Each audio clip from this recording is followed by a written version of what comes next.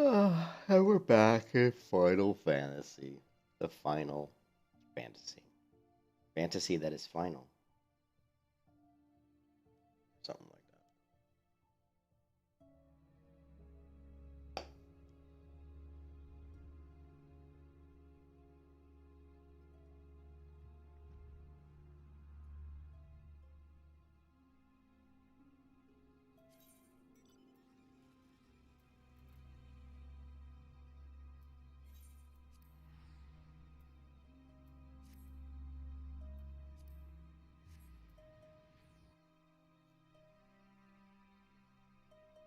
It's funny when Armed said to me yesterday, if you think the PvP is so bad in this game, why are you trying to play it? And I keep going back to that question. It's a great question, and the answer is as bad as the PvP is in this game. I enjoy the PvP almost more than, and as much as I hate the PvP and I'm frustrated by how bad it is, I still almost enjoy the PvP more than the PvE, which says a lot about the PvE in this game, at least at this level. Um, it's funny because this game, like, and I until I get to like the higher end raids, I can't really comment on give a final verdict on the PvE. But the PvE this at the lower levels is really pretty pretty lackluster.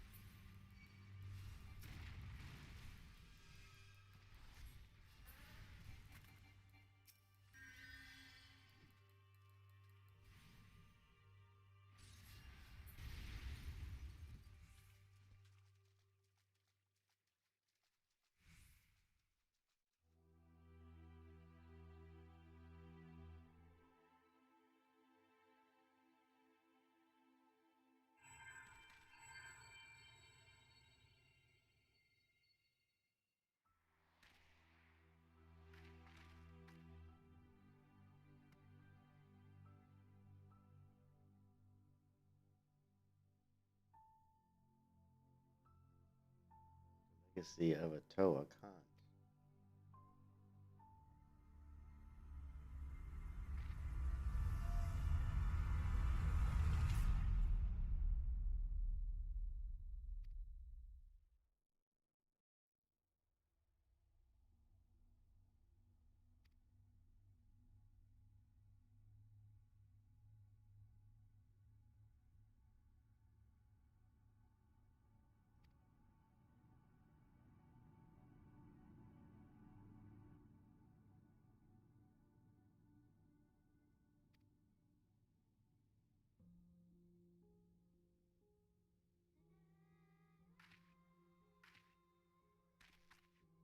They're like griping with each other.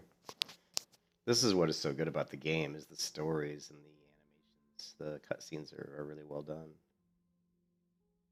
The dialogue is good.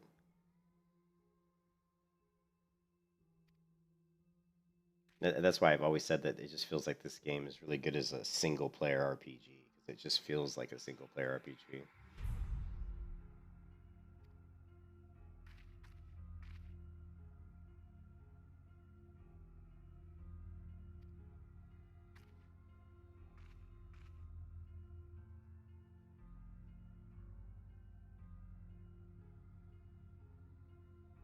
I was grumpy last night when I was streaming and I was very irritated by all the questing because I just wanted to get, White Mage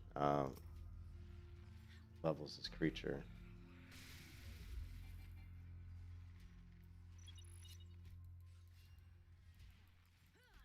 But it was because I was tired. I was just tired and grumpy. Like now I'm not tired and grumpy. And I'm enjoying the PvE content more, which is, I think, part of this game. It feels very much like a single player RPG. So you kind of have to be in the right frame of mind if you're going to be trying to progress through that single player RPG type content. Always difficult for me. I'm not a huge fan of single player RPGs. I was when I was younger, but as I'm older, I tend to like more group based content and PvE or PvP. Sorry.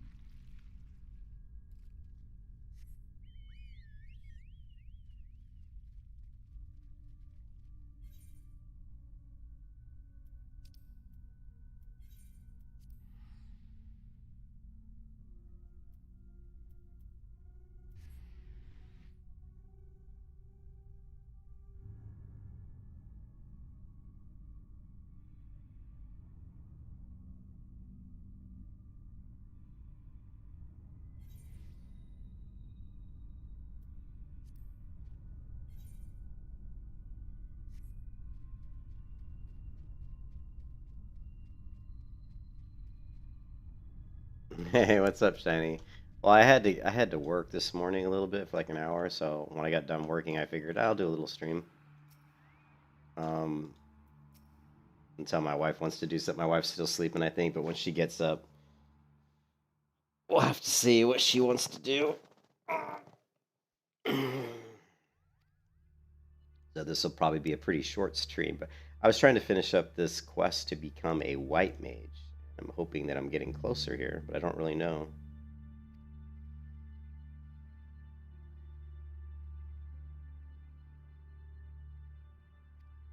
Okay. How you doing, Shiny? Hope you're having a good. What is today? Saturday? Hope you're having a good Saturday.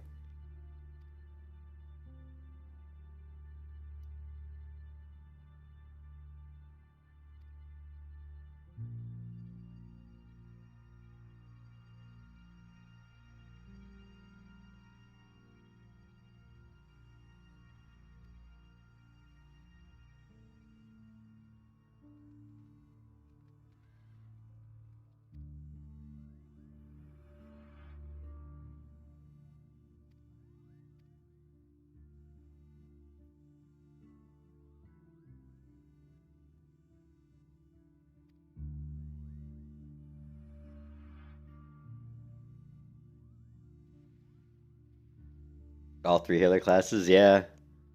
Well, I'm doing the white mage because it seems like in PvP, the white mage seems to be the best healer in PvP, at least from what I've seen.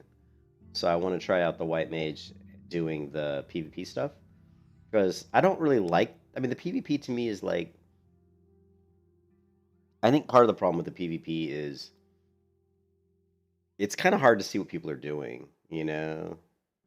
So I don't know. All right, I'll see you when you get back. It's hard to see what people are doing because the particle effects on these spells are pretty much just kind of weird. The game.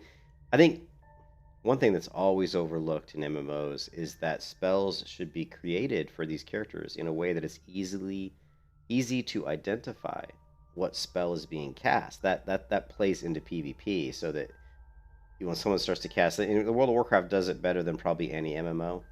So in WoW, when someone casts like a frostbolt, it's easy to see it's a frostbolt. Well, in Final Fantasy, a lot of times people are casting things and doing damage to me, and it's very difficult to tell what's being cast. It's difficult to sometimes tell who's casting it, so it makes it very difficult to counter that type of stuff, which is unfortunate.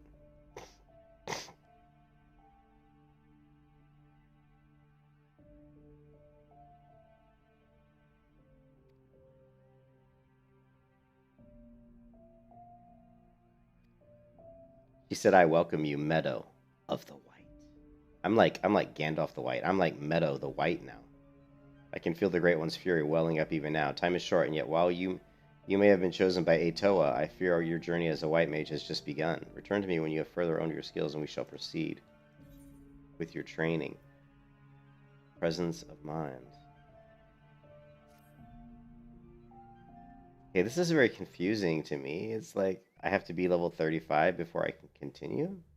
Oh, but see, it's unlocked. White mage. So this is it. White mage is unlocked. The arcane knowledge of Atoa. Presence of mind. So at 35, we'll come back and talk to her again.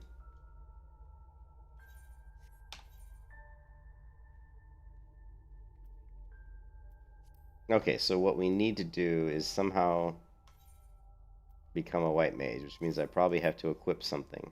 I don't know what white mages use. Well, here, white mage, right?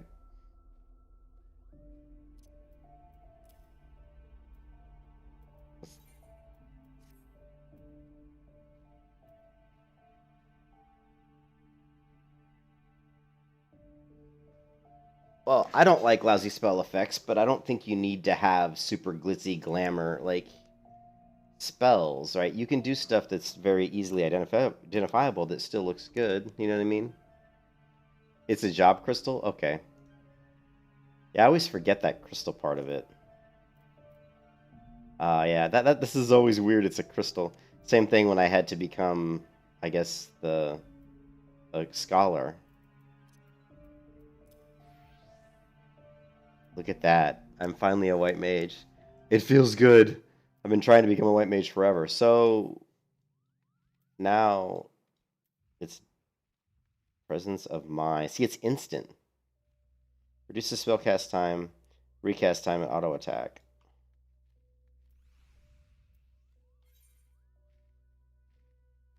Okay, let's do this. We're gonna take all my spells off.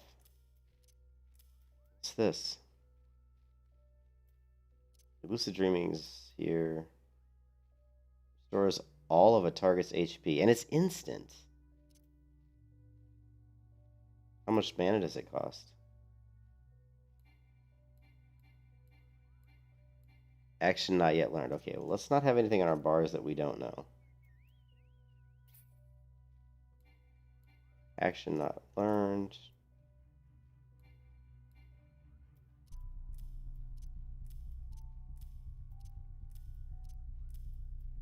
Swift Mend.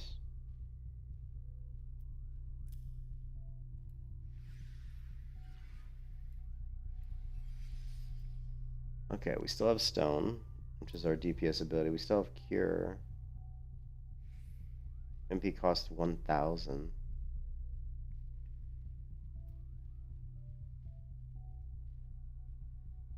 It's...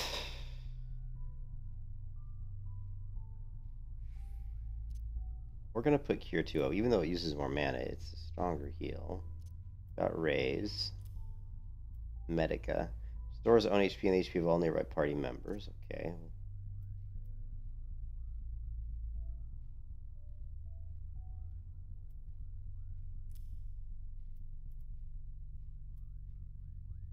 Blinds target. Presence of mind. Reduces spell casting time. Okay, this will be our...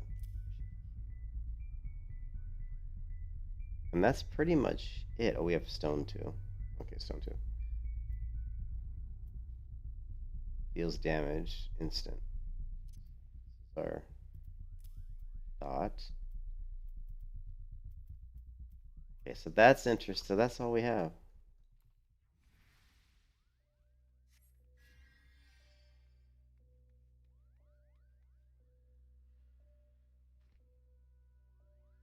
So the spells don't look really that different.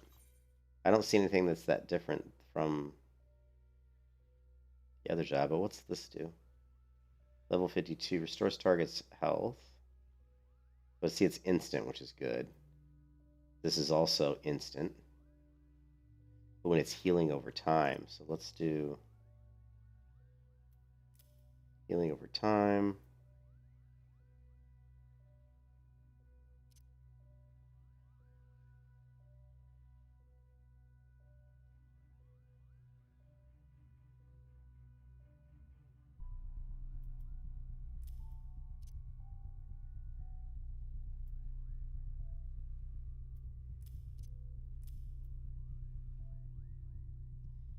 Okay, so we've got a couple of healing over time abilities that I don't know yet, but when I do know them, they're on keys that are easy to use while I'm moving. That's the important part about PvP, is you want to make sure that these are key bound to keys that are really easy to use while I'm moving. This is mouse button 4, which is my thumb button on my mouse, and this is the A key. So we can easily use A and mouse button 4 while moving. Another one that's easy to use while moving is the S key. So we don't have anything bound to S right now, but if we get another hot type heal, it's going to go on the S key. And we've got Holy here. This has got a cast time though. The damage. Benediction is an instant, and it restores all of the target's HP. So that's interesting.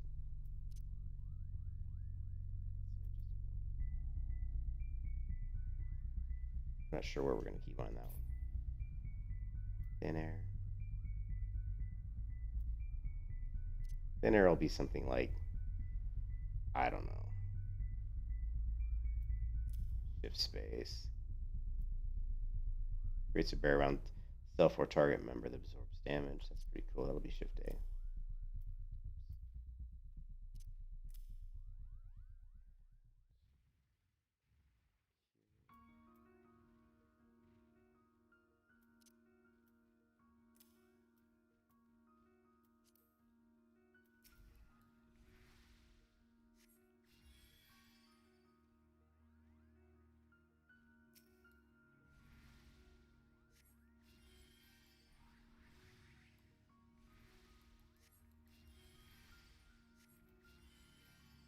seconds.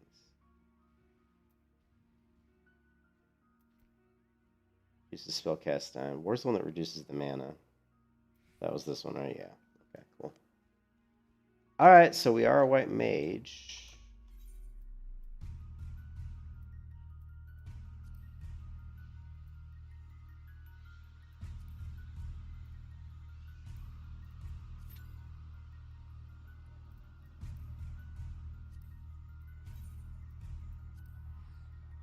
We need to go to the PvP area and make sure that our PvP bars are set up correctly.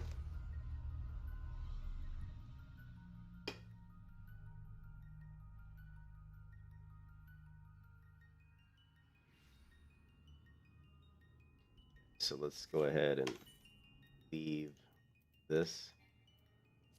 Okay, so once we come to this island, now our bars are all changed and our abilities. It's so confusing. Like if you're a new player and you do PvP for the first time, good luck. Be prepared to be confused because everything changes. So, all right. So again, abilities change. So we're gonna go Medica, which reduces stores HP. So this is our sprint ability. We don't need that here. We don't need this.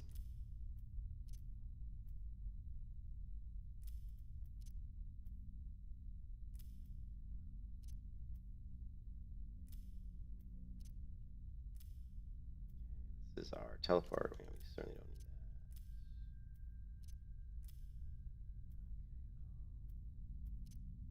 that. Cure restores target's HP.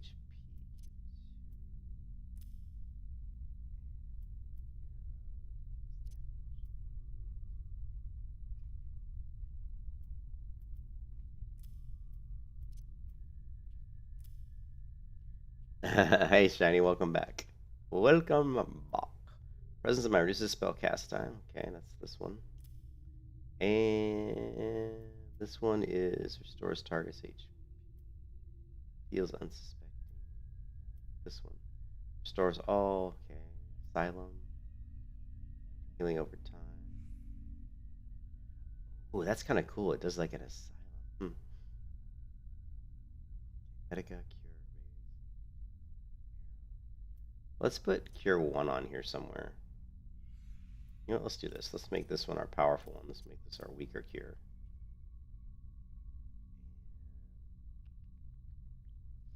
That's it. I mean, we really, what's this one here? Restores HP and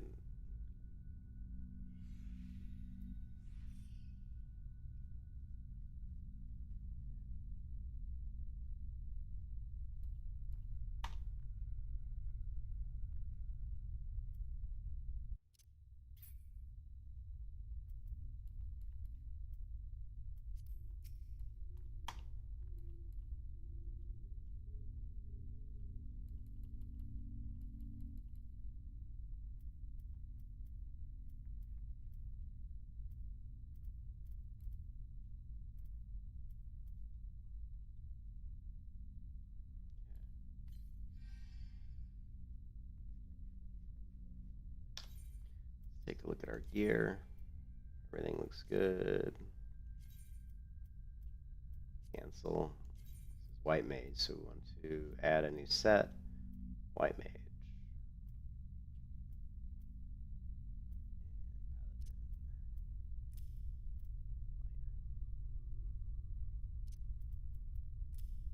Chef.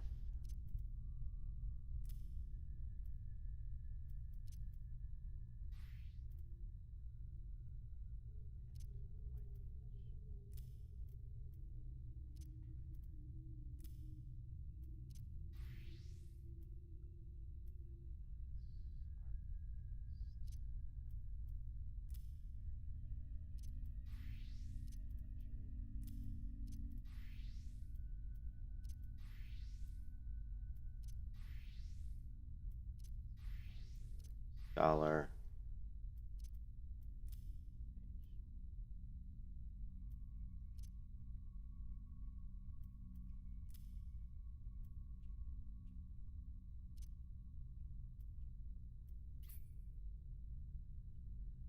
Independent hotbar.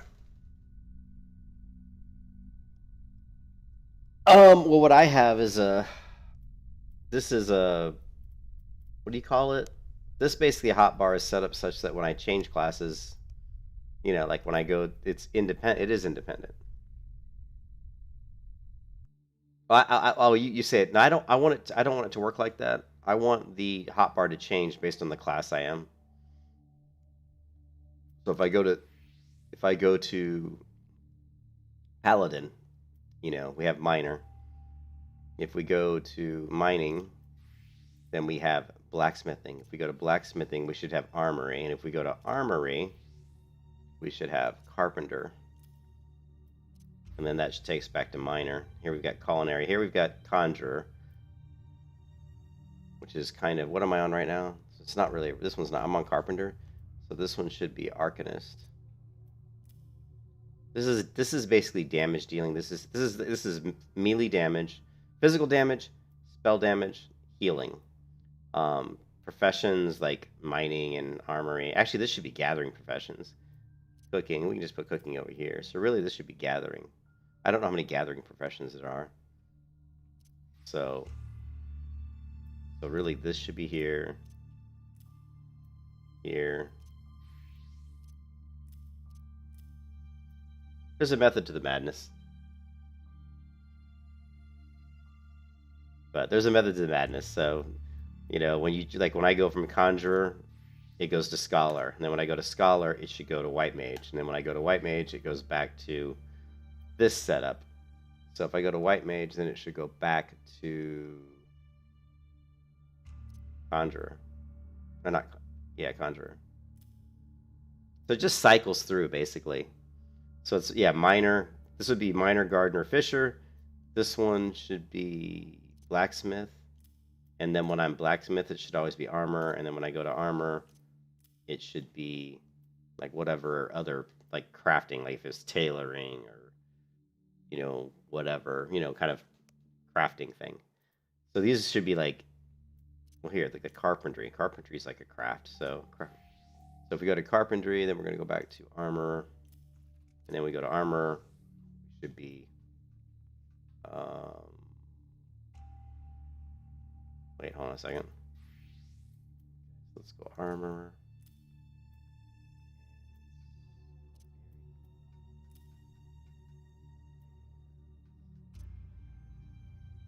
Arcanist. Okay. It is very complicated, but I actually kind of like it. Basically, you're just cycling through jobs. That way you can basically, you only have to have like maybe 6 slots used with it, as opposed to having them spread out across like, as opposed to trying to take up like a whole bar full of icons. This way I'm only going to be using like 6 slots, as opposed to having like every job listed across a bunch of slots, like, 15 slots. I mean, you can see I've got 1, 2, 3, 4, 5, 6, 7, 8, 9, 10, 11. I have 12 of these. So if I just wanted to make them all available at all times, it would take 12 slots. So you see here, I can switch between the physical damage. I've got Paladin, Archery, Marauder, and then it just cycles back to Paladin. Here I've got Arcanist. And when I go to Arcanist, I don't think I have any other spellcasters, so that's fine. And then here we have our healers. We got Conjurer, Scholar, White Mage, right? So if we go to Scholar, this is all screwed up. I don't know how these got screwed up. They used to all be set up pretty good, but easy to fix. Miner, Culinarian, and Armor. And what am I? Right now I'm Scholar. So this one here should be Arcanist.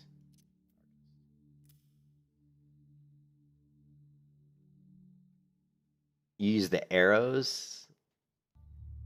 You use the arrows in front of the bars.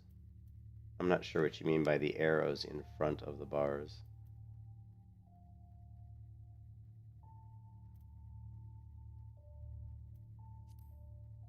So right now we are a Scholar.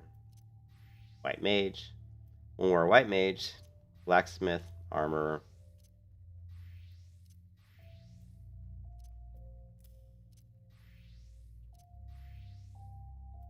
This all looks good. Carpentry.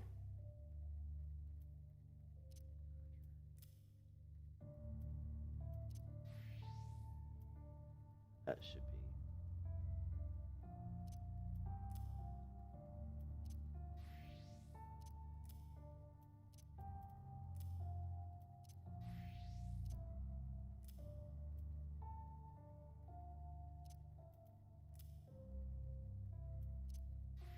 Okay, so nothing should really change. Arcanist. Armor.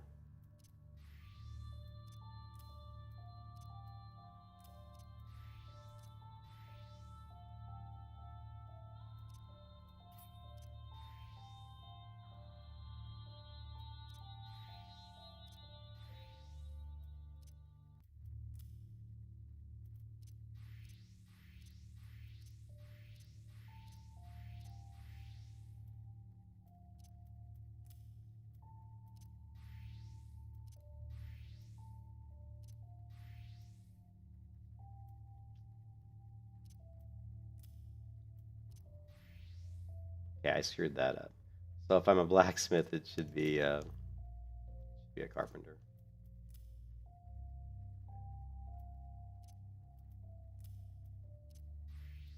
Armor, blacksmith, carpenter.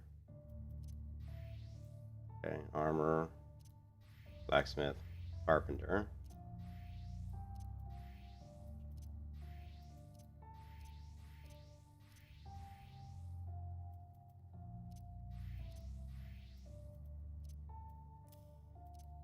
And there you go. And that should pretty much be it. It's like switching between hotbar 7, 8, and 9. Yeah, I don't want to switch. I don't like switching hotbars. This way is a little bit odd, but I like it this way better. I don't want to switch out my entire hotbar. This way, it's like if I want to go to Paladin, I just click this one twice. If I want to go to White Mage, click this one twice. I mean, you pretty much once you use it enough, you pretty much know it. If I want to go to Carpenter, click this one twice, and they just cycle around. If I want to go to, miner, cooking, at this point, these hotbars are all configured and done. I don't know. I like it this way. It's kind of an unusual way to do it, but it works. The problem is now we got to fix what I'm in right now. We're a Paladin, and so you can see the Paladin's not set up for PvP. So every class we change, okay, White Mage. I think we're set up for PvP now. So we're gonna go. We're gonna try a training match. Let's see how long the timer is. It says the ranked matches are always faster, so we'll do ranked. I don't know, instant pop, instant queue.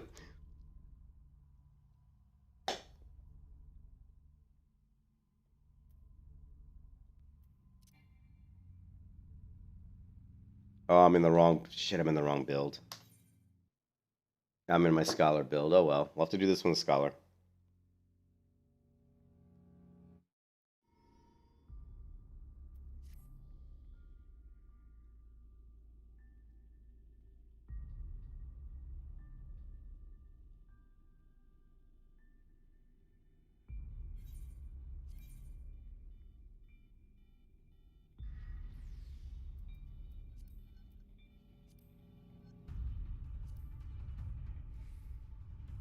Or what that is. Current target or something. Let's see. Yeah.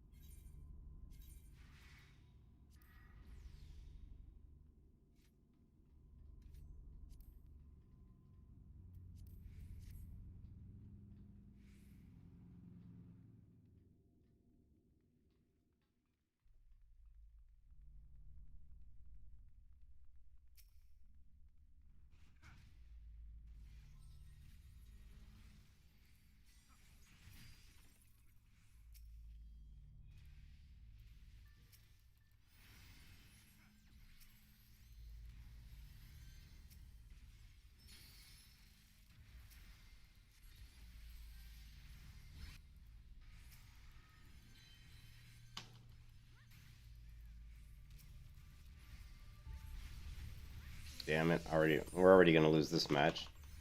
We're already down a person. See, the problem here is the problem. One of the biggest problems I run into is, which kind of is crazy, is that they don't realize that I'm the healer.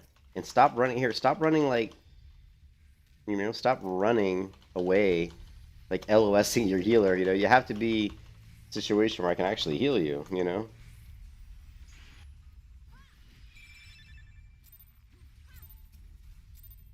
See, they're out of range all the time. Out of range of their healer. Can't heal you if you're out of range. Or if you LOS me. They always expect the healer just to... This is the problem with the Scholar, is my casts are really slow. So if I have to move around a lot to heal people, it's really difficult.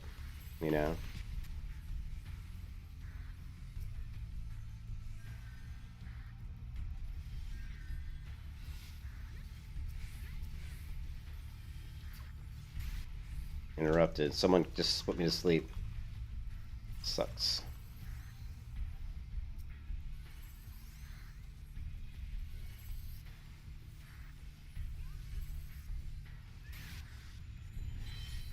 Well, I can't damage. I mean, I'm just trying to keep my people alive. How can I damage if people are dying? You know what I mean? How can I do damage when I'm the only healer and people are dying? Isn't it my job to keep them alive? I mean, that's the way I'm trying to do it. I'm trying to heal them. It'd be nice to be able to, and I'm slept again.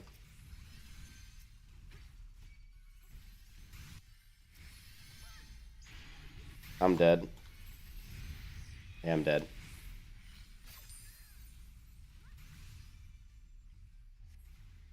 Yeah, they assume I'm pushing, but here's the thing.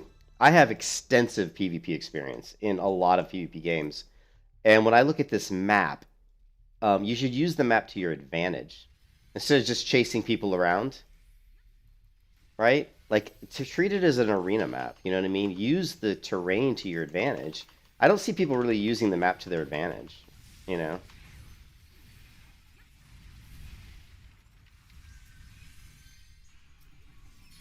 I can't heal. I don't know where this guy is. He's way up here.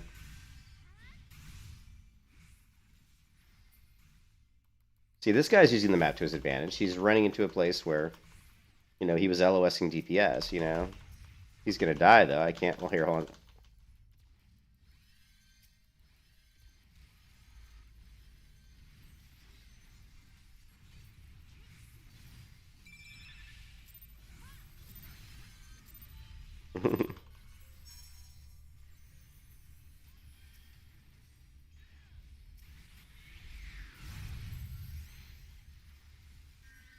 I'm not gonna be able to keep this guy alive, I don't think.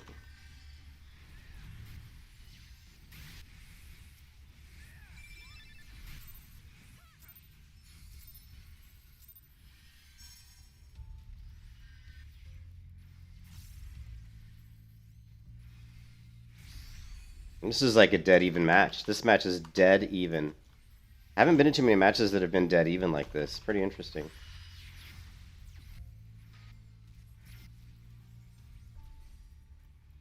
No, no, no, no, no, no, no, no, no, no, no, no, he's dead. Shit. Damn it. I need the adrenaline here. I need the adrenaline. Give me the adrenaline.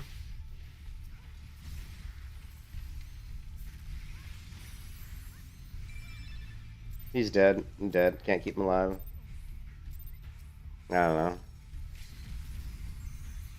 I should have used that already, man. I should use that already. No.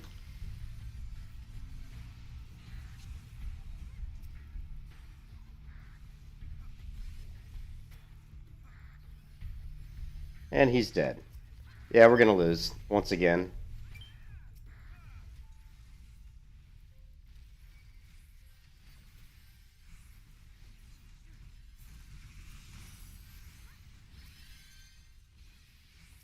I'm dead. I am so gonna die. Yeah. I'm dead.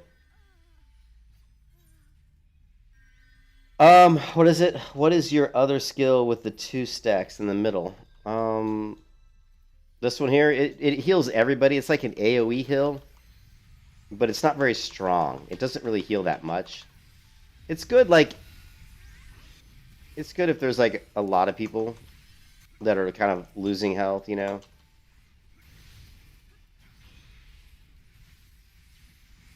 I'm just hard casting, you know. I did the best I could. I mean, really, the only thing I could have done in that match different would be to, maybe try to CC the other healer. The other healer was a scholar. That's why that match was so even. Like if you look at the other scholar, she healed for 396. So this is the thing that gets me is obviously I don't know my class very well because I'm always getting out healed. Um, and I don't know what I'm doing wrong. I did 221,000 heals. I, yeah, and she did 396,000, and she's a scholar. So it's like, what did I do wrong? That's I'm obviously doing something wrong, and I don't know yet what I'm doing wrong, but I'm doing something wrong.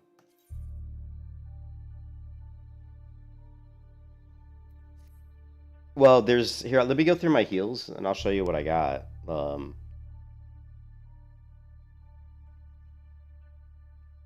Like basically, I have this heal, which basically is a very strong heal, and it heals one. It targets one person.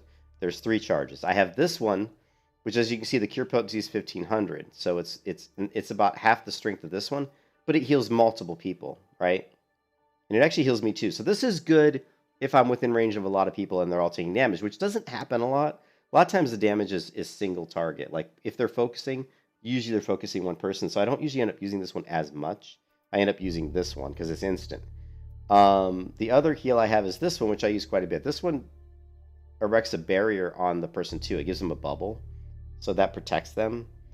So when you look at the overall raw healing, I don't think the bubble protection counts into the healing. So even though I didn't do as much heals, I was mitigating damage. So it's kind of the same thing. So these bubbles are mitigating damage. This is just an AoE damage that does damage to everybody nearby me. This one just basically purifies, the debuffs on my team.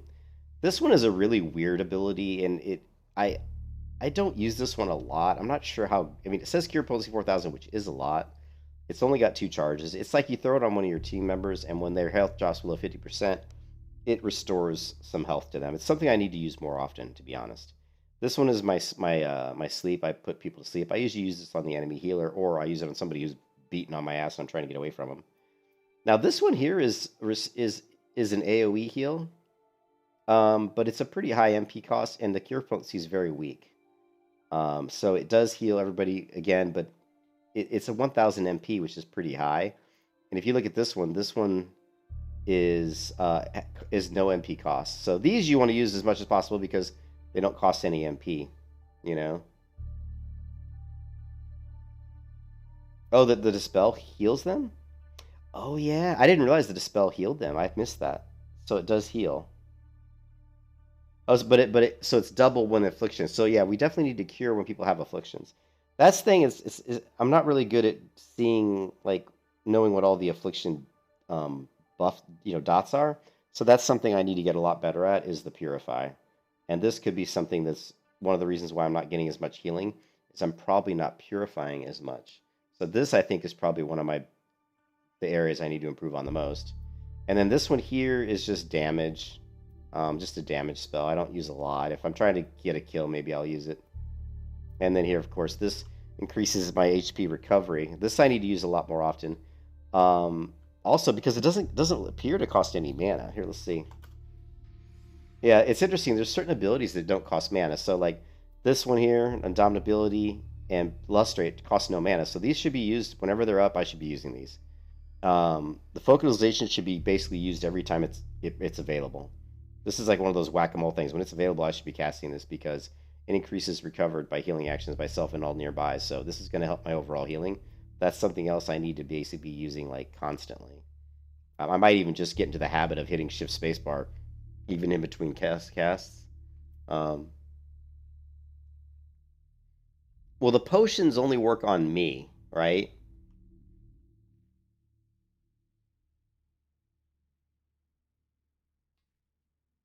I mean, these only work on me, so I don't use them a lot because I I do need to use them. You're right. I do need to use them, but they only work on me. So a lot of times I don't even think, what is this here? Attack, healer. Okay. There are other abilities, and I've looked at the other abilities. Where are they?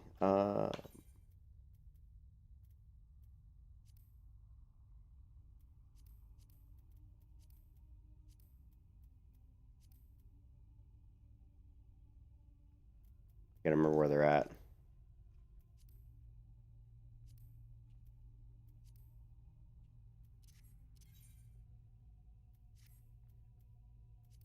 The way they do this is so weird. Where are the other PvP abilities at, though? Uh, um, I found them before. I just gotta find them again.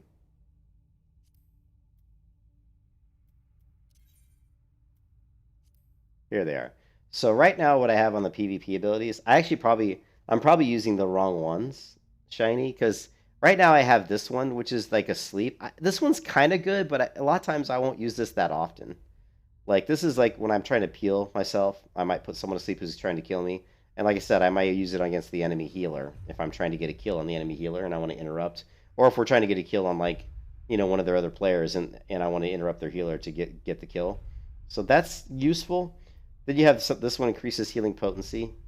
Now it is instant and it's 45 seconds, so this one could be something that maybe I should be using because I could combo this one with this one here, focalization, and they're both on 45 seconds. I don't know if they share the same timer.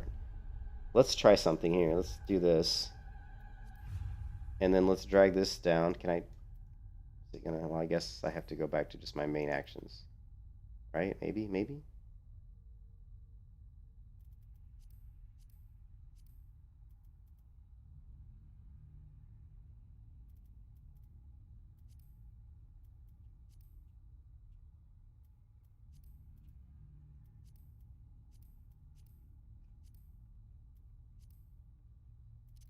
Yeah, I'm all confused now. Additional... Oh, maybe I have to drag... Okay, drag it from here.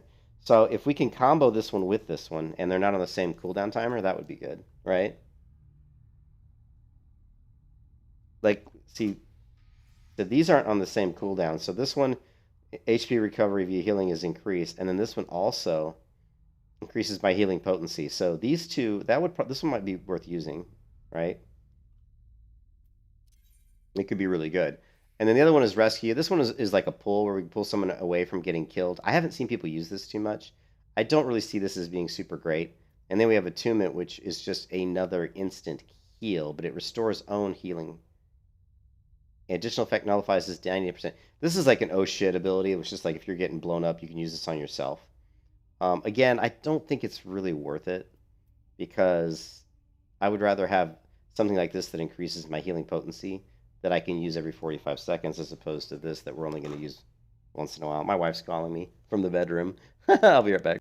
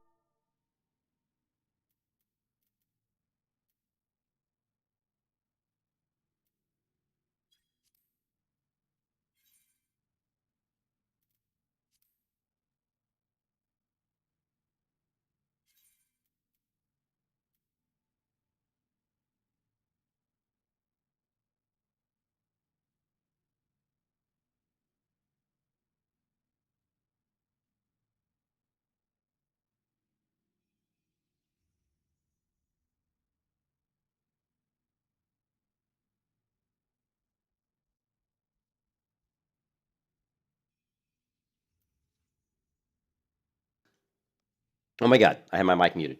Hey, what's up, Mason? So yeah, I'm pretty much done with WoW. The only thing I was really doing in WoW, I was pretty much burned out with it anyway because I played so much WoW ever since the game was created. In 2004, I've been playing World of Warcraft, and the only thing I was really doing was trying to get some Burning Crusade characters up high enough so I could do some, battlegrounds and some arena. But then I started seeing that people were paying for arena rating, and people were paying for mythic key boosts, and people were boosting everybody, and I was so disgusted with the way people played, with the way people are playing World of Warcraft. They're not playing the game the way it was meant to be played. Everybody's trying to pay. It's basically the ultimate pay to win game right now because people are paying literally to be carried in arena. People are paying to be carried in mythic. People are paying money, to be boosted. People aren't really playing the game. They're paying for progression, you know. And I really didn't want to spend all this time because it's time consuming to level characters up in Burning Crusade from 1 to 70. It's time consuming. And to spend all that time to get to arena and then to be going up against other teams that are just being carried. I was just like, and then when Blizzard came out with when all this bad behavior came out with all the employees, that made me want to play the game even less. It's like, why am I giving money to this company that fosters this attitude of like we're this amazing, awesome company who can do no wrong, and we don't care what you think, because that's the way Blizzard is right now. And that's the way they've been for years. They don't care what we think. They think they know best. They think as developers they know what's the best moves and the best decisions to make for their game. They don't care about the community.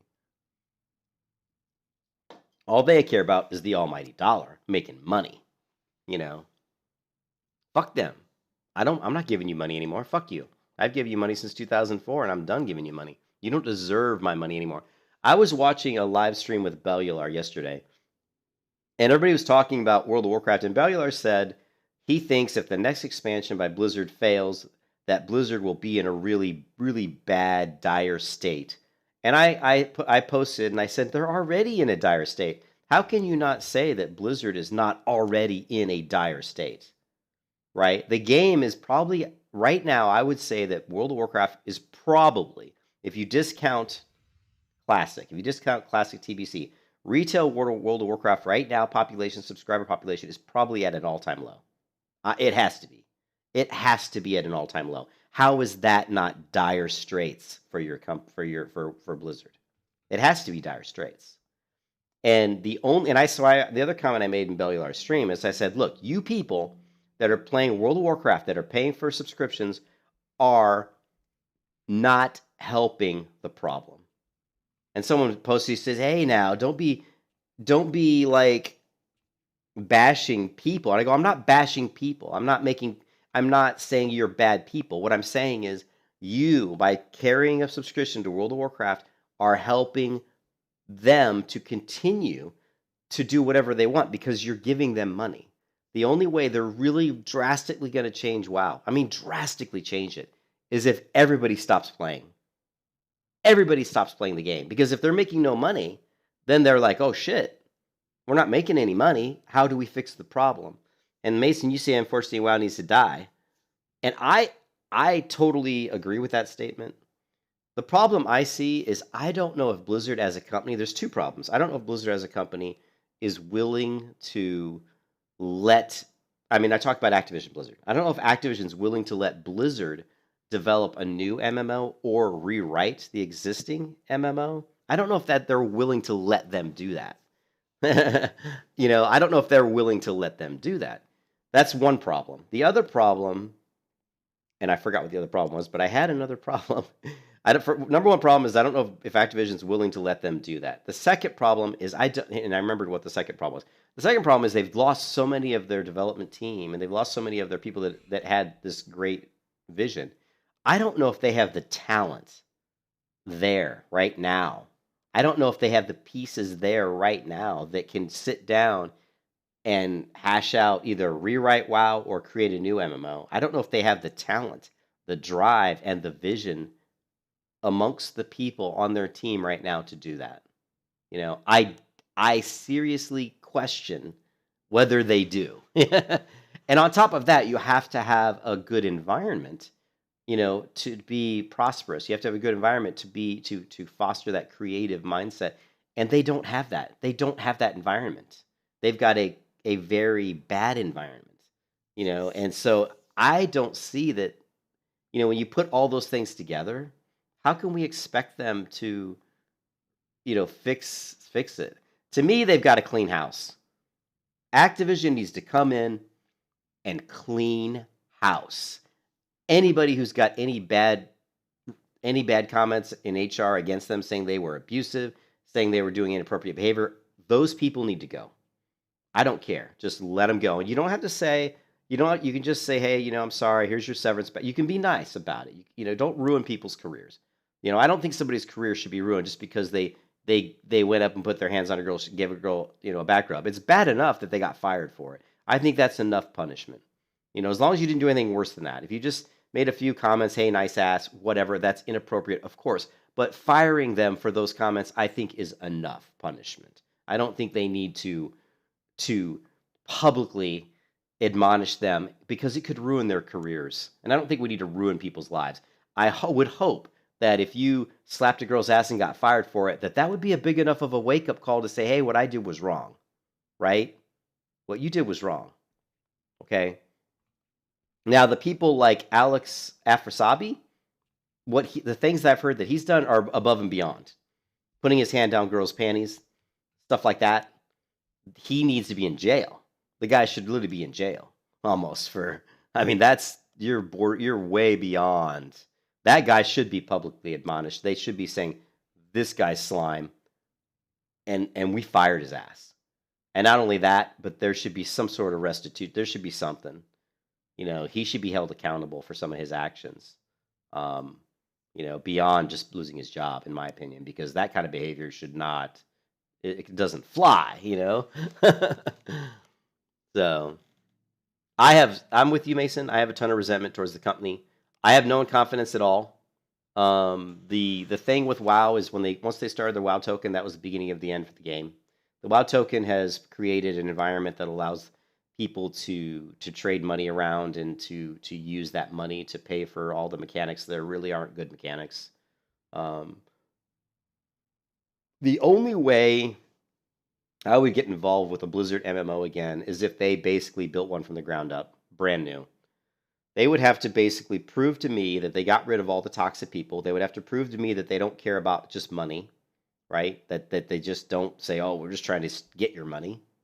They would have to prove to me that they wanted to create a game that they cared about the players again, that they cared about the people that are playing their game, that they would listen to those people. One of the things about Final Fantasy that's really good is the Final Fantasy, the developers and the people in charge of Final Fantasy, it's obvious that they listen to the community. They listen to the players. And that's, you can't really have a good MMO if you don't do that. If you don't listen to your community, and if there's like an 80% of the community says that something in the game is really, really bad, then most likely you should change it. And if you're not doing that and not paying attention, then that's just not good. It's not a good thing. I have absolute zero confidence that World of Warcraft can ever turn around World of Warcraft. I don't think they could ever turn that game around because of the things that I talked about. And do I want them to fix it? Sure, yeah, I'd love to see them be able to fix it. And we went back, and Josh Strife Hayes had that great video on parasitic design, and I thought about parasitic design, and one of the things that struck me was I always thought that Burning Crusade was the best expansion, and I still think it's the best expansion. But the problems with World of Warcraft started as early as the Burning Crusade. And I never really realized it until this week. And when I say that they started with the Burning Crusade, one of the things as an MMO player that you live for is accomplishments with your character that you take pride in, right? That's what you live for as an MMO player. You want to do stuff that's hard to do, and you want to be recognized that, hey, you know how to play your class. You played your class at a high level. You got good gear because of that, or you achieved good accomplishments, and people recognize you for that. That makes you feel good. That makes you feel like you learned your class, and that's one of the goals of any MMO player. And Burning Crusade, what they did in Burning Crusade was all these people that spent all this time raiding in Classic WoW and going through Black Temple and getting all the gear they got. Remember all the gear you spent all that time in vanilla getting? became instantly out of date within just a couple hours of playing Burning Crusade. You do some of just the opening quests in Burning Crusade, and you got items that were better than your Molten Core raiding items. So it invalidated almost in a way all that work you did. And so that was a really bad thing, in my opinion. Um, they shouldn't have done that. It did build excitement. People were like, wow, this is awesome. And it let people who didn't raid, who had shitty gear, get up to speed quickly. But that was not a good decision. The gear that was too good, the gear that was given on in Hellfire Peninsula, in my opinion, was way too good. It shouldn't have been that strong. People shouldn't. All those people that raided should have been rewarded for having that gear, a lot longer. I think, you know what I mean. That should have stayed relevant a lot longer. Yeah, they were a small percentage. The people that like meta in general as a thing, what really started the whole meta craze was games like League of Legends. Games like League of Legends, um, they started the whole meta, meaning like, what's the best setup for my character in specific roles during specific types of game modes in League of Legends. That's where I first heard about meta. And then that carried over into World of Warcraft Arena. What's the meta for Arena in World of Warcraft? Which healer's best with which druid, with which DPS, whatever. So we started talking about meta and arena. Then finally, the meta started to slowly fall down into just regular modes, just regular PvE. What's the meta for just my class? What's the best setup for a feral druid for PvE? You know what I mean? So, but it started at the highest levels of competition. It started at league tournaments in League of Legends. Then it started trickling down to the highest levels of competition in World of Warcraft, like Arena, and then it started trickling down, and then it finally reached all the way down to the lowest level, which is just a Joe Blow who starts the game and is leveling up a character at level 1. Well, what's the meta for leveling? What's the best meta just for leveling my character? Now, people talked about meta before that, like you said, but they didn't really refer to it as meta. They just referred to it as tips and tricks. Hey, can you give me a tip on a good way to level my character? Right? And then later on, eventually, it became the leveling meta. So the whole term meta just got overused and out of proportion.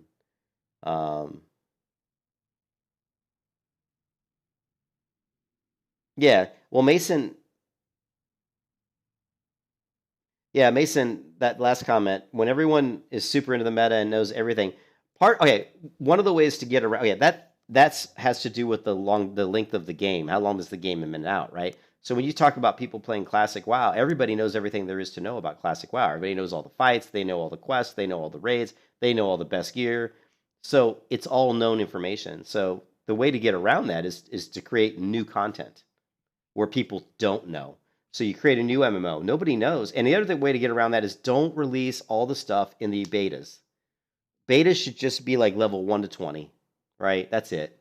Maybe don't ever in a beta show people content past early content, because too many games have too many betas and they show all the content of the game. So by the time the game actually releases, a lot of people already know most of what there is to know about the mechanics and the game.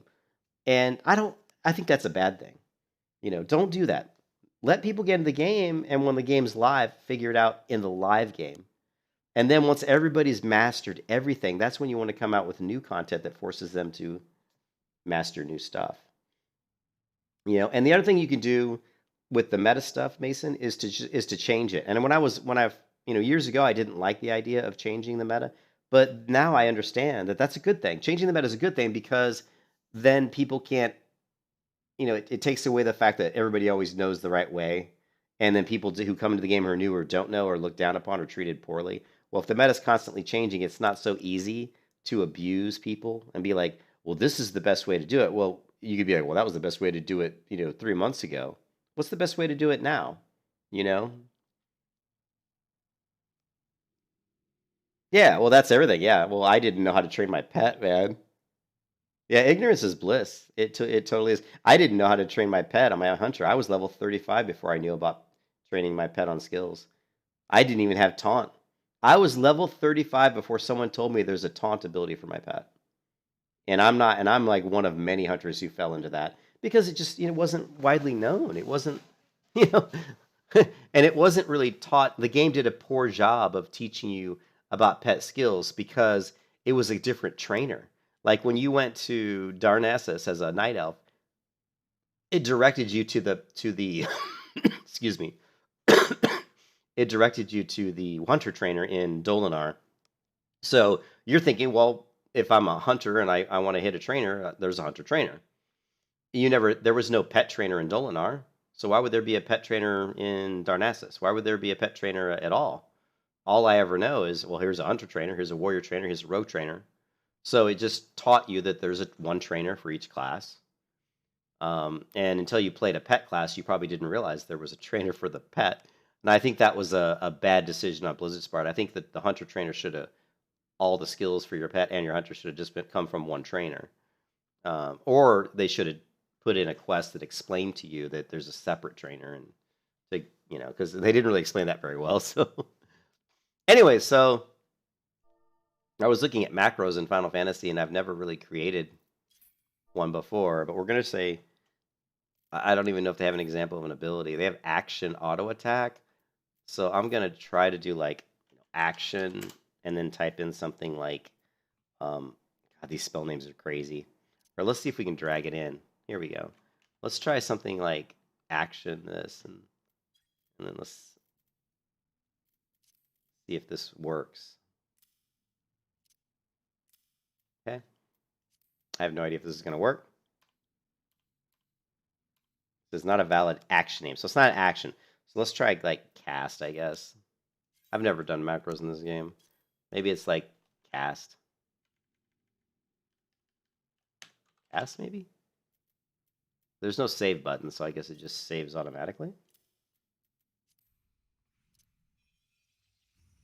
Cast does not exist. All right, well, okay.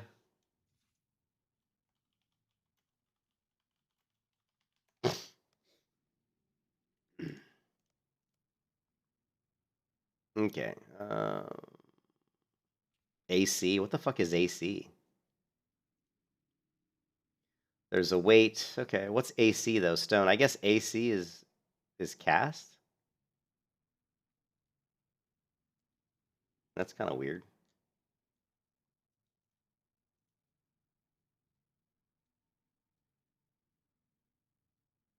Like equip. That's kind of cool. Action or AC are the standard commands for performing all actions.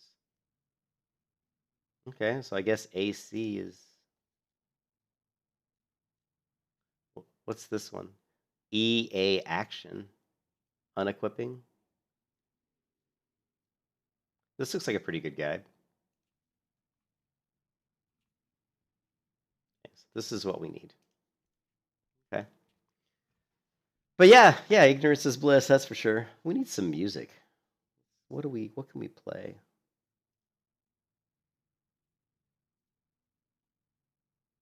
It's awfully quiet in here.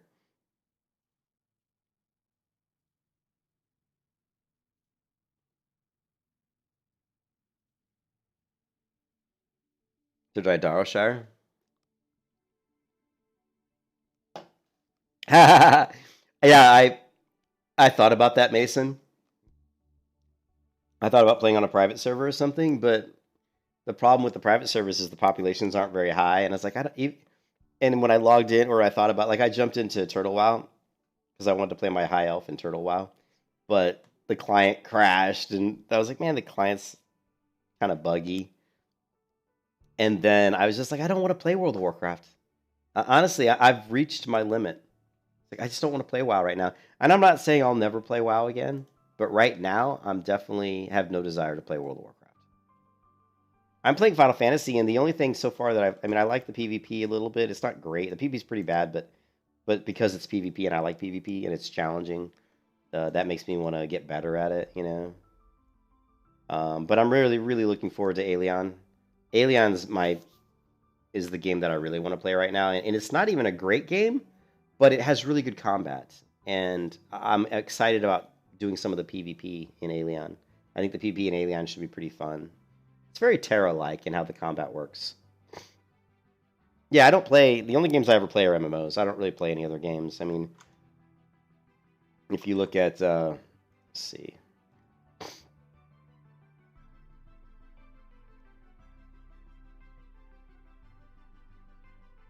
If you look at my Steam here, most of the games I play are usually, Steam. You waiting for Pantheon? Yeah, I want to play Pantheon, but it just feels like Pantheon's still quite a ways off. I've been distancing myself from Pantheon. Um, I'm excited. I really want to play. I really want to play the halfling. I love halflings. You know, Fallout New Vegas. I don't like games. I like games that have real people in them. So I have a hard time playing games that are just single player games. But I really am excited about the Pantheon halfling class. The halfling and let's see, Pantheon. That's funny.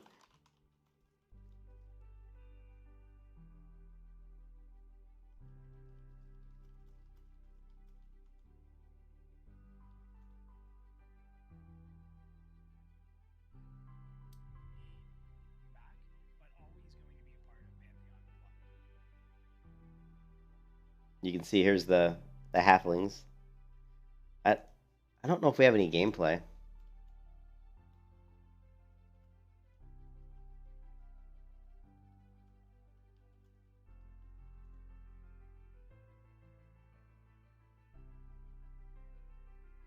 Oh, I don't like Vasgrim.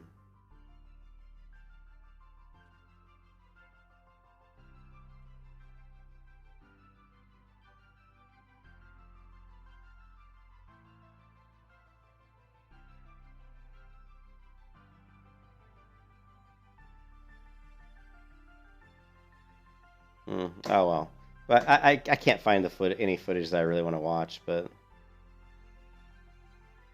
I do want to try out the halflings, and I'm thinking of playing the ranger. So Fallout New Vegas, huh?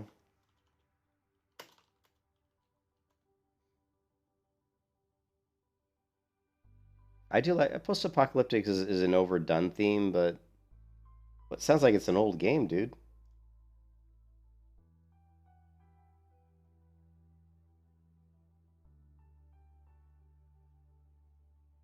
It's a single player game though, right?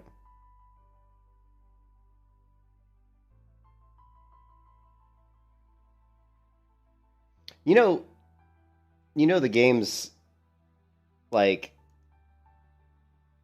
the game that I was really excited for was Overwatch. When Overwatch was announced, I was very excited for Overwatch because Overwatch is the type of FPS game I like. I like team shooters. I really like I grew up playing Unreal Tournament a lot. I mean, I didn't grow up, but Unreal Tournament was the first video game I really fell in love with. Like, I mean, I no lifed it. I played 8 hours a day every day for like 3 years. I mean, I was like godlike at that game. But it was a team shooter, pretty much. You know what I mean? It was like an early team shooter. You didn't have like the diversity you have in something like Overwatch. But I loved Unreal Tournament. I didn't really like Counter Strike or Battlefield because those types of games because you move really slow. I was used to playing like low gravity, like 155 speed.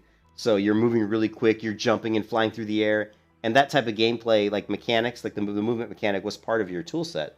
People that were really good at the game were good at moving, and trying to hit a player who's good at moving is really difficult because they were able to evade your shots because of how good they were at moving and faking you out. And that's the mechanic that really doesn't exist that much in games like Counter Strike or Battlefield. You just don't have that kind of moving mechanics. So when Overwatch came out, I was super excited about it because it did still have really cool movement. With the grappling hook, with Widowmaker. I mean, I was a Widowmaker. I almost got the tattoo. I have no tattoos on my body. I loved Widowmaker so much I almost got the Widowmaker. I contemplated getting this tattoo on my arm. That's how much I loved Widowmaker. You know?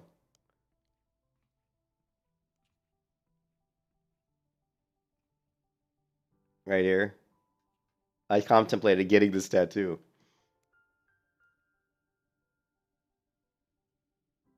So, yeah. But the problem with Overwatch is it became so toxic. Like once you start, and I think the problem with competitive games in general is the toxicity. And I don't know how you get around that. I don't know if you can get around that, but getting into like ranked matches in Overwatch just became so toxic. Like if you didn't play perfectly, people were like yelling at you and ripping on you. You suck, blah blah blah blah blah blah blah. I mean, it was just terrible. So it wasn't. It just made the game no fun. So AC. So let's do this macro real quick. Okay, we're gonna go to user macros and AC. So AC.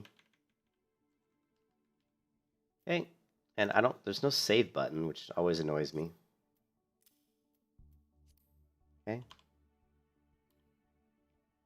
says it's not a valid action name. I don't understand how it's not a valid action name. I'm having a hard time with these macros. It says right here, AC skill name. This is weapon skills. Here, spell macros. Damage to my AC Blizzard. What is this? I don't know what T is. Cast Blizzard on your current target. Oh. Allows you to pick a target. Cast buff spell macros. Protect. Cast protect on your current target. Oh, so maybe I have to put me in here? Well, you don't want me. So you just want T maybe. Let's try that. I don't know if this is going to work. So you just cast this on your target. Also, maybe it's lowercase. Let's see. Did I spell it wrong? ADLOQI. I spelled it correctly.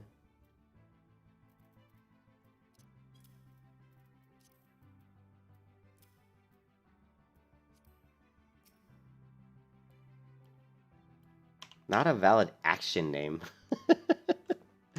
I'm not having an easy time. You would think that just casting a spell would be super simple.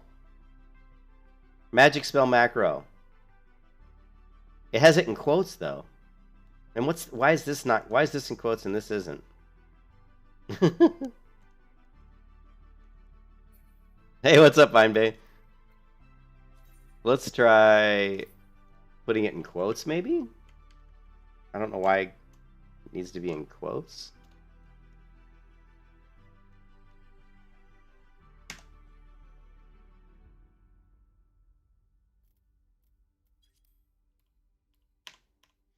T is not a valid target name.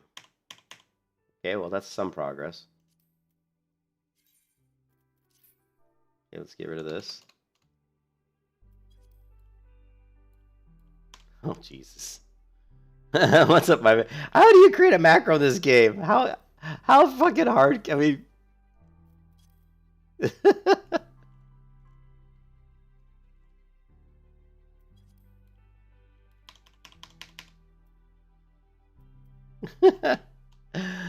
Oh my god. Magic spell macro. AC trans chat for...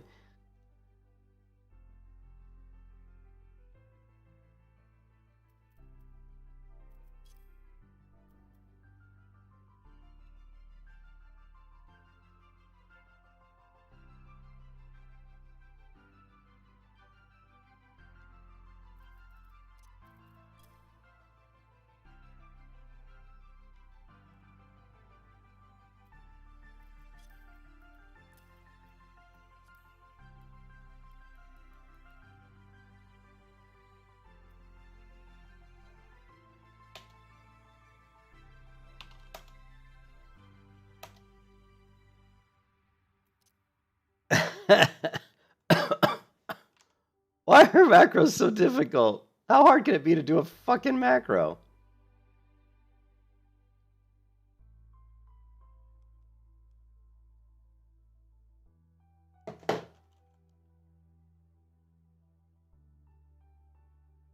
Well, here, this says cast cure on myself. I'm going to copy this verbatim. Do we have a cure? We have purify, right?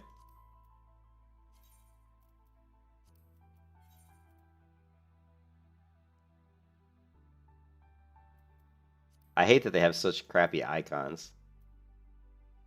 You know, it's like...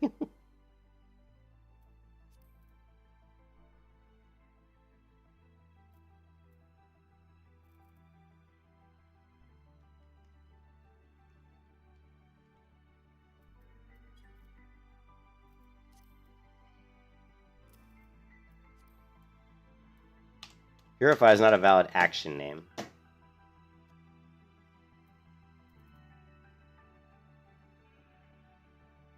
Okay, well, what the fuck?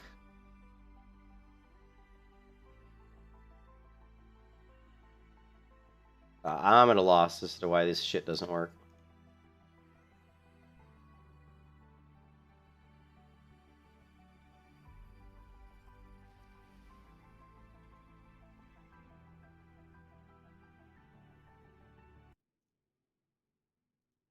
Mike, and welcome to my guide to macros in Final Fantasy XIV. In this, macros in Final Fantasy are actually very bad, and they are very clunky to use as Yeah, well, I think we're finding already that they are very bad. Because if it's already taken me 10 minutes and I can't figure it out, that means they're bad. well, which is the reason why you kind of want to limit the amount of actions that you're going to be doing with macros, or the amount of macros that you're going to be using. I have a few on some of the different jobs that I play, but I try to limit the amount of macros that I use quite a bit. Now, of course, when we're talking about crafting more specifically, that's where macros are very useful, especially if we want to just automate crafts and stuff like that. When it comes down to battle content, you do want to try to limit. And look at all his class icons. That's why I rotate mine the way I do. But he's got all his jobs over here. The usage of macros as much as possible, especially when it comes to using certain actions. Now, when it comes to some other stuff, like for example, off global cooldown, to maybe do some other replays where they are.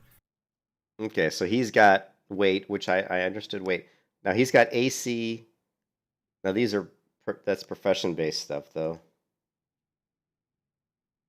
I don't know what shirk is. Person in the party list. So this will basically make it so that when I press the shirk macro, it is always going to be shirking the second person in the party, which when you're doing... Oh, and Mycon, I guess, shows the actual spell, the tooltip, right? Mycon, which makes perfect sense, right? That everybody knows what Mycon means, right?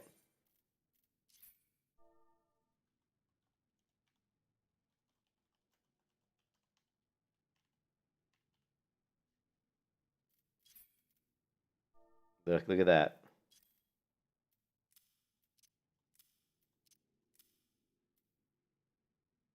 Okay, so Mycon is tooltip. Show tooltip. AC doesn't seem to work. I don't know why. It doesn't say that this. It says this.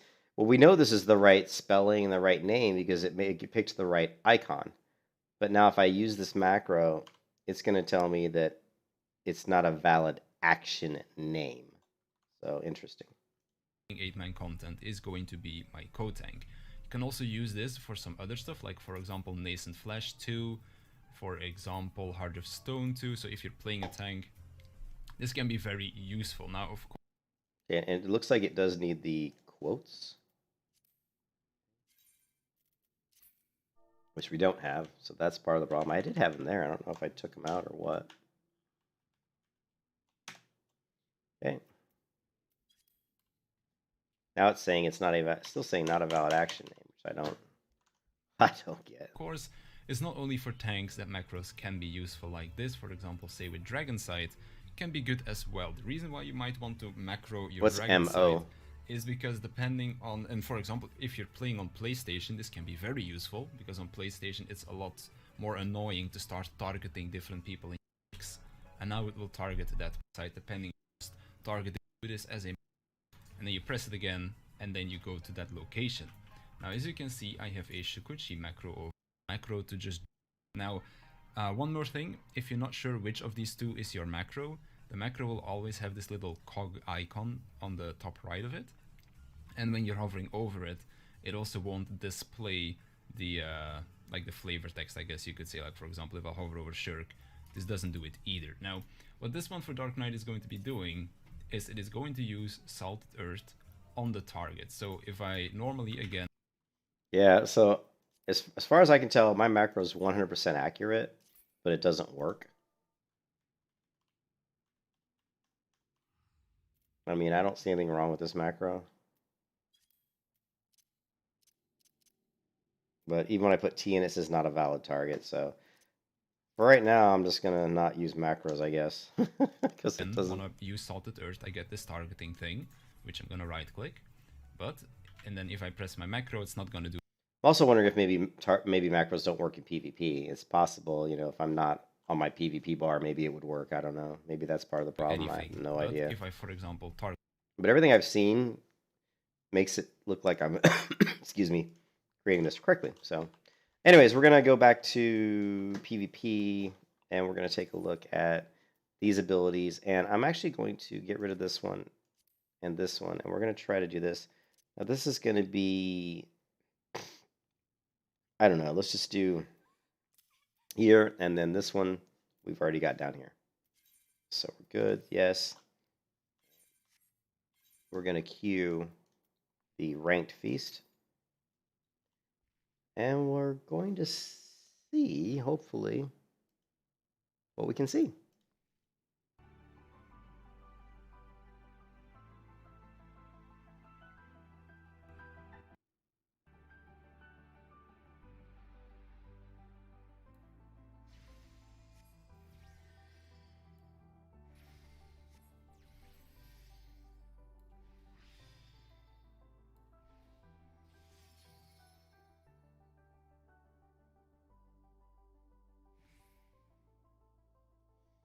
Okay, so yeah, these things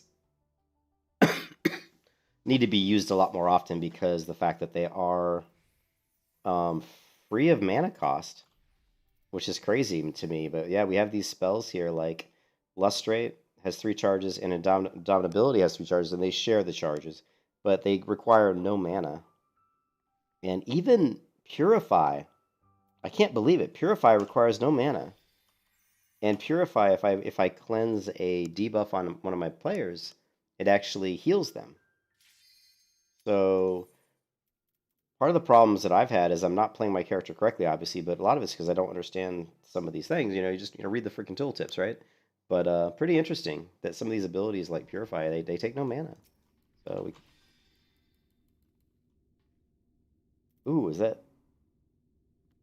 Oh, wow, but it's got a 30-second cooldown? Jesus, that's crazy, man.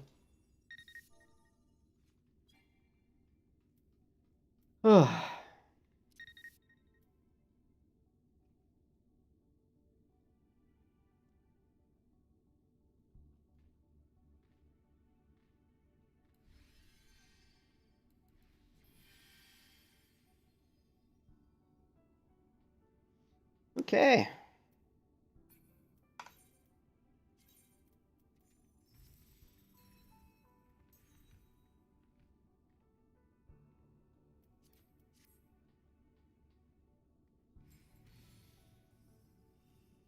All right, let's see what we can see.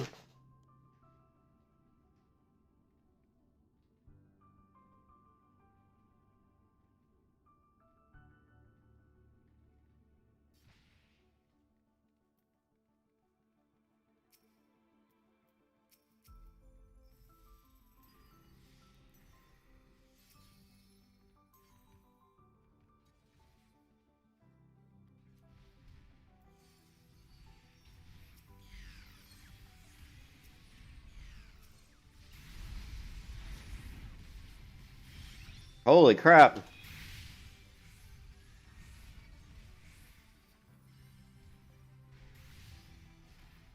How come my ability wasn't available to me?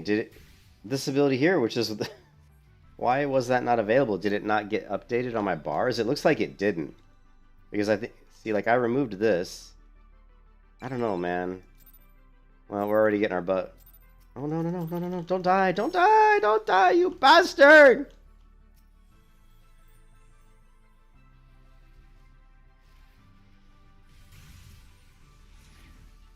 Well, yeah, this sucks.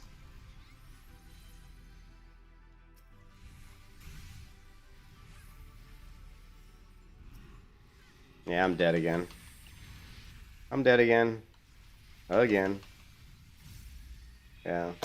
I'm getting focus fired big time. I am getting focus fired big time. But why is this ability not available to me? This one here, which is, I specifically picked it to prevent focus fire. But for some reason it says unable to execute, no PvP additional actions are set. I have no idea what that means. Yeah. So my PvP actions didn't get updated, that's what happened. Yeah, they're like... Yeah, I'm just dead. I can't stay alive. I'm just getting focus fired down every time.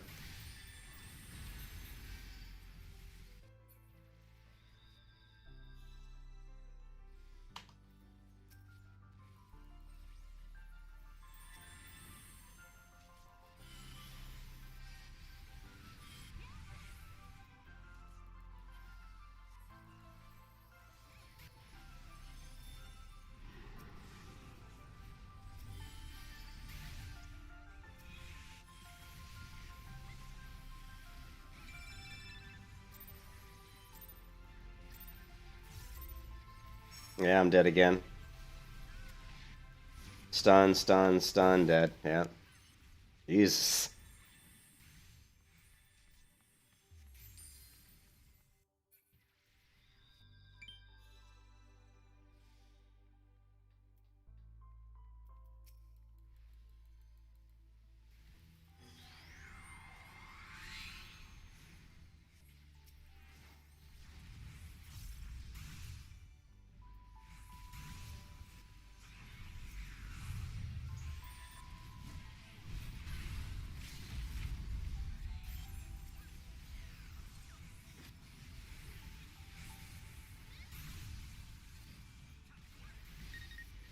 I'm dead.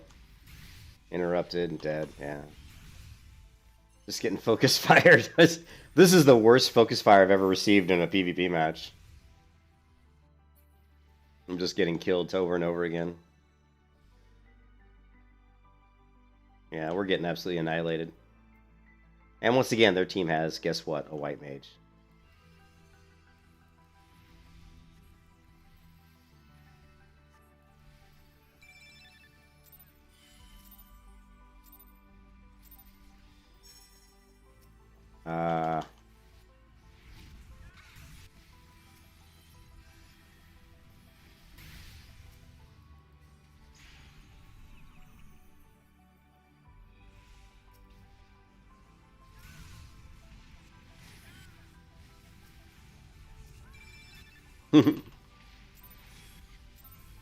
I'm dead again. It's like, so dead.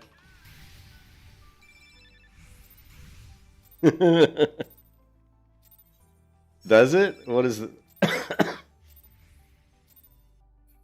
They're just doing a good job of focusing me, so it makes it very difficult.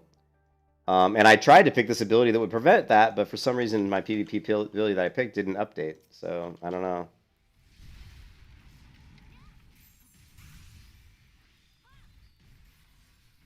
Where is Death Wish? Why is he out of range? Yeah, I can't even do anything. Yeah, I can't do shit. Every time I get close enough in range to heal my group, I get focus fired down. So, very frustrating. Actually, it's surprising this match is as close as it is.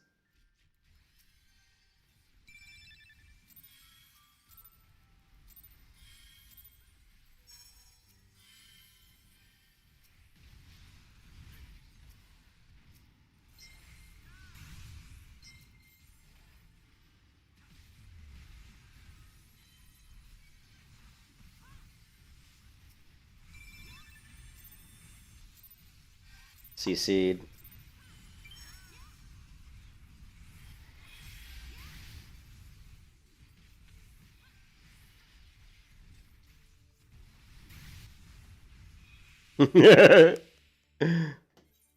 Did we win? We actually won. We were getting our ass handed to us. I don't know how we won that. I don't even know how we won that match. I don't even... I was just getting focus fired constantly. Look, I died 8 times. That is the most times I've ever died in a PvP match. That's the most. I've never died that many times. Oh my god. I can't believe we won that. That's so funny.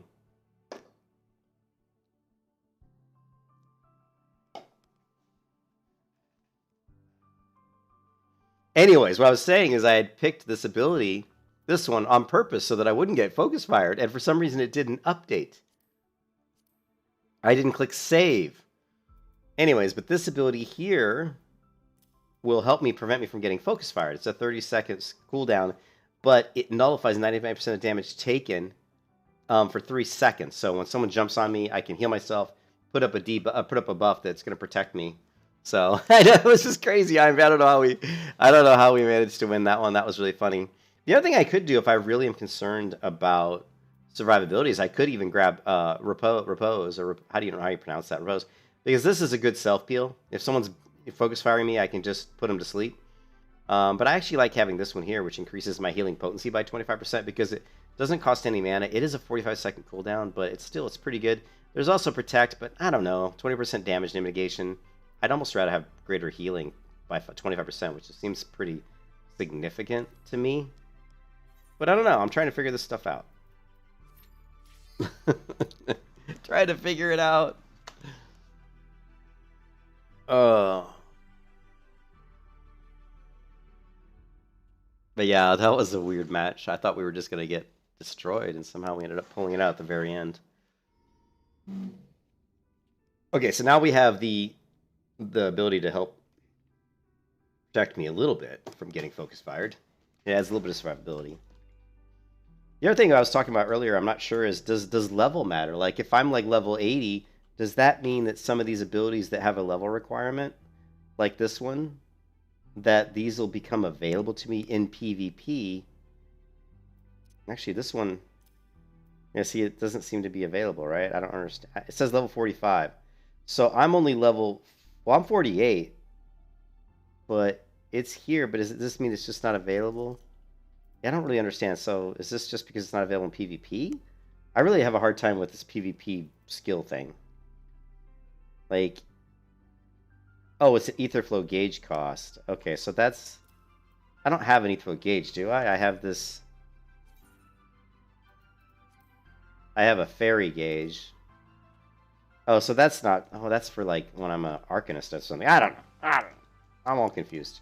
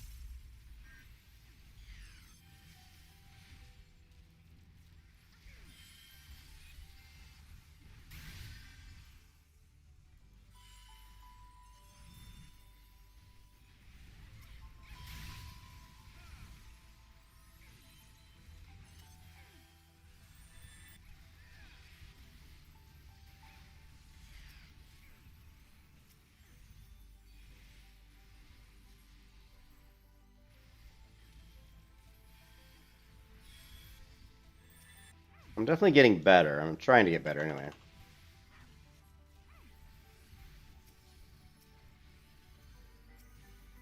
Oh no. I don't think I can save this guy. No.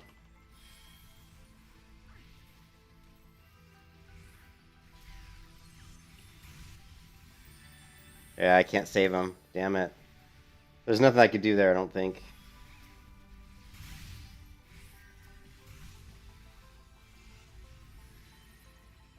Oh, no. Well, we're losing yet again. Damn it. And I didn't use my ability to protect myself. I didn't realize I was getting focus fired so hard there.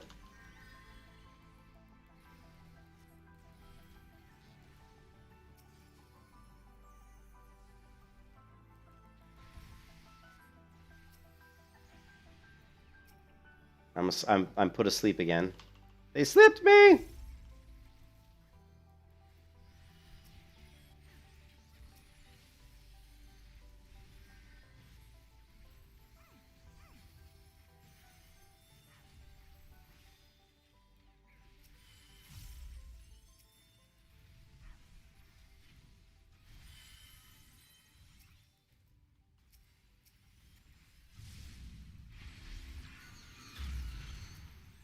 I think I'm doing better. I feel like I'm doing a lot better. Like, understanding my abilities, but I'm still... You know...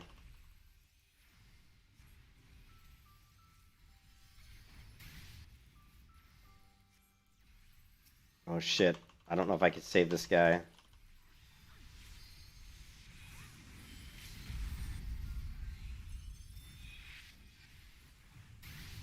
I'm out of mana. I'm out of mana!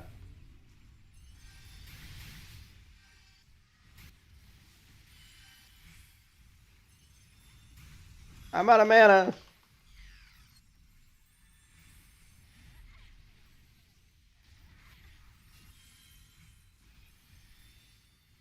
Oh no! God, it's so hard to see my health get low sometimes because I'm so focused on healing that I don't see that when I'm getting in trouble sometimes I don't even see it because I'm so hardcore focused on healing.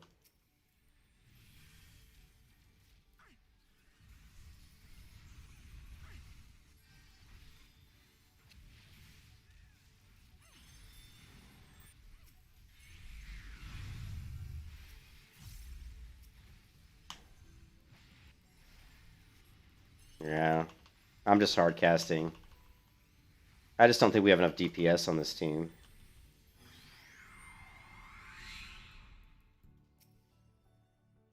Where'd they go? No!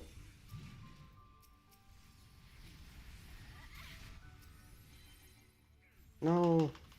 People are dying! I'm dying! Everybody's dying!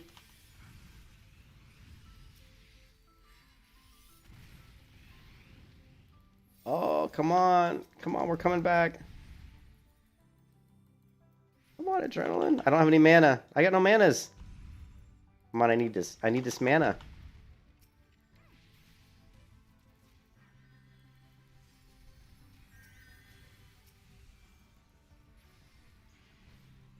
Oh, he died because I was slept. I couldn't do anything. I was CC'd. Come on, help me kill this because this gives me mana.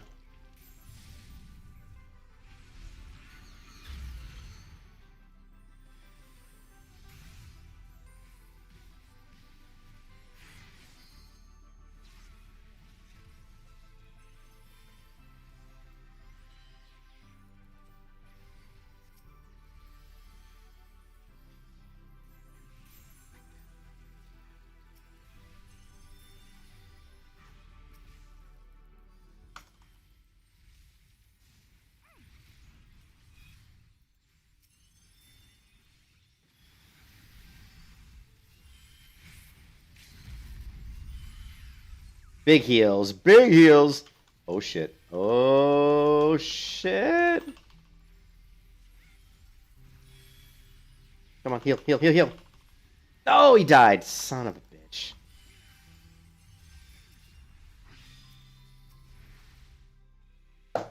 Well, I feel like I'm getting better, but yeah, look at that. I did 347 healing. That's by far the most healing I've ever done. But I still sucked. I still, look at this guy. The white mage still out-healed me. I don't know why these white mages constantly out-heal me. But I'm getting better, so that's good. That's by far the most I've ever healed.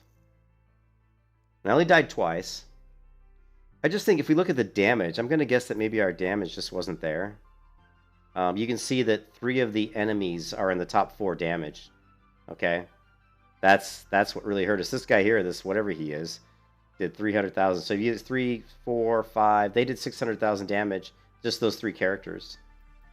So yeah, that's what it felt like. It felt like the other team just had a lot more damage.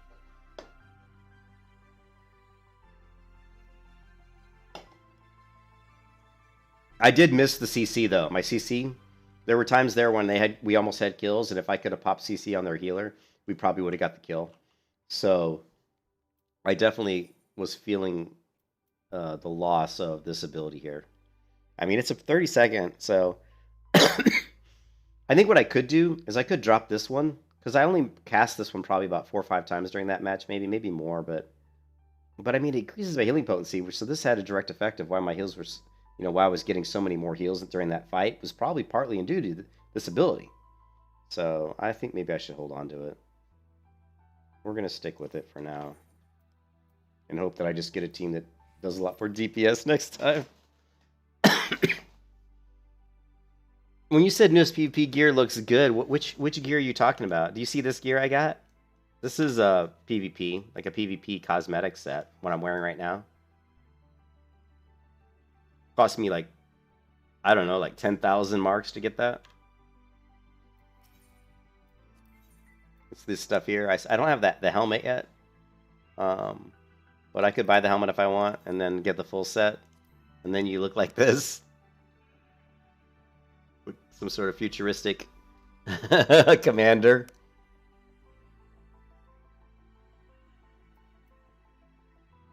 What do you think, Einbei? Should I get the helmet too? It's kind of crazy looking. You love the commando look? Okay, well I could get the helmet here to complete my set. 2,000, I have 4625. But you can see I'm terrible in PvP. Look at my, I only have a 33.3% win percentage, but I will say I'm getting better. I'm definitely getting better.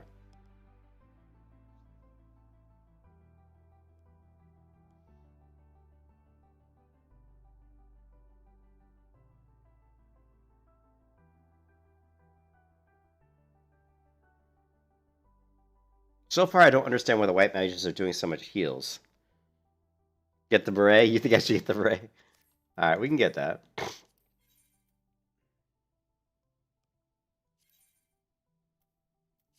This is the right one, right? Scholar? Yeah. I don't think it'll let me... Well, here, no, I can wear it. Here, one second. Yeah, I can't do the glamour, though. Yeah, not here, anyway. You played 3 matches so far? I'm getting better. I think these abilities here are huge. These make a huge difference, these PvP skills here. That was the one thing that was a... You know, I grabbed this ability, but I only used this once in the last match. So this one, even though it's good, but it's really only comes into play when they're really heavy focus firing me, which in that match they weren't. So, but it is, I did use it once, and the guy, when I popped it, the guy immediately left me because he knew he couldn't damage me. Well, according to Armet, the white mage has more instant cast. And when I look at the white mage, it does. But the thing is, if I switch to white mage, which I don't think I can do right now. Oh. If I switch to white mage, I have different abilities. And we're going to stick with Scholar for the momentarily, but I haven't figured out why the white mage is doing so much more. The AoE. Yeah. Hey, Armet. Armet was saying as hots, but when I switch here, let me withdraw. So if I go to the white mage, though, Armet, I don't see a lot of... I don't see all these hots you're talking about. So here's my actions on... but I don't understand... Here, job. So this is the class. Okay, so your inherent class has abilities, right? What is this called anyway? Conjurer. So the Conjurer has these skills. The white mage has these skills, but of all these white mage skills, I don't have any available to me. Yeah, I don't have anything yet. See, right, Jen? So here's the thing. Armet, answer me this question. It looks to me like, because I'm only level 31, this is why I'm losing. This is why I'm losing in PvP, because it looks like people that are higher level than me have access to skills in PvP that I don't have, right? So when I'm level 35... I'm assuming that regen will become available to me in PvP. That's really odd. I mean, so basically I'm playing gimped. You know, I mean, I'm playing in these PvP matches. If I'm playing like level 35, you know, like if you're like a level 80 character, am I looking at the wrong skill set? It's right here. Regen, job, white mage. What do you mean? Why am I looking at the wrong skill set? This is the white mage job actions. Okay, you're saying only the skills that are available where? Oh, so it's only here. Oh, that's the problem. That's why I'm fucking sucking. But some of these here work. Like some of these I can drag down and they're usable, right? I don't know. So, okay, so that's what screwed me up. It's only... Okay, this makes more sense then. So now we have Purify, right? We have this one, deal unsuspecting damage. Yeah, I knew something was wrong. I'm like, what's going on? What's glare? What's this? There's a lot of damaging skills she has. This costs no mana. Okay, this is instant cast. Look at this one. Restores own HP and HP of all nearby members, and it's instant. Says nourishes the blood lily.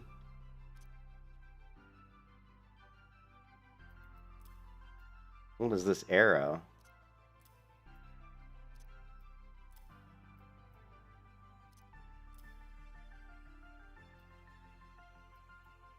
Temperance? Increases damage dealt and healing potency.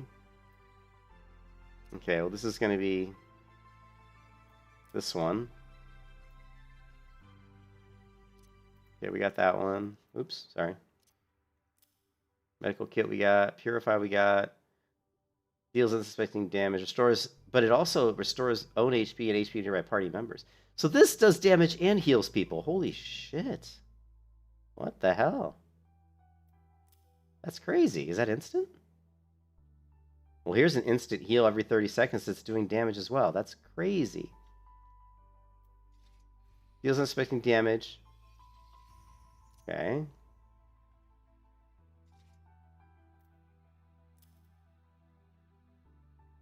Instant. Restores target's HP. This is a big heal. It's 4,000 cure potency.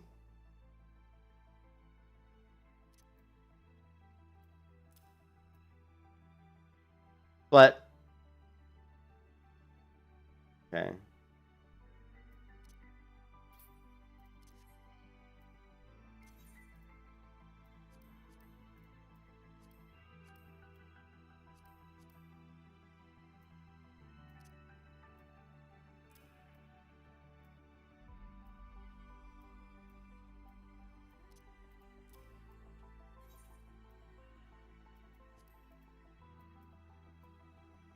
Deal damage, 1.5 second cast. I don't know if I'd really use Glare. Would I even use this ability? The damage is... It doesn't take any mana, though.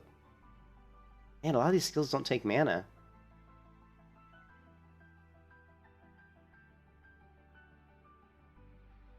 Temperance increases damage dealt and healing potency. What's this one? Restores target's HP. Instant 15-second cooldown. This is what's this is the difference maker. Yeah, I know it has a hot. Look at this one. This one is instant 50 seconds cooldown, and it's a cure potency 4,000, 2 charge. This is a strong heal. This is a very strong heal. It has 2 charges. This one here, let's put this. Is this an AoE or is it just in target? Source target. Let's put this one here. This one's going to be here. And this is that Diag. Deals unsuspecting damage, increases damage. Additional effect increases target's damage taken. Ooh. This applies a debuff. I like that one.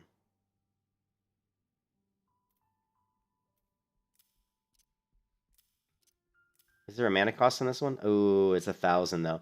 This is a good one to throw on somebody when you want to get a kill on them. This is good to throw on somebody when you want to get the kill. So we'll do...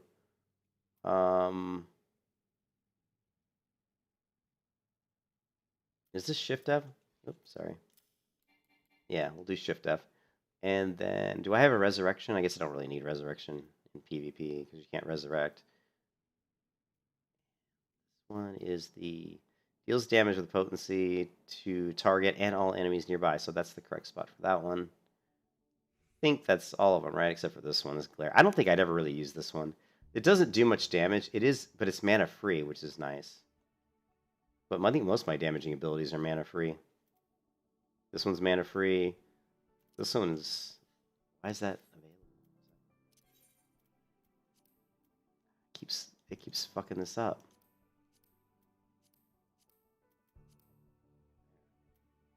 Okay, that one, and then that one.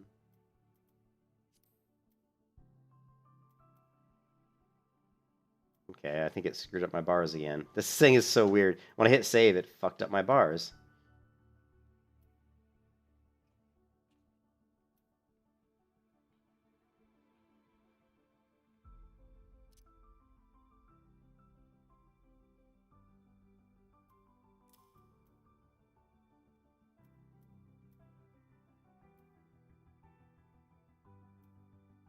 $1.5 seconds. Well, this one costs 1,000 MP.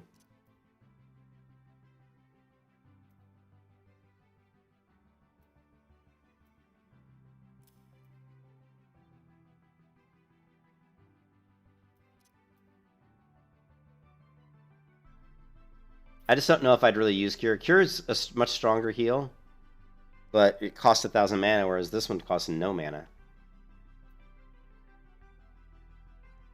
I don't know. We're going to try to go with Cure this match, and if we find that it's too weak, I don't know.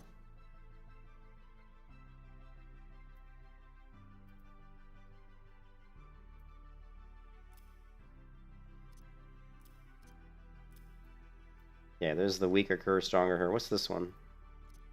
Okay, yeah, there we go. That's correct. That's this one we don't have anymore. Use Rapture. Yeah, these are charges. Isn't this a charge? Oh no, it just takes these lilies to use. Temperance. I feel like I'm missing a skill.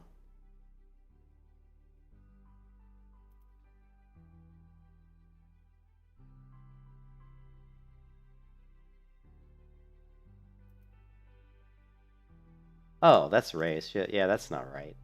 Here. Okay, I think that's pretty close.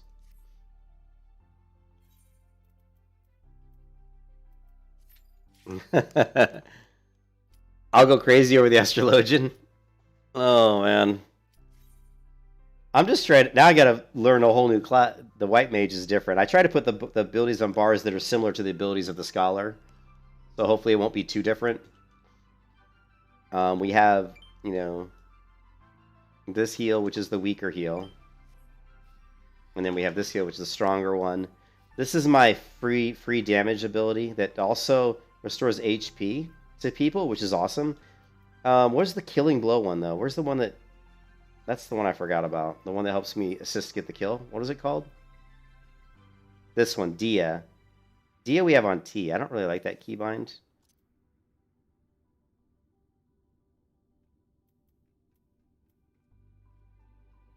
But it's kind of like a debuff.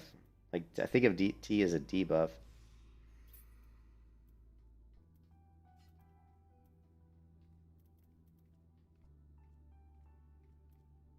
What's this? This one says Blood Lily in full bloom. This one's free, but it's not really probably worth using too much. Here's Dia.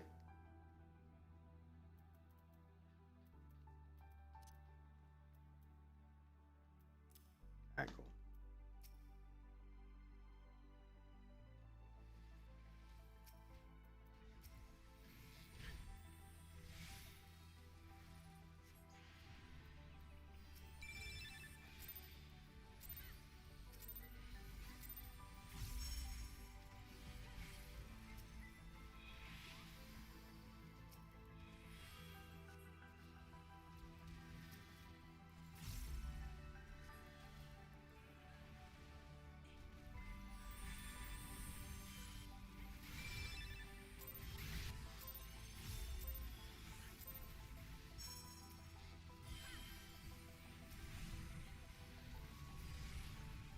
Ah, people are dying, dude. People are dying.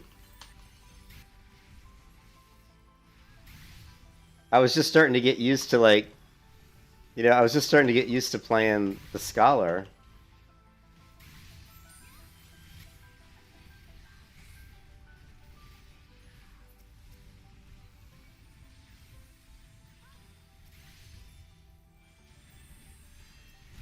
Yeah. I'm screwed. I'm screwed.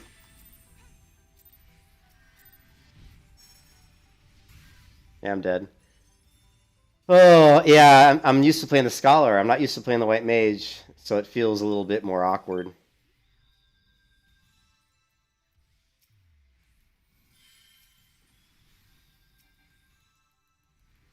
I just got used to playing the Scholar. Oh, no.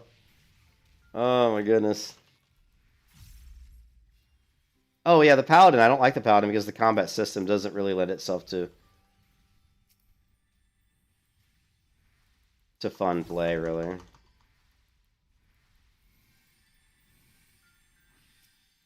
I can't keep this person alive.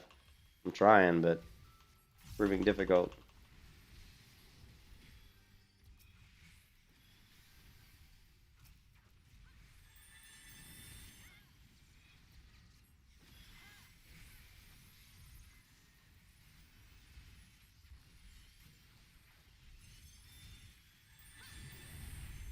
It's hard casting at this point.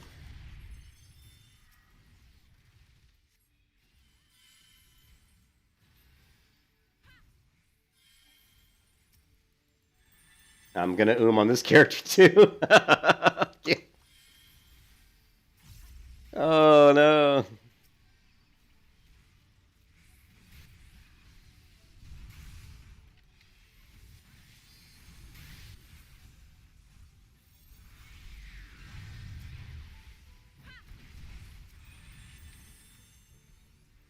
Yeah, we're gonna lose again. I cannot win any matches in this game, man. Oh my goodness.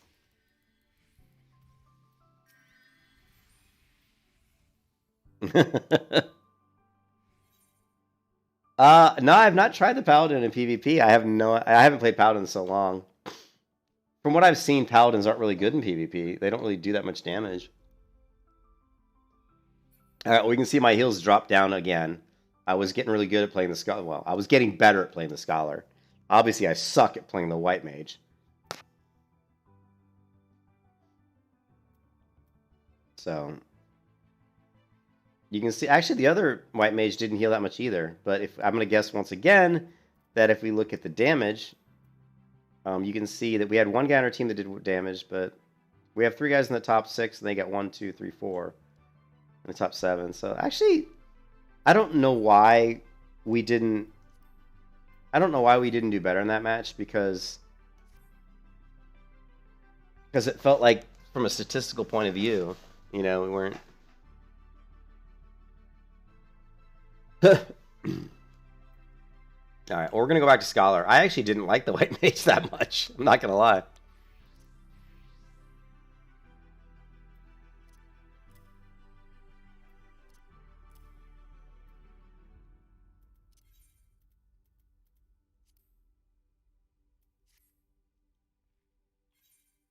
I felt like I was just starting to get the Scholar down a little bit better. I pulled off 340,000 healings on the Scholar, which is the most I've ever done. I'd love to get to where I'm doing like 500,000 heals per match.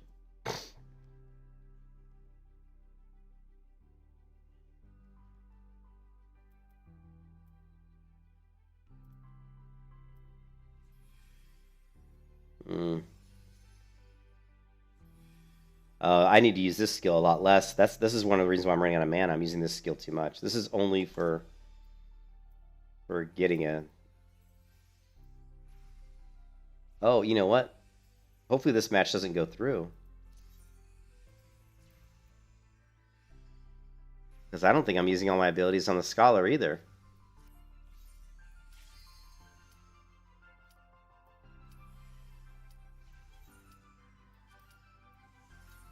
I don't think I'm using all the abilities on the Scholar either.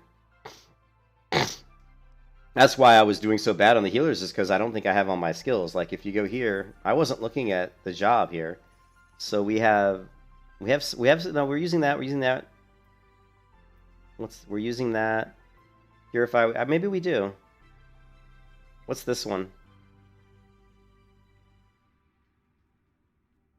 Okay, yeah, we've got that. Focus it, we got that. Okay, no, I think I was using all of them. What's Biolysis? This is the one that I was using a lot before that I shouldn't be using because it's an MP cost of 1,000. So, this is the one I need to cast, but it's a freaking 1.5 second cast. Sucks.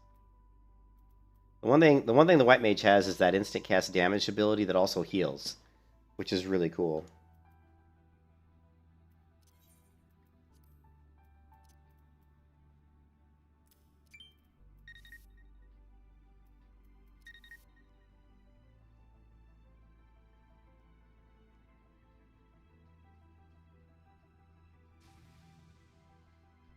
Alright, Armad, I must say I'm starting to like PvP more.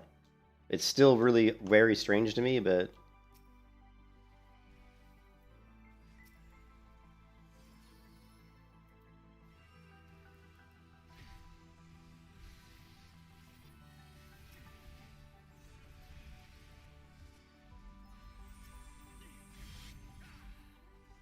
Yeah, we already lost somebody. We already lost somebody!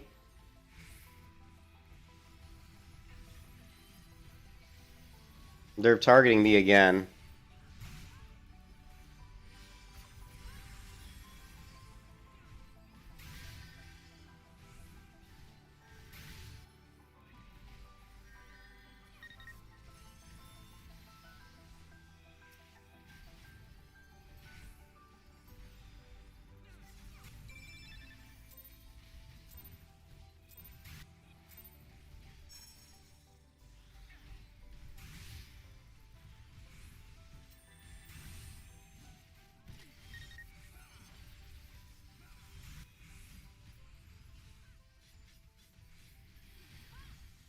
Yeah, I'm dead. I'm dead. I'm dead. Wait, knockback. Oh, I'm dead. Oh. You like the front lines? I like Feast because it's more like an arena match. I'm used to playing arena in World of Warcraft. We're losing once again because, I don't know, we're always losing.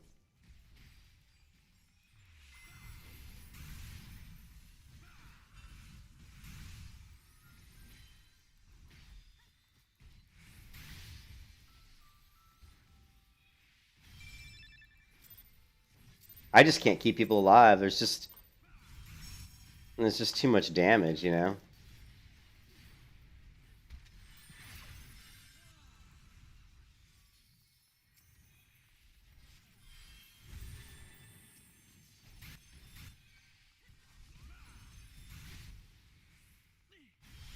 I can't. If the problem that I run into that's frustrating is that when I get focus fired in these matches, they never help me. Like my team never like peels for me or helps me.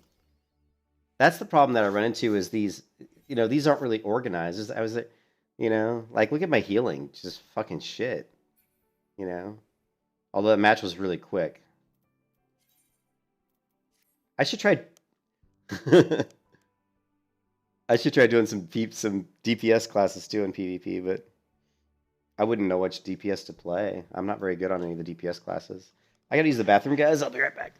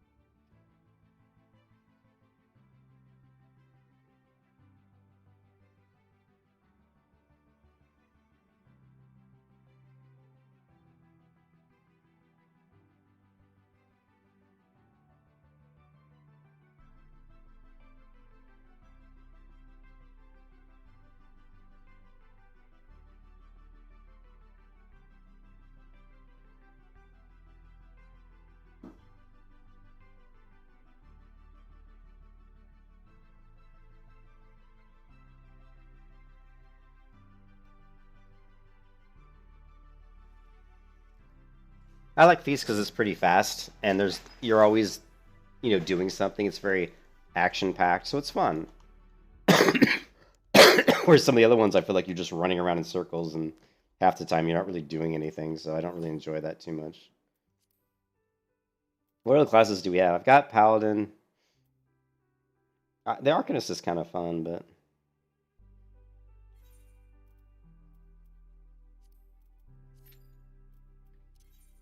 you can see I suck, man. I'm at only a 29.4% win percentage. That's pretty piss poor. I'm not used to that win percentage, It does feel like, even if you're a good healer, it doesn't feel like, you're making, it feels like it doesn't matter. I mean, if you have a team that isn't good at focus firing, or if a team that certainly aren't peeling, I rarely see anybody try to help me. Like when I'm in a match, I rarely see people try to peel me. Like if I got two people beating on me the whole match, my team just ignores that and just lets me get my ass beat on for the whole match. Which is interesting to me that you don't see people peeling more for healers, because like in other games, peeling for the healer is a very common thing. That's something you would do, so it's really unusual. But in this game, they don't really have that. The other thing that's interesting is the rating goes up based on just wins. So it seems like you don't lose rating when you lose. That's interesting. So, I mean, even though you only have a 29.4% win percentage, you still could get rated pretty high, I guess, if you just play enough matches. That's kind of unusual. So, I mean, I guess if I just play enough matches, eventually I'll get my rating up. Oh, man.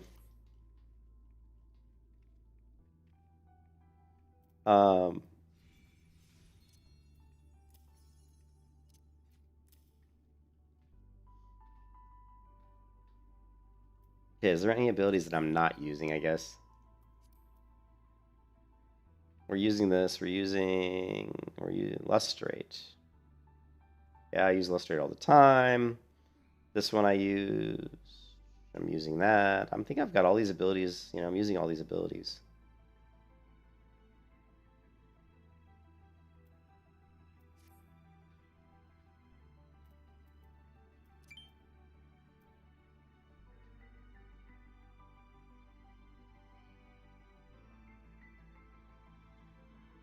Yeah, there doesn't seem to be decay, which is unusual. Ooh, look at this character. They're kind of cool looking.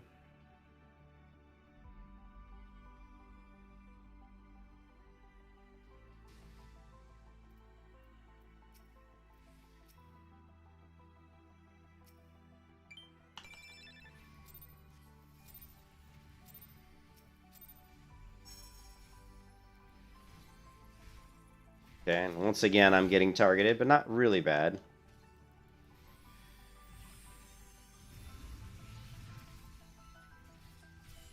Getting targeted again here. So yeah, I got two people beating on me, and nobody on my team is in any way helping me. You know what I mean?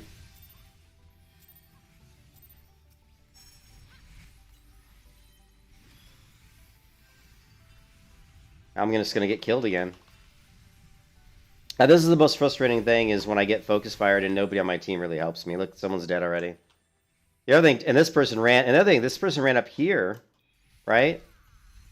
I mean, you ran to a spot that was LOS from where I am, right? So...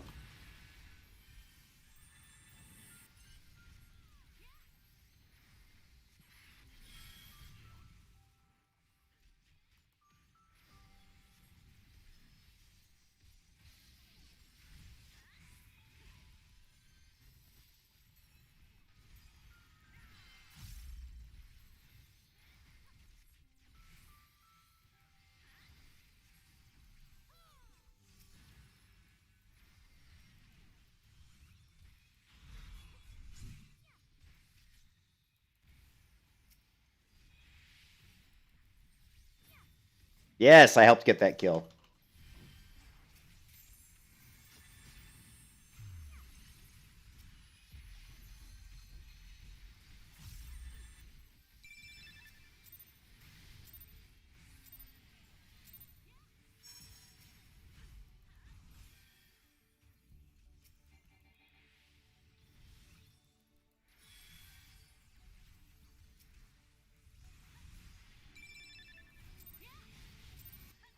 This person's gonna die. There's nothing I can do about it.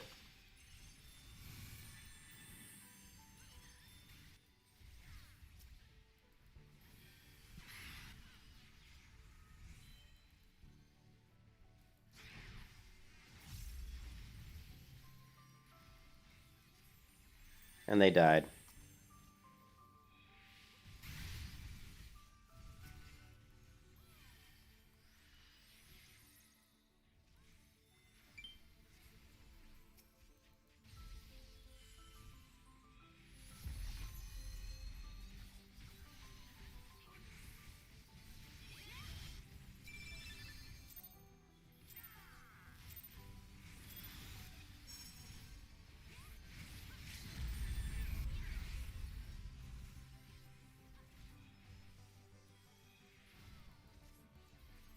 I'm dead. I'm dead. There's nothing I can do. I'm dead. Yep. Oh, Jesus. Losing again. We always lose.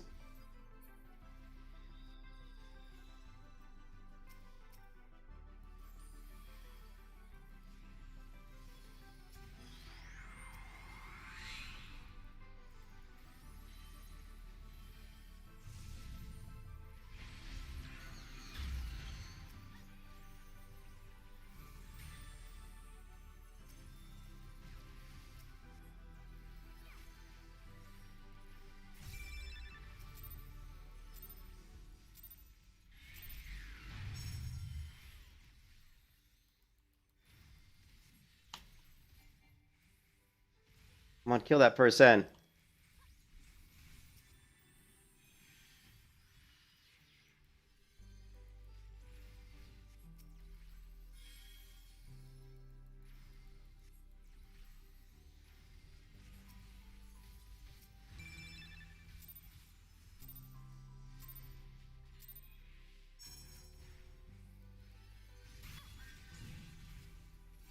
I'm dead.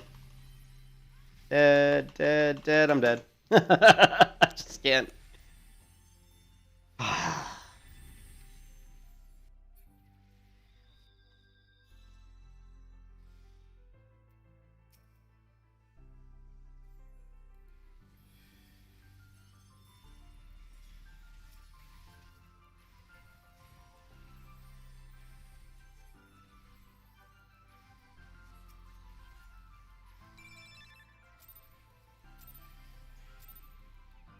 I'm slept.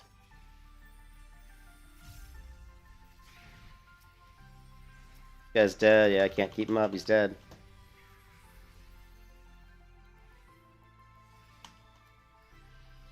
Yeah, that person's dead. Oh, God.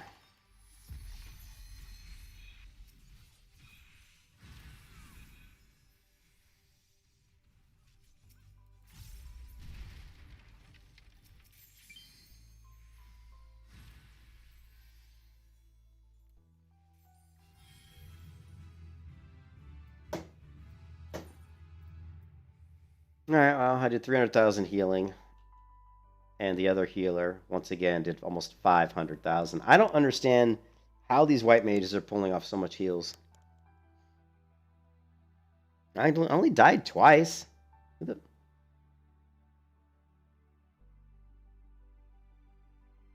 The white mage never died.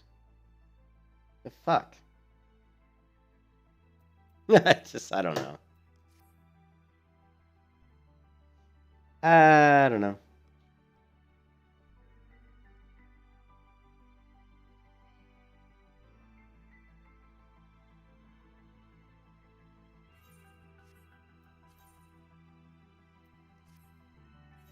You know, we could try the white mage again, but I'm not really jiving with her toolkit that much.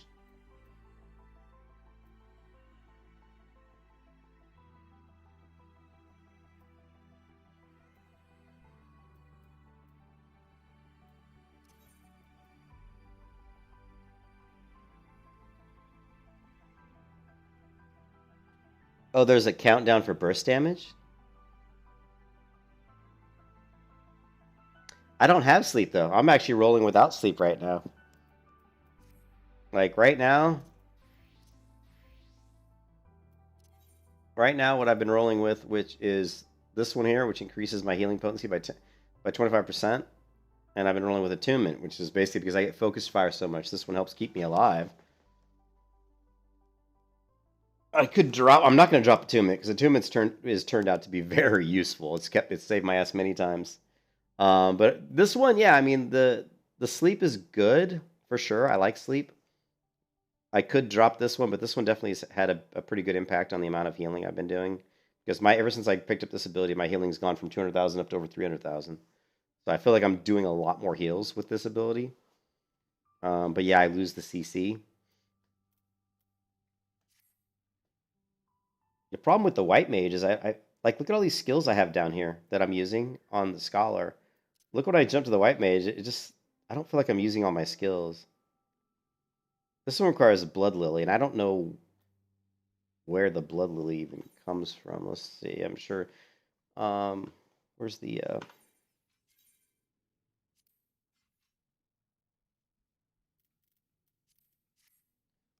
what creates blood lily?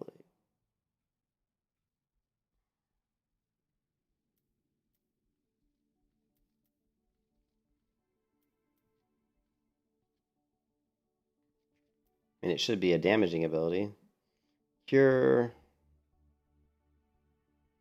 This nourishes the blood lily. Stores. So it also costs one blood lily. Oh, it says a lily is granted every 10 seconds in combat.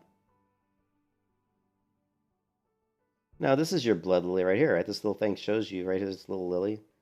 But it says I get a lily every 10 seconds.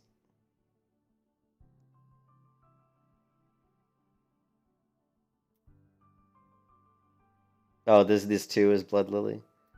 I don't think this is blood lily. I think this is just an automatic charges that you get, right?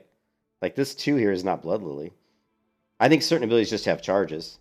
Just like with the potion here, it's got 3 charges. It's not blood lily charges. It's just charges. Because if you look at here, it says 2 charges, right? 2. But if you look at something like this, it says can only be executed when blood lily is full. So there's no number on here.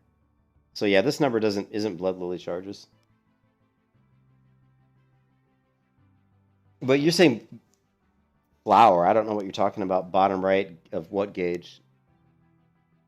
Yeah, it isn't based on... What are you talking about? I don't know what you're talking about with your bottom right. This is the blood lily here, this weird healing thing.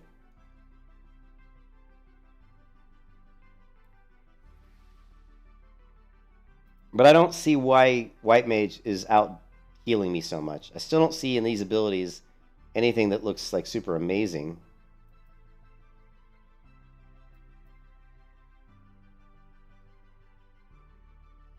Well, this is one of the things I should be using all the time, and I don't know why I'm not using it. It requires what? 1 billy? One billy? 1 lily? Well, here, what's this one do? This one requires 1 lily.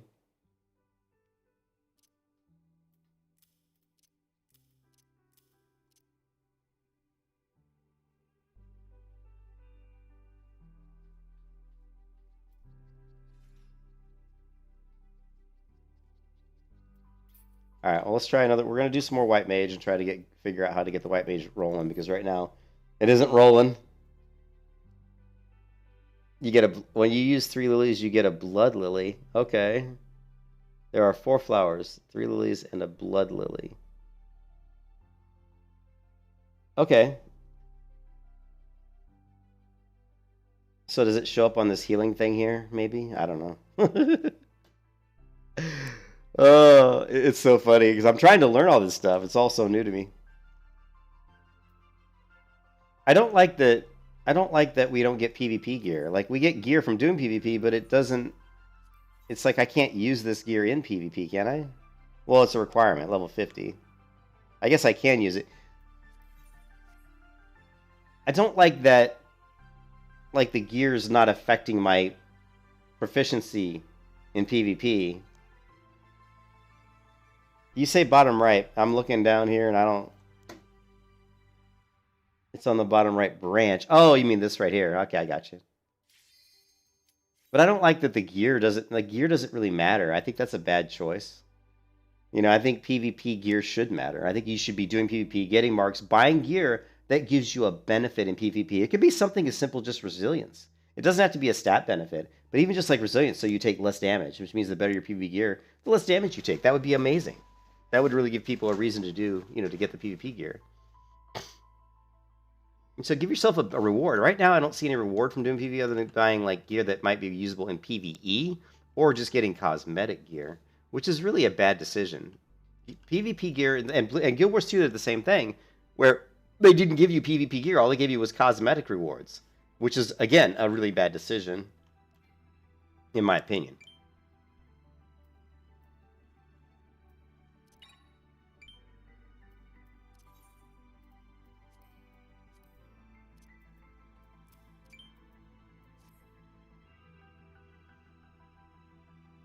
All right, so we have this ability here, this F ability.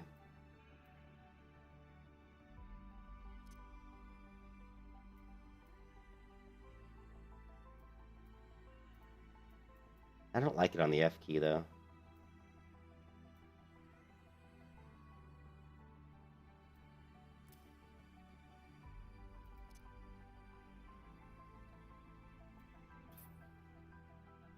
I don't really know what to cast to start. I mean, we have Cure, Glare. Well, the DPS skill is nice, right?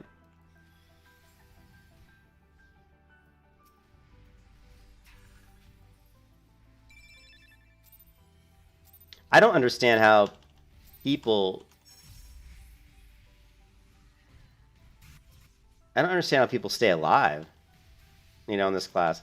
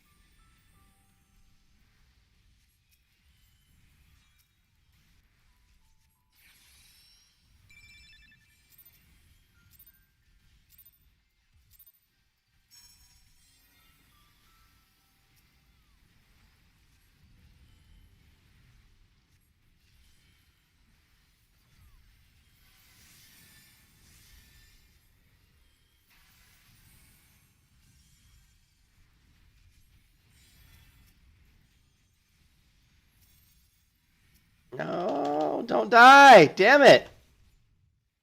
Arrgh.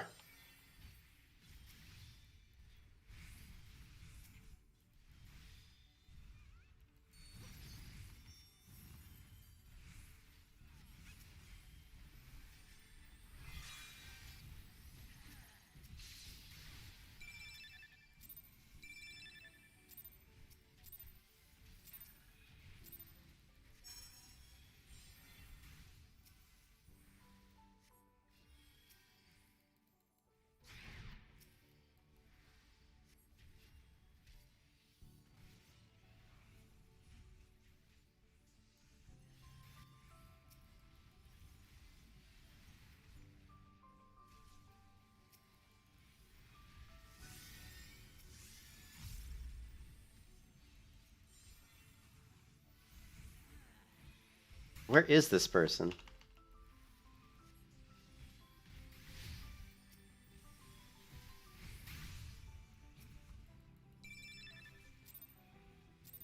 Why can't I cast? Am I like silenced or something?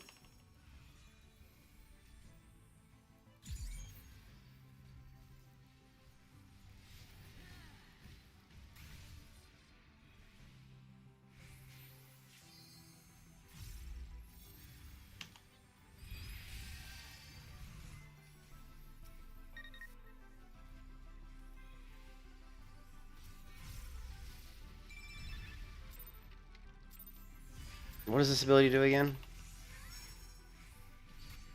God.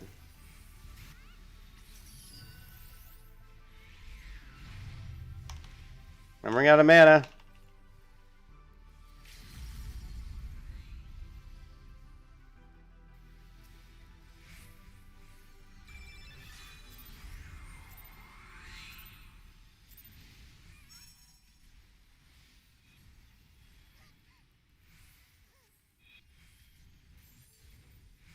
Running out of mana.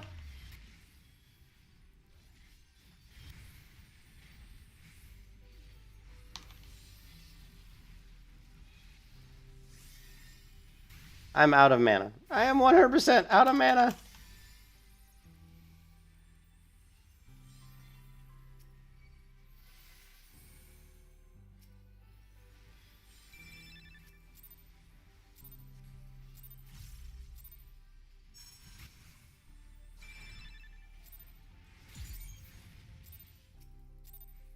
No, no, don't die. Don't die.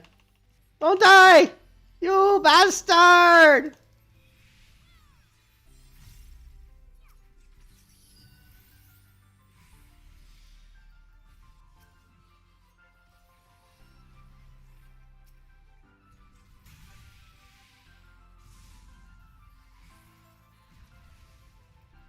And he's dead. Yep, dead.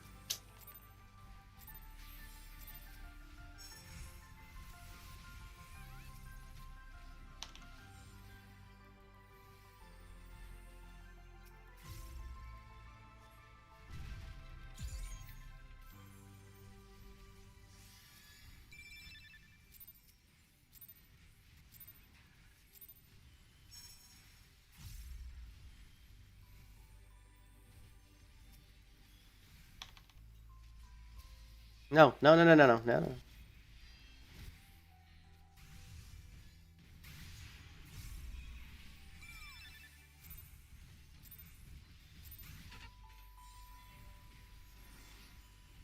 I'm dead.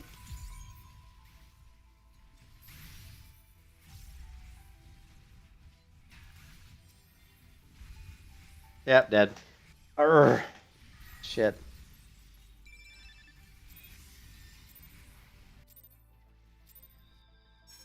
Run, damn you! Run, damn you!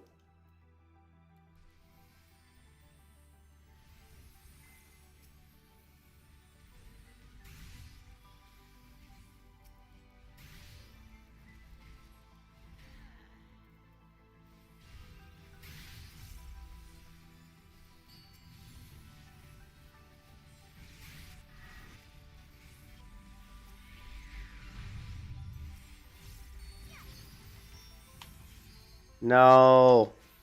Damn it.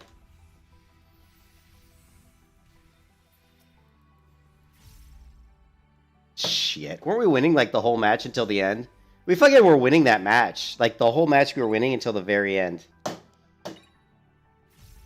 Well, there you go. 506,000 healing.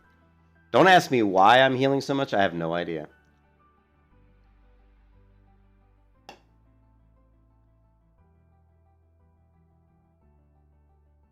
Alright, well, we've unlocked the white mage. I don't know why I'm healing so much more. Something built into the white mage's hots? I don't know.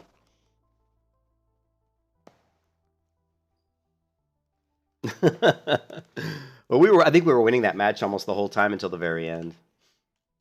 This ability I used a couple times, but I wasn't really sure. It says deals unspace damage with potency to target and all enemies nearby. Okay, cool. So we need to use this immediately and to do damage. The other ability that I was a little bit unsure of was, I guess this one. Okay, this one we need to use more often because of the fact that it doesn't cost any mana. So it's a 1.5 second cast though, but I should not have any downtime. I should be using that. If there's any downtime, I should be using that. So it's a filler, basically. Yeah, well, like I said, the white mages always do a ton of healing. I don't really understand why, because I don't feel like I'm doing a lot more different than I think one of the things I noticed in that match was that my mana lasted a lot longer. I wasn't ooming as fast.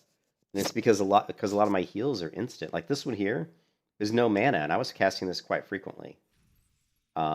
Restores target's HP, and it's a strong heal. So this ability here was definitely one of the biggest reasons why my healing spiked, because it's free, and 4,000 cure potency is a very, very strong. There's a very strong heal.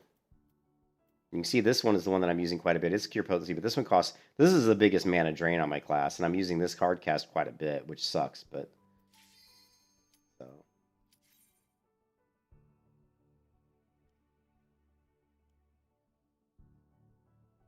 But I'm still losing, man. No matter what I do, I must really be terrible at this game. I don't feel like I'm playing poorly. That's the thing. I don't feel like I'm playing bad, and yet we keep losing. You know what I mean? Maybe I'm not doing enough damage-wise. You know, maybe I'm going to try to do more damage this fight, while mixing in more damage in between my heals.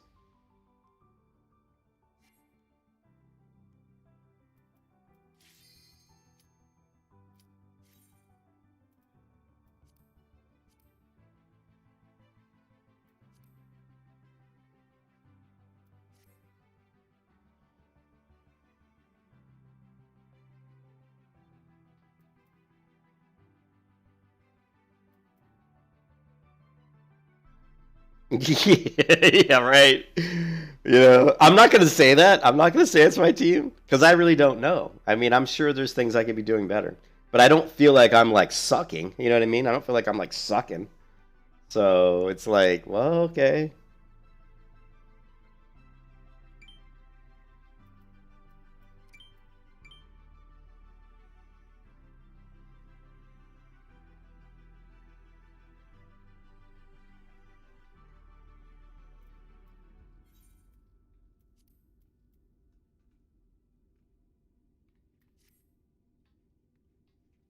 There's a weird hat.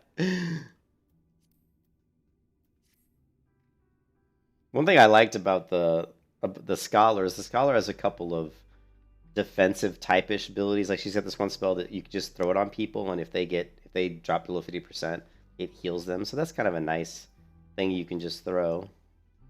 You know.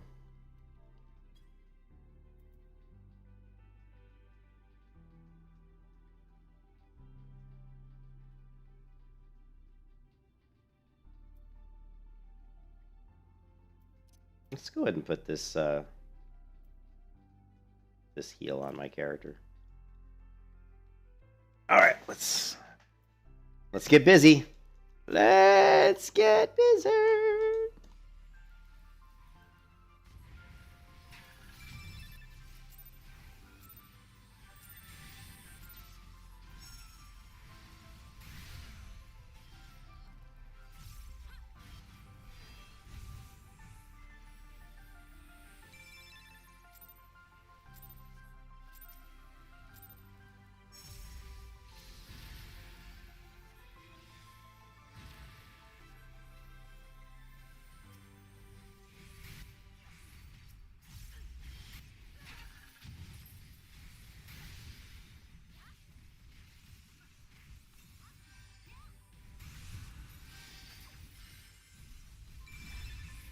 Man, they are really focusing me now, man. I tell you what.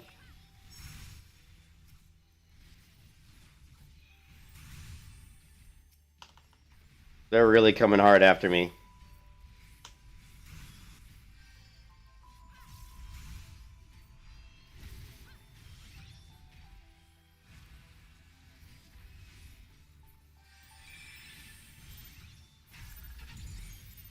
Ah, damn it.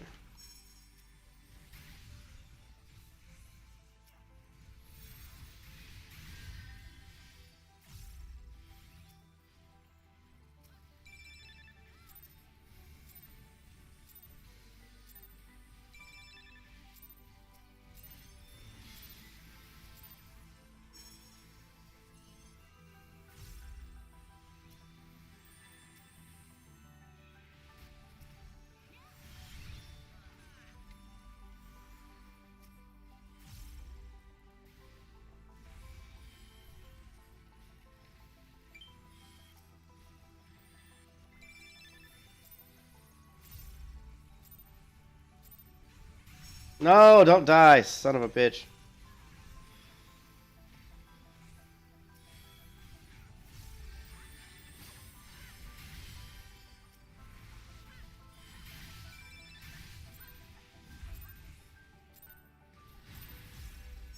I don't know what that ability was. What was that?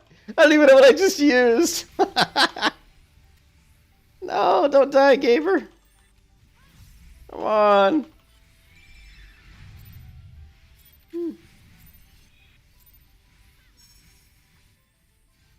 No, no. Oh, he's dead. No.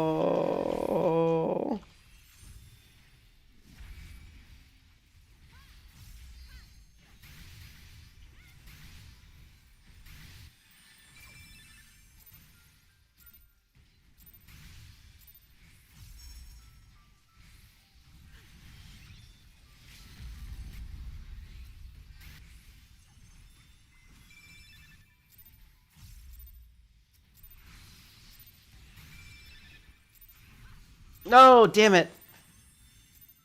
Ah, son of a biscuit. Don't pick up my coins. That's my money. Don't you take my money. Come on, girl. Get in the game. Get in the game. Get in there. Engage, Maverick. God damn you, Maverick.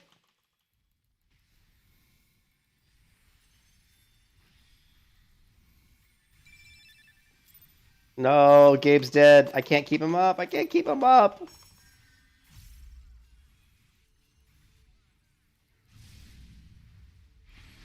Come on, Gabe. Stay alive. Stay alive. Oh, he's dead. Son of a bitch. Man, they are really doing some heavy damage.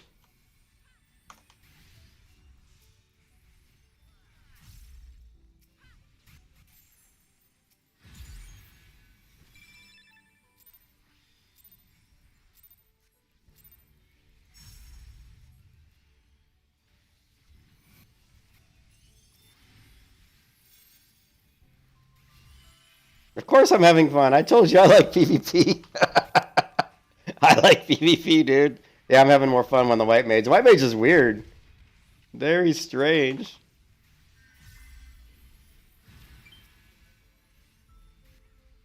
Oh, no, no, no, no. Don't die. Don't die. Don't you die. Oh, no. I couldn't keep him up.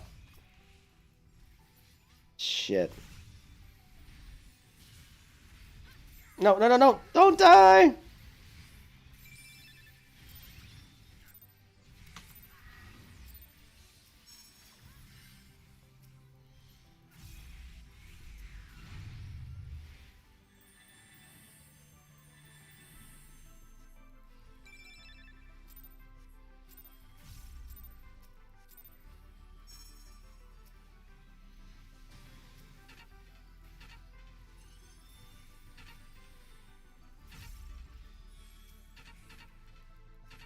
Wait, fall back.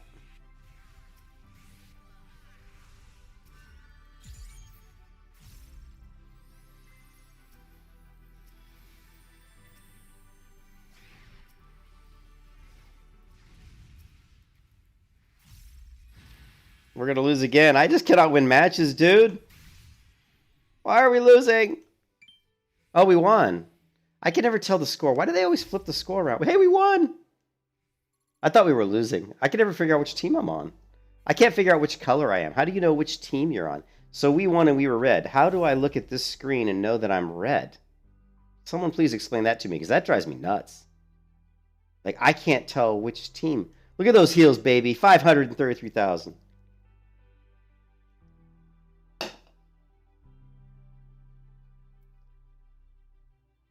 There's a star. There's a star here next to my team, but it doesn't have a color on it.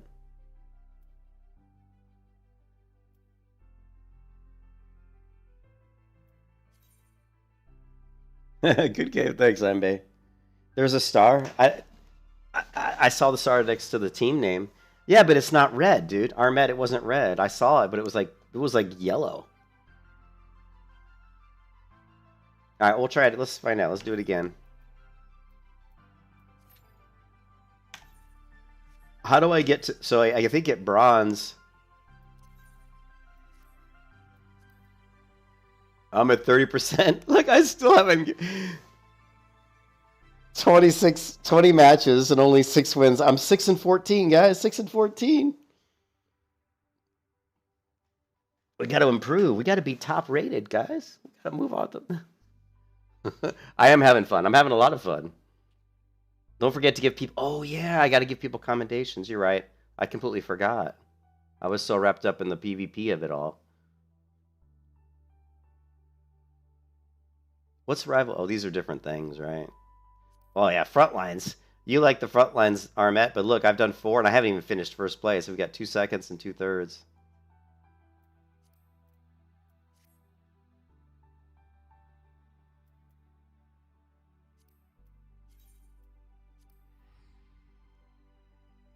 Actually, can I cancel out of this?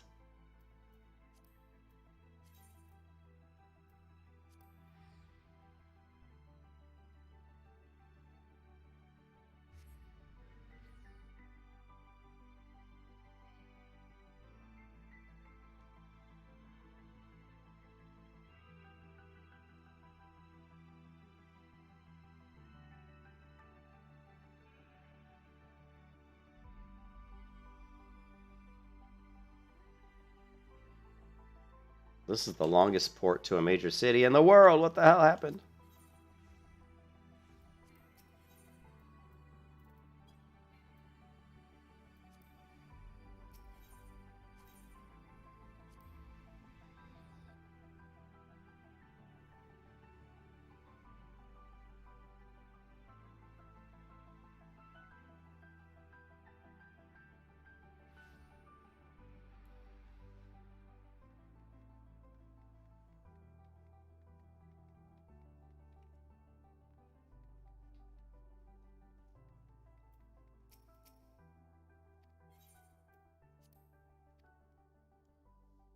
I gotta give people commendations. You're right. I usually give people commendations. I just completely forgot. I didn't even know you could do it in PvP.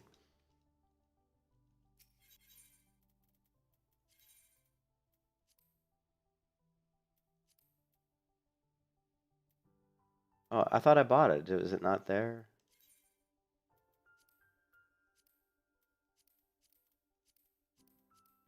Please tell me I bought my home. I just gotta add it. That's what I got. How do I do that? I gotta go... Head.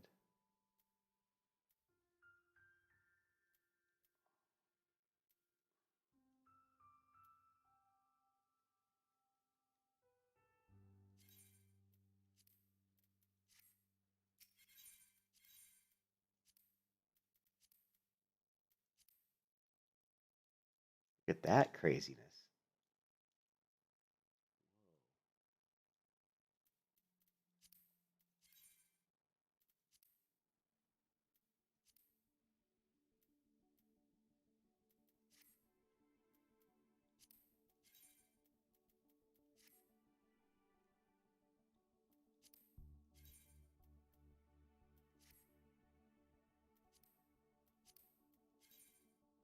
This is a very red outfit.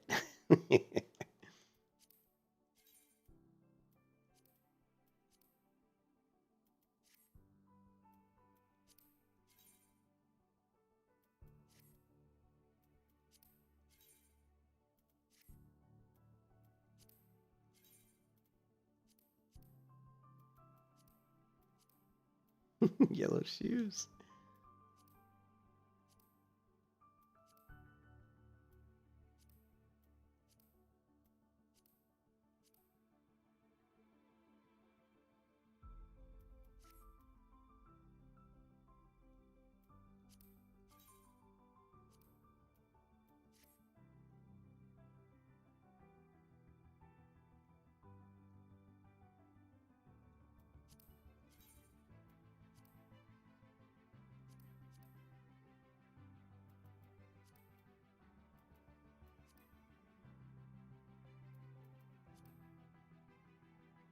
What is this? Mud green? Ooh.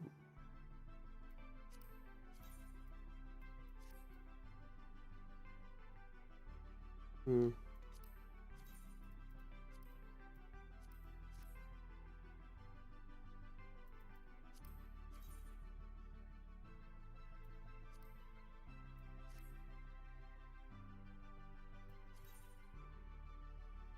Only got 3. Insufficient die. Alright, well, let's do...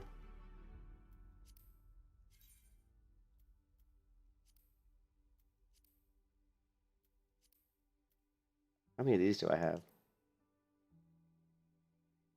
Where's the gray one I have? This one. Nah, that's not good.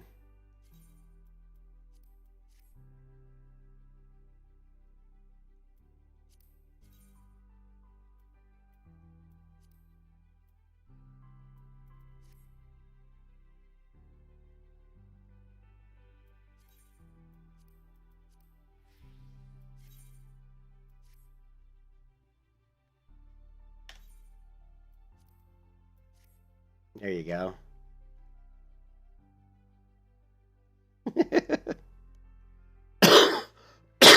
And we're supposed to have PvP updates. Excuse me.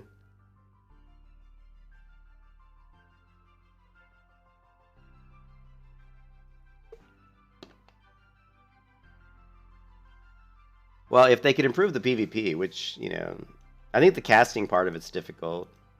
How come I had like a visor?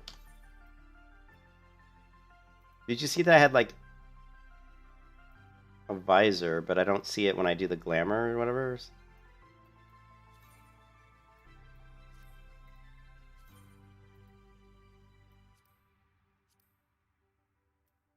How come here we have this visor over my face, but here we don't? Oh, it's this. Is it this thing here? I like the visor. There we go. Now we're in business. Reporting for duty, sir.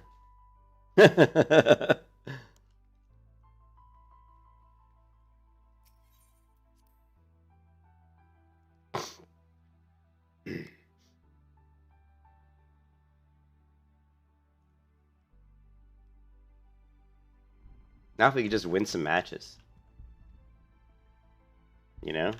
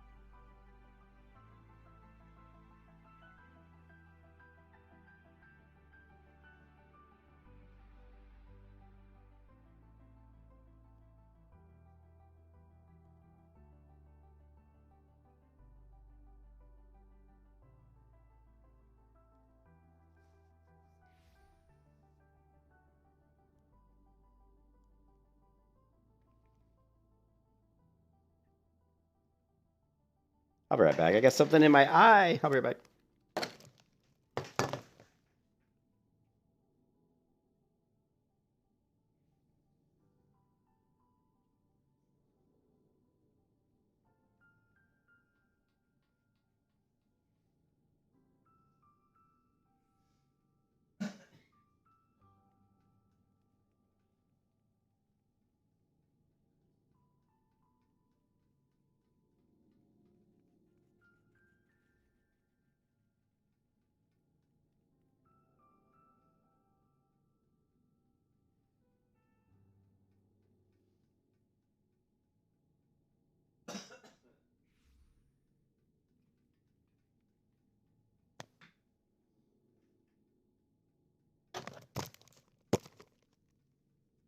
Okay, so I guess we have to do some sort of golden saucer stuff?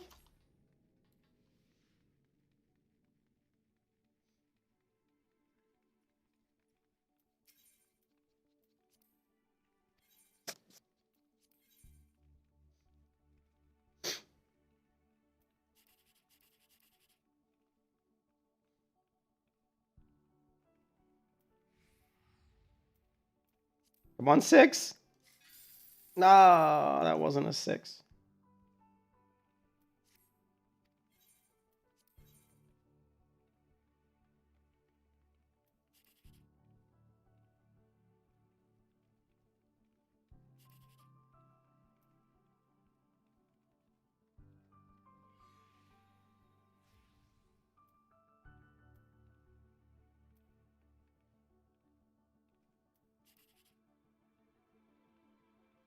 Eight, 720.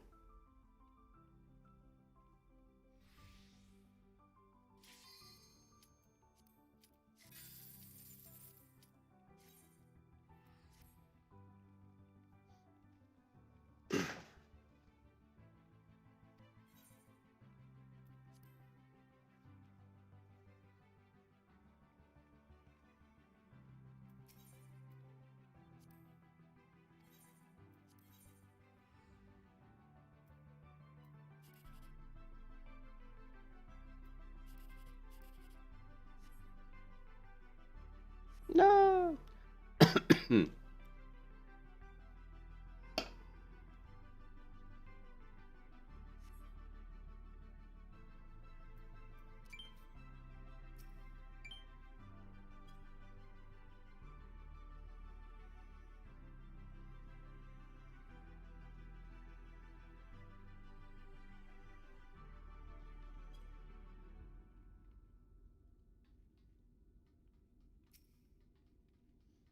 All right, here we go.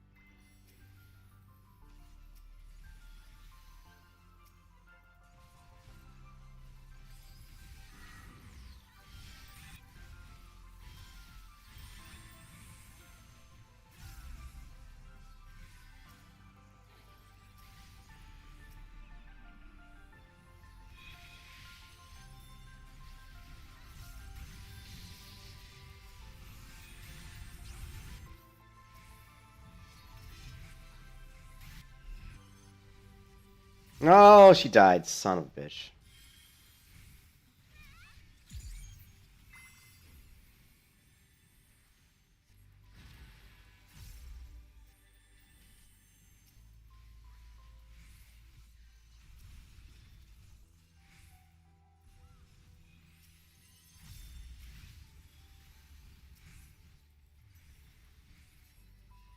And we're losing again.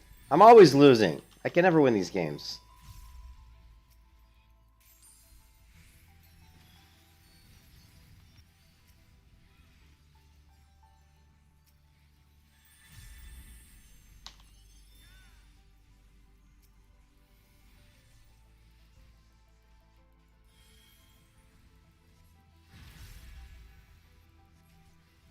I can't keep this person up. They're going down.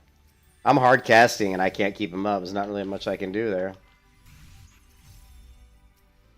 There's just too much DPS, man. If I'm hard casting and there people are just dying, you know?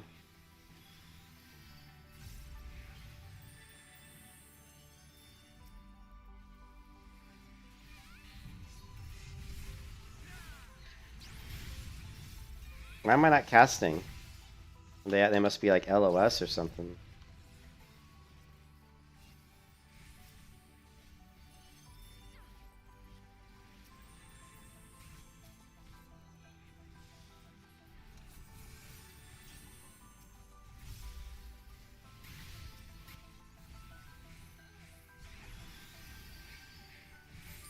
I'm dead. Wow. Another loss. Another loss.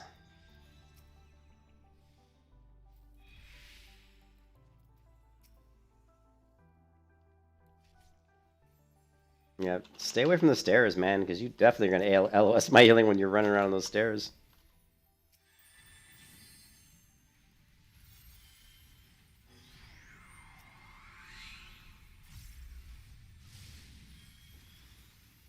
Down the hard casting count, not going to be able to keep this person up. I mean, I'm casting just big heals, and they're going down. You know.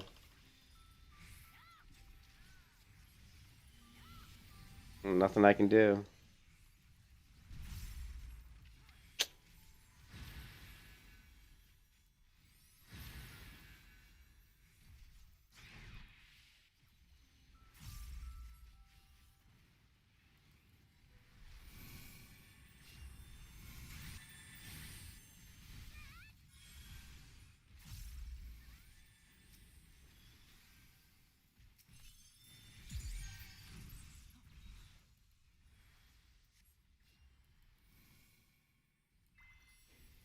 I hate it when they run around the stairs here because they LOS my heals, man.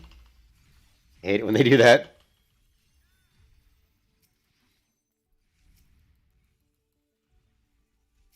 This guy's annoying as fuck, this Spencer.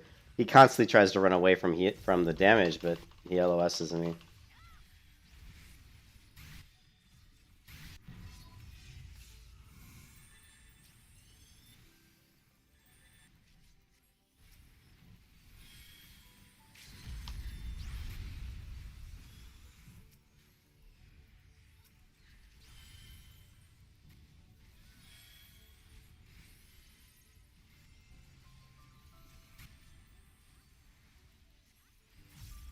Not gonna be able to keep him up.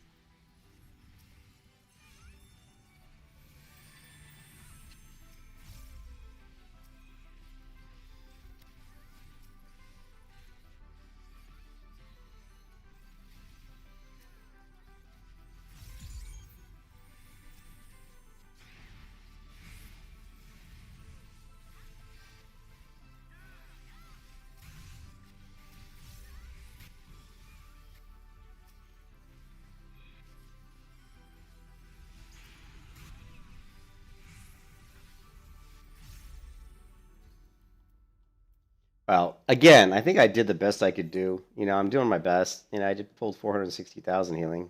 This other guy pulled 580, but I think, you know, I don't know, man. You know, again, they had the top two damage dealers.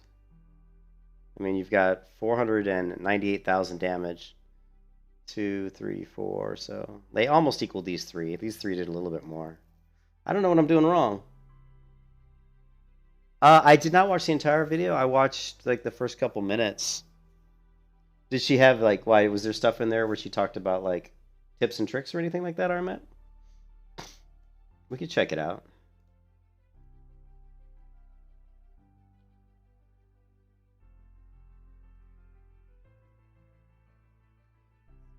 Let's check it out. But that said, there have been times when this is super intense. Like I'm a healer, but like I'm not gonna try to toot my own horn here. Like I'm very much a scrub. I just barely hit silver rank, and I'm new, so there's still a lot for me to learn. But that said. Learn. She has such a weird accent. When I've felt unkillable as a healer, like there's the feeling of having a whole enemy team just like wailing on you and like throwing everything they got at you. I like when she does the I like when she does this little throwing everything at you. She freaks out. It's pretty funny. PvP revival. And you're just not dying. You just won't die. It is such a power trip. I have had a blast doing it. Like you just feel like a god. You're just like, well, come at me. Come at me. Come at me, bro. I love this. I can do this all day. Well, where's... I think that you will only have that experience with a team that is not coordinating very well. Like, you can absolutely kill the healer if like, you coordinate a little better, especially me. But that's not to say that there aren't huge problems with PvP that I've already been able to see in my limited experience with it so far. Like with the Feast, there's literally only one map. That's it. The Crystal Tower. So of course it's gonna get stale. There's not enough rewards to make people want to do it. Like Wolfmark stuff, you can easily farm that brain deadly in the daily frontline roulette, which people do for XP. Where the hell did fucking video go? Queuing for daily frontline PvP for PvE reasons, and they're not checked into PvP at all. Getting top 100 is really cool, but it's very intimidating. It's a high-end achievement, and most people are not. They just look at that and they're like, okay, well, I'm never gonna get that. This one? And so we need more rewards for the other tiers that are interesting and cool. Like you can get these weapons with wolf collar. You mean this one here, the current state?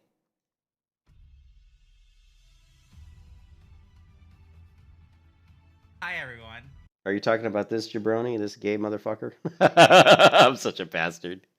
It's been great seeing so many new players start Final Fantasy XIV for the first time recently. This guy sucks a bag of dicks.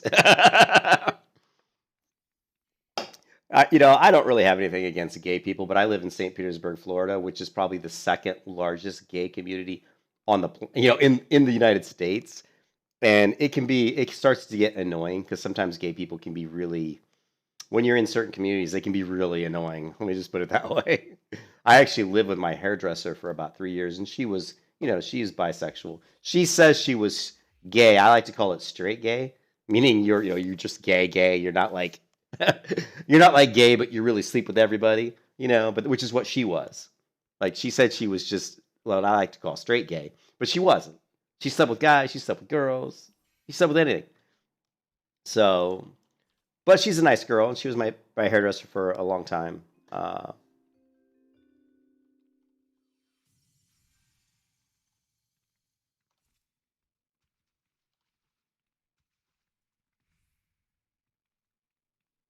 Let's see. Yeah, of course, the gay pride circle colors here, right?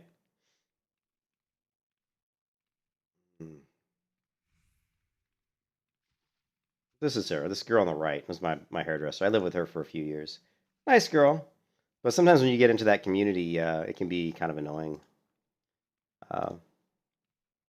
Anyways, this guy's, obviously gay. Which is fine. But sometimes they can be annoying. Anyways, I shouldn't be such a bastard. We'll see if this channel's any good. Let's watch some of this and see. But she said, remember, like Zeppel said right here, she's like, I can see why PvP, like why it gets kind of a bad rap. And she said one of the things right off the bat, you only get cosmetic gear, which is easy to get. So, that's a big problem for me. PvP should have rewards that help you and make you better in PvP, meaning they should have stats or beneficial effects that when you're playing PvP, those effects kick in. And if a game doesn't do that, they're just stupid. They're just straight up stupid. I mean, it's just dumb because it doesn't give people the incentive to really want to PvP. People may do PvP here and get all the cosmetic gear, and they're like, well, what do I do now? I've already got all the cosmetic gear. Then if you try for the rating, which can be just a grind, it was what it looks like. Since there's no decay, like you said, it's just a grind. Like, the better you are, the less of a grind it is, because the more you're going to win. Excuse me, but if you're like me and you suck, it's going to be a long grind. Brain deadly in the daily frontline roulette, which people do for XP. So yeah, there's people queuing for daily frontline PvP for PvE reasons, and they're not checked into PvP at all. Getting top 100 is really cool, but it's very intimidating. It's a high-end achievement, and most people are not. They just look at that and they're like, okay, well, I'm never gonna get that. And so we need more rewards for the other tiers that are interesting and cool. Like you can get these weapons with wolf collars in the lower tiers, but like I don't think that they have ever been changed. Like it's the same weapons that have always been, and frankly, they're Wow. maybe that store mount that just released Cruise Chaser, like that might have been a cool PvP reward. I'm just saying. Maybe it would be better suited to Hidden Gorge than Feast. The matchmaking sucks. You can easily get matched with a brand new player. Like, yeah, I mean, her saying that the matchmaking sucks is that you can easily get matched with a brand new player. That's true. That's one thing I've seen matches where you have 2 silvers and 2 brand new players. So the matchmaking really should try to keep people of the same tier. Like the team should be all silvers or all bronze if you can do it. I mean, obviously you can't enforce that all the time, but the matchmaking probably could be improved. But it could just be that there aren't enough people queuing. Who knows? baby's first PvP against a team full of gold and silver players who will absolutely wreck you. Frontlines yeah. is a huge mess because, like I said, it's filled with a lot of people just there wanting to get their XP. And so it's huge crowds running around like Chocobos with their heads cut off. So, I mean... See, right there is... That's kind of emulates what I was saying, Armet. That... I'm sorry, excuse me. This stupid COVID cough is still with me, guys, and it really makes me angry. So she's kind of saying what I was saying, that you have all these people that are really in there. They're not really understanding the concept. I don't even understand the concept. So what I do is I just follow groups and try to heal people because I'm a healer. But you got people in there who really don't care what's going on. They're just there for the XP, for the daily roulette. And then you have people that just don't know what they're going on, or they just want to flex their EP, like I like to say, and just run around and say, look at me, I'm cool, I can solo people, I can kill you. So they don't care about the objectives of the map. They just care about flexing their EP and being like, look at me, I can kill somebody, and that's... you get that in all MMOs, unfortunately. There's room for improvement. And I decided to have a chat with someone who's a lot more experienced with PvP. That's Brian Ricardo, who runs the game's biggest PvP Discord server, Revival. He also streams PvP on Twitch and has a PvP-focused YouTube channel for Final Fantasy 14. Brian actually asked me to send him some of my VODs from myself doing PvP, and he will, on his YouTube channel, look over what I did right and what I did wrong. And so I'm looking forward to that. Yeah, that's something that might be embarrassing for me. Yeah, you can tell she's a little nervous about that. I would totally give the guy my vibes. Be like, tell me what I'm doing wrong, because I know I'm doing lots of stuff wrong. Actually, I asked Brian what's the highest PvP rank he ever achieved, and he said, in Solo Queue Feast, I've ended a season as rank 2. There was also a season where I had 3 characters in the top 10 on different data centers at the same time. Some people see this as taking spots on the leaderboard, but there's no way for me to showcase the content without playing multiple characters.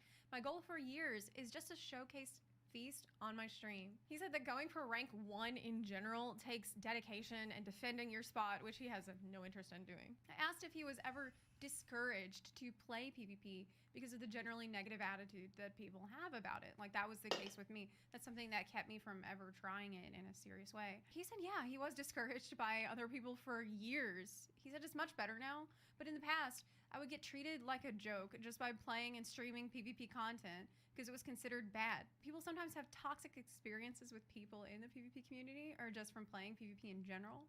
Sometimes that stigma gets associated with me. PvP is toxic, so I'm toxic for PvPing. It's a similar thing that hardcore raiders have to deal with when they're called toxic. I asked if that negative attitude was justified at all. Like, are people just expecting Final Fantasy 14's PvP to be something that it's not? Her eye makeup drives me nuts. I don't like it. I like her hair, though. I like her hair here with the flowers. Looks pretty cool. But the eye makeup where they do this, like, shit coming off the edge of your eyes, and the way she's doing the color darker as it goes to the edges. I know it's more of a cosplay kind of look, but yeah, not a fan. And he said that in some ways it is justified. Major complaints that he often hears are Feast has a lot of cheating in it. I also had heard that. How does Feast have cheating? That's interesting. He says that Feast has a lot of cheating. I wonder how you cheat in Feast. Heard that team ranked PvP is just filled with win trading. He said that some... Well, win trading is common in any kind of an arena-based thing, where you basically you try to queue with a group of players. I don't know how you could do it, though. I guess you do, right, Armet? You can queue for PvP as a whole group, right? I mean, you could get together a group of 5 people and just queue it. And I guess, but, and then I don't know how you do the win trading. Like you can queue at the same, you try to click at the same time and you're the same rating and then you just lose on purpose for somebody else. I don't know. I don't know how exactly how that works. Some data centers are worse than others, but I think it's absolutely valid to not want to play with and against cheaters, especially if you are a new person who has to learn from the beginning. He actually said something really concerning here. He said that Square Enix has hinted at the temporary and maybe permanent removal of the feast. And one of the reasons he's okay with that, like with this being the last feast season, is because it's a competitive mode that's not moderated or managed very well. It's not moderated to the extent that it needs to be great. And a lot of veterans feel that way as well. He said anyone can climb the leaderboard of Feast if you have the skill, time, and willpower. So that's why I still encourage people to try, but I would preferably see next to no cheating in a competitive environment. Of course, you don't ever want cheating. Walker is supposed to be casual. I imagine less cheating, but I still would like to see that mode get moderated well. Oh, you did. So you did match up against the same team. Yeah, and I guess that's how you can do the win trading, where you basically just say, if we meet you, we're just going to throw the match, to help boost them. I don't know if that's what's happening. Because, if you've already obtained, like, the rating you need, like, Armed, if I'm, like, gold or whatever, and I've already, like, whatever, have the rating I want for the season, then you can queue at the exact same time as your buddy's team, so you can purposely lose to them and help them raise their rating. Some of the examples of things that people are doing that is not moderated well, that they are getting away with, is the win trading that I mentioned. But he actually said that win trading in the feast is rare. Boosting is another problem. Basically, people pay somebody to pilot their character. Yeah, the boosting is something that happens in WoW like big time.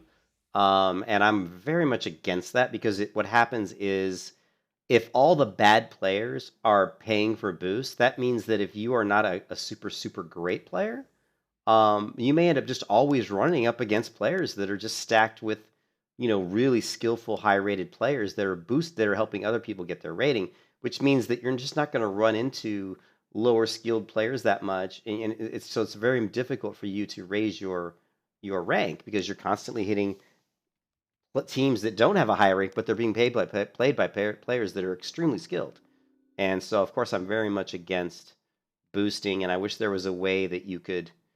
You have a unique ID, so you would think you would be able to track that and say, hey, if this person is like really high rated player and all of a sudden you see them jumping onto teams all the time, like every other day, they're jumping onto these teams with really low ratings. That's pretty obvious, especially if it's a lot. Like let's say every other week, or like let's say every week they raise 2 or 3 different teams up. That's pretty obvious that they're boosting, that someone's paying them to boost. It's pretty obvious. So to get in the top 100, he said maybe 5 out of the 100 on the board are paid to be there. He also mentioned third-party tools. Wow, so that's pretty bad. 5 out of the top 10 teams were paying people money to get them into that position. Like just straight up hacks people use. Like for example, people make their character run faster, or they'll give themselves a faster global cooldown, or they'll run scripts where they'll just automatically do an action based on an enemy's action. For example, people getting stunned milliseconds after a limit break goes out. And he said that in general, the PvP community does not support third-party tools. So the limit break, so that means like if the limit break goes out and they know that like a specific character like a healer is going to cast their limit break, they just stun him instantly. That's kind of interesting. But it's not shocking to see something suspicious a couple times a day. He said, I know it all sounds horrible, but again, if you're a good player, you can make it on the leaderboards. When it comes to PvP in general, he doesn't think the negativity is justified. Like, you can hate Feast, but still love Frontlines and Hidden Gorge. Those are very casual and can be fun to play with. I actually like Feast because it's instant action. You're constantly doing stuff, and you're very engaged the whole time. I don't like the Frontlines so much because you get so many players, like she said, that really aren't there trying to do the objectives. And the reason I don't like the front lines is just like the reason I don't like almost any point control PvP battleground that's a pug. And the reason that is because people just do that circular mechanic where they just go to a base, get it, immediately leave it, which means the other team's just basically going to back cap it. And it just creates this revolving door mechanic that's just stupid. Like it's like a lowbrow intelligence. There's like no skillful play going on here. Okay, we all mass jumped onto this node. It flagged for our team. Now we're just going to mass jump on the other one, and we're just going to keep going in a circle. There's no skill there. It's stupid. It's boring.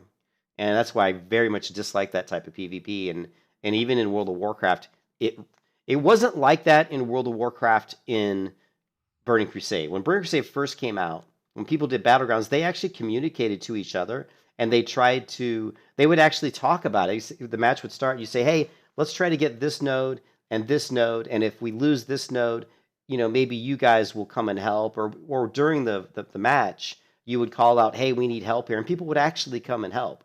But now if you go into World of Warcraft retail and do Pug Battlegrounds, that's not how it works. What happens is you'll get this huge group of people that'll zerg one node, and then they'll immediately leave it and zerg another node if you're doing like Arathi Basin. Then as soon as they get that, they'll leave that and go grab another one. And the reason they do it is because they just really enjoy the combat. They enjoy fighting. So they don't want to sit anywhere to defend anything because they're not fighting 100% of the time. So it's that whole, once again, it's not about caring about winning the match. It's all about, I just want to go around and kill people. You know what I mean? And that's makes it really not fun for someone like me who's there wanting to play strategically and actually win the match. So yeah, I can actually attest to that. Hidden Gorge was the gateway drug for me getting into PvP. Hidden Gorge? Sadly, though, a lot of people will deem those modes bad without even entering. It's a vicious cycle of people saying it's bad, so the new players don't try it. And then the new players say it is bad, and I'm guilty of that as well. Like, I think even on this YouTube channel, there have been times when I just dissed PvP, or I said... Well, it is bad, though. I mean, there's reasons PvP is bad in this game, and one of them is the combat system. This combat system does not lend itself to PvP very well. And there's nothing you can do about that. Until they change the combat system and the particle effects of the spells, you'll never have a really, really good PvP system in this game. I'm sorry, you just won't. People get around it by they just don't care. They're more focused on pure DPS output and pure healing. They're not really focused on CC. I don't see a lot. I'm sure the really good players are, but I don't see a lot of reactive CC counterplay happening. I'm sure the really skilled players have played so much they don't probably even always know what you're casting, but they know based on the situation what you're going to do. And that just comes from playing the game a lot. You're like, well, I know this guy's low on health. I know this healer's definitely going to be healing him. I know I'm going to CC, or maybe I know this guy's got a debuff on him that causes him not to, he's moving slowly, and my party member is chasing him down, is going to get the kill. I know because he's got the debuff and he's moving slowly that the healer is going to try to cleanse him. I'm going to CC the healer so she can't cleanse him so my party member can get the kill. Stuff like that, just simple stuff. That's the stuff that I'm sure the good players are doing. But just being reactive and saying, oh, I see he's casting this specific spell, I'm going to interrupt it. I don't think you're going to see that quite as often, you know? And you get more honor for kills than you do for winning a match. Oh my goodness. Oh, you mean in WoW? Yeah, yeah. Well, you get more honor for winning. It depends on what you're doing. Like if you're doing Arathi Basin, Alterac Valley, you're going to get way more honor for winning. Alterac Valley rewards huge honor. If you're doing like Arathi Basin and you get the win, you are going to get honor. It may not be more honor. It depends on how many kills you're getting. I mean, yeah, but you're right. Yeah, if you get a lot of kills, it doesn't even matter. You can roll up a lot of honor just by getting a lot of kills, for sure. Yeah.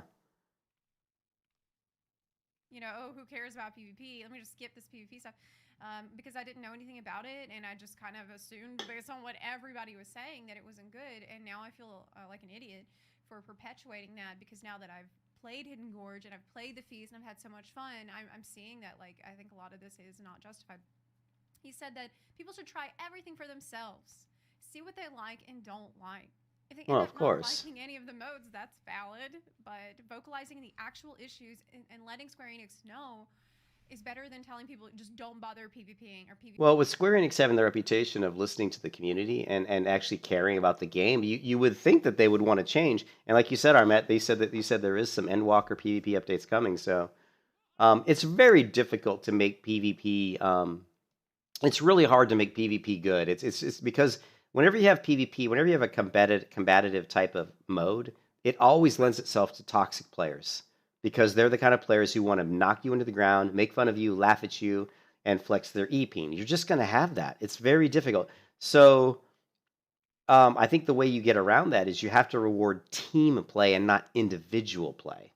You really want to reward people for playing together as a team, and that's why Arena can be really cool, because you create a team with your friends, and but then you get into that problem. How do you stop boosting? How do you stop win trading? Those questions I can't answer. There are ways to do it, though.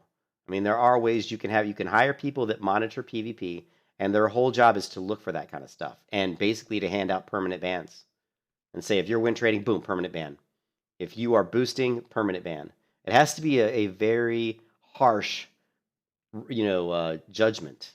Now you have to prove it, though. Now you can record, and how do you prove it? I don't really know. I don't know if you can track logs and say, well, this person gave this person a bunch of money, then they went onto their team and boosted them. That's pretty obvious, right? And most of these games can tell it via the logs. They log everything.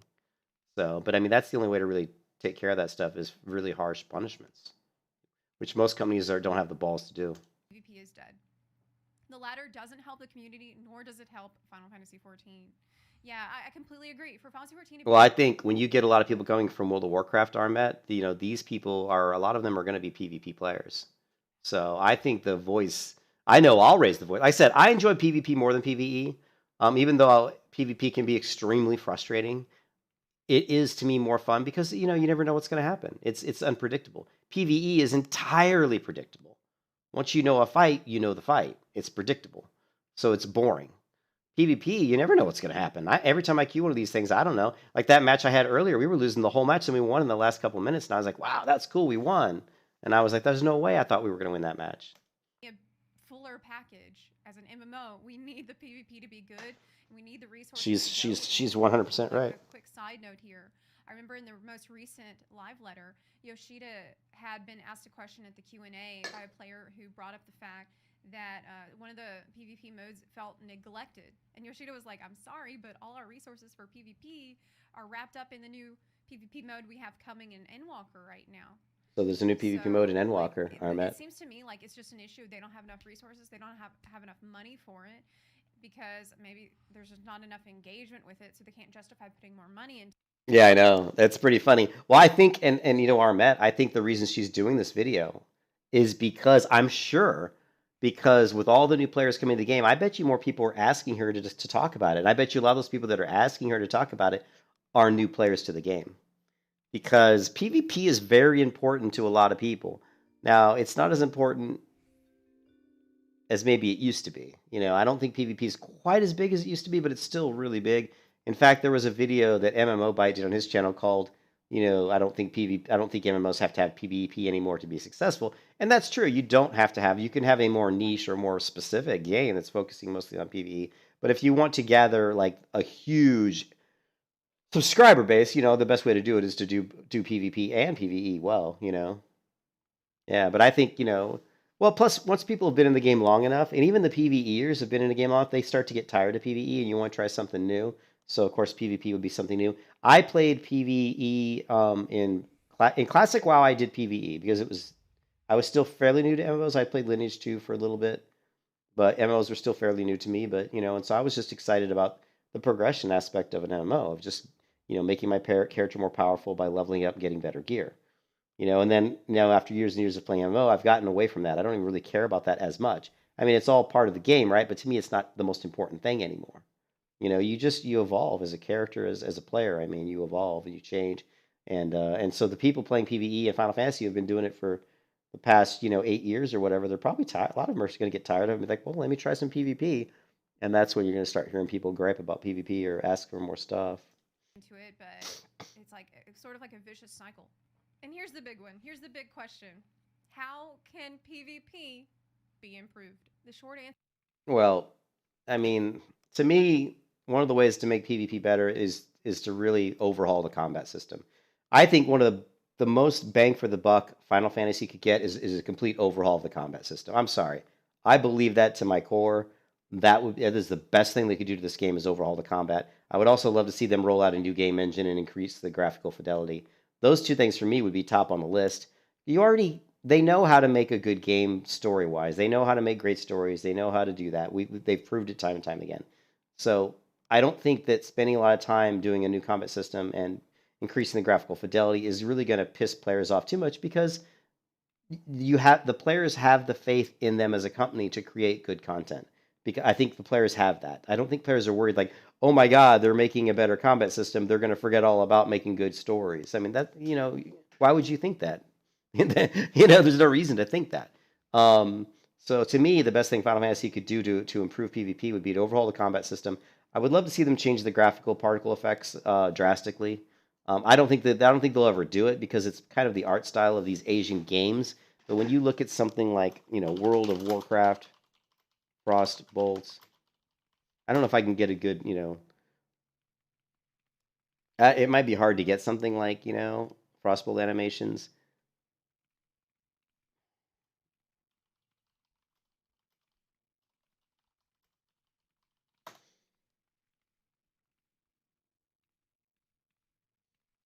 Take a look at Spellbreak. Spellbreak's got some pretty cool animations. What's good? It's Fever. With the I love Fever, but he disappeared. I don't know whatever happened to this guy. But Spellbreak is a kind of a PvP type game where you fight against other players. But Spellbreak has some really good animations, and they're very pretty, identifiable. He casts this fire burning on the ground. You obviously know what it is, right? And now he's just shooting these, these little things on the ground. Let's see if we can, So again, nice animation. He's throwing like a meteor or a fireball, right? So very obvious to see what he's doing. Now this is a game that uses hitboxes and aiming. So you're not going to get hit by the fireball unless you're standing in front of it. It's not like an automatic thing like World of Warcraft or Final Fantasy, which brings a whole different level of skill. And I'm not saying that Final Fantasy has to do something like that. It would be great if they did, but I'm not saying they have to do that. What I'm saying is I want to see spells that are more easily identifiable. You see him cast this spell. Watch this. It's very easy to see what this spell is. Once you see the spell cast, you say, oh, he's casting some sort of a ice lance or frost thing on the ground. It's very easy to see, right? It's hard to miss that. You know what that is, right? So, here, that was like an ice lance.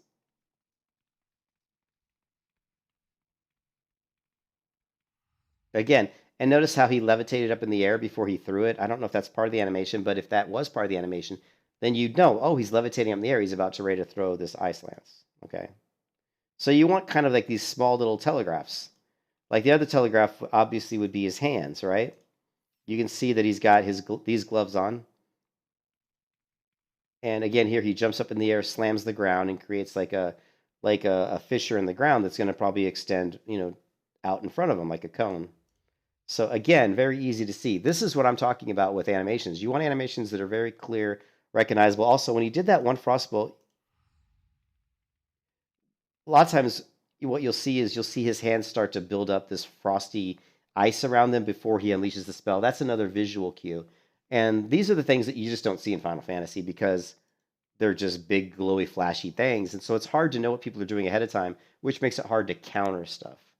And so, to me, that's a big deal. But anyways, whatever. That's just one thought process. Answer is, I believe Square Enix needs PvP dedicated staff. PvP GM. So, let's rewind this a little bit here. Look at the screen here and just try to tell me when you're looking at the screen if you can really pick out what people are doing.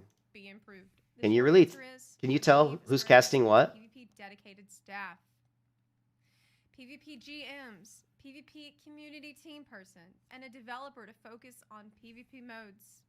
Communication is probably the biggest downfall for PvP in 14. This was kind of a surprise for me because usually we say that good communication is one of the things Final Fantasy 14 does best, but I'm coming from a PvE mostly perspective, so to hear that this was a problem in PvP was really concerning, and he gave some... Yeah, there's no communication. Like when we're in these matches, like they don't even like let you chat. I mean, it's kind of weird how they do it. Like in Final Fantasy, you have these weird like abilities down here, like these chat shit, which is only available when you're in PvP. So that's kind of odd.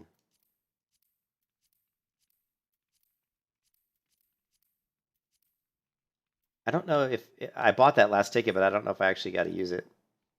No, I didn't even get to play that last game. Did you see that? Because it popped the queue. So I never got to actually see if I actually even got anything from it. So do the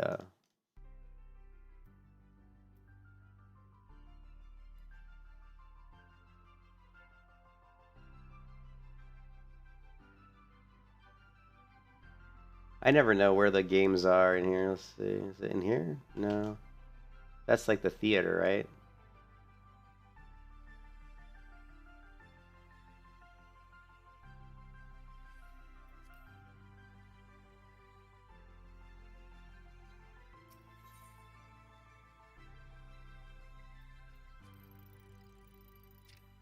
Oh!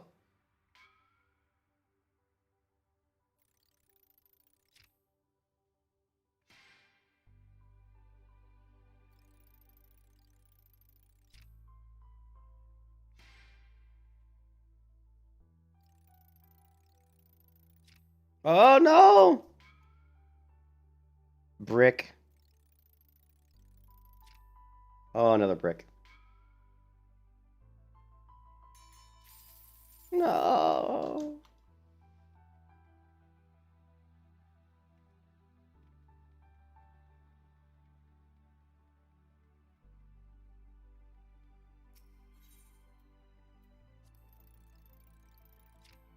Oh no. Lancing blow.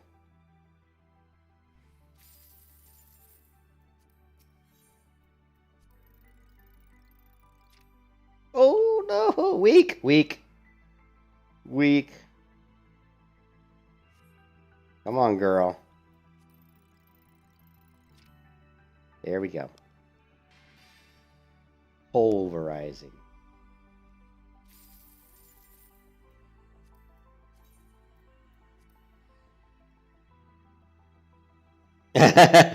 The commentary? PS3, once they drop the support PS3. Yeah, I hope so.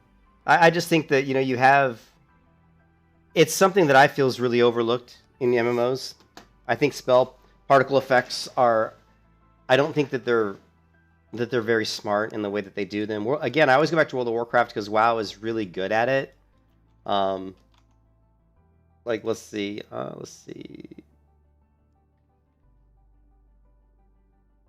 I don't know if my WoW account is even still good.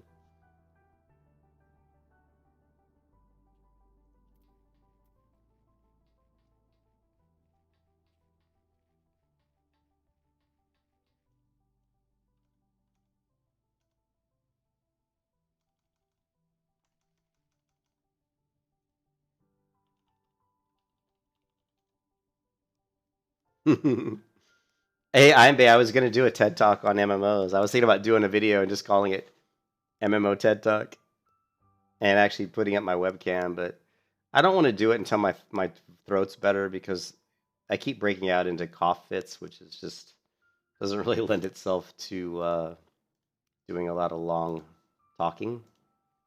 So.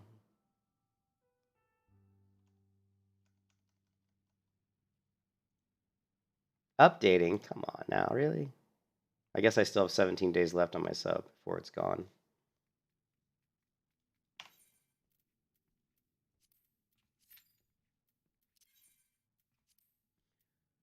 We're at a whopping 28.55% win percentage. I think Zeppelin's probably doing way better than me. She's like, what, like 1,400 or something? Some examples of the lack of communication. He said, we don't know when the feast seasons are coming. We get a lodestone post 1 week before the season is arriving, and that's it. We don't know why Astragalus is a locked duty, and when it's coming back. Square Enix originally said it was temporarily locked, but it's been 4 years. We don't 4 know years. if it's buffed or nerfed at all anymore, or if things are being tested properly anymore. We had one patch like this with these types of details, and he showed me a screenshot here. Other games get patch notes like this all the time. It would be amazing to have this all the time. PvP is essentially not advertised. The JP community team used to have a PvP show, but that's no longer in existence. The NA and EU community team focus around raiding and art. There's only been a handful of PvP dedicated streams. Some GMs are unaware of PvP. There was a GM who told a player to blacklist someone who was being toxic, but you can't blacklist people who spam quick chat and feast. It is clear if someone AFKs in a match, and I can tell you in my short experience on the Feast, I've seen this happen multiple times, where a player just stops attacking. They just stand there and they give up, and they're basically griefing their team. He said it should be an easy protocol to temporarily ban or jail someone for stuff like this, but it goes free. Even the next level. Yeah, they do that. They have that in World of Warcraft, where if you just don't move in a battleground, you will be kicked from the battleground, and you will get a debuff that, you know, obviously you can't, you know.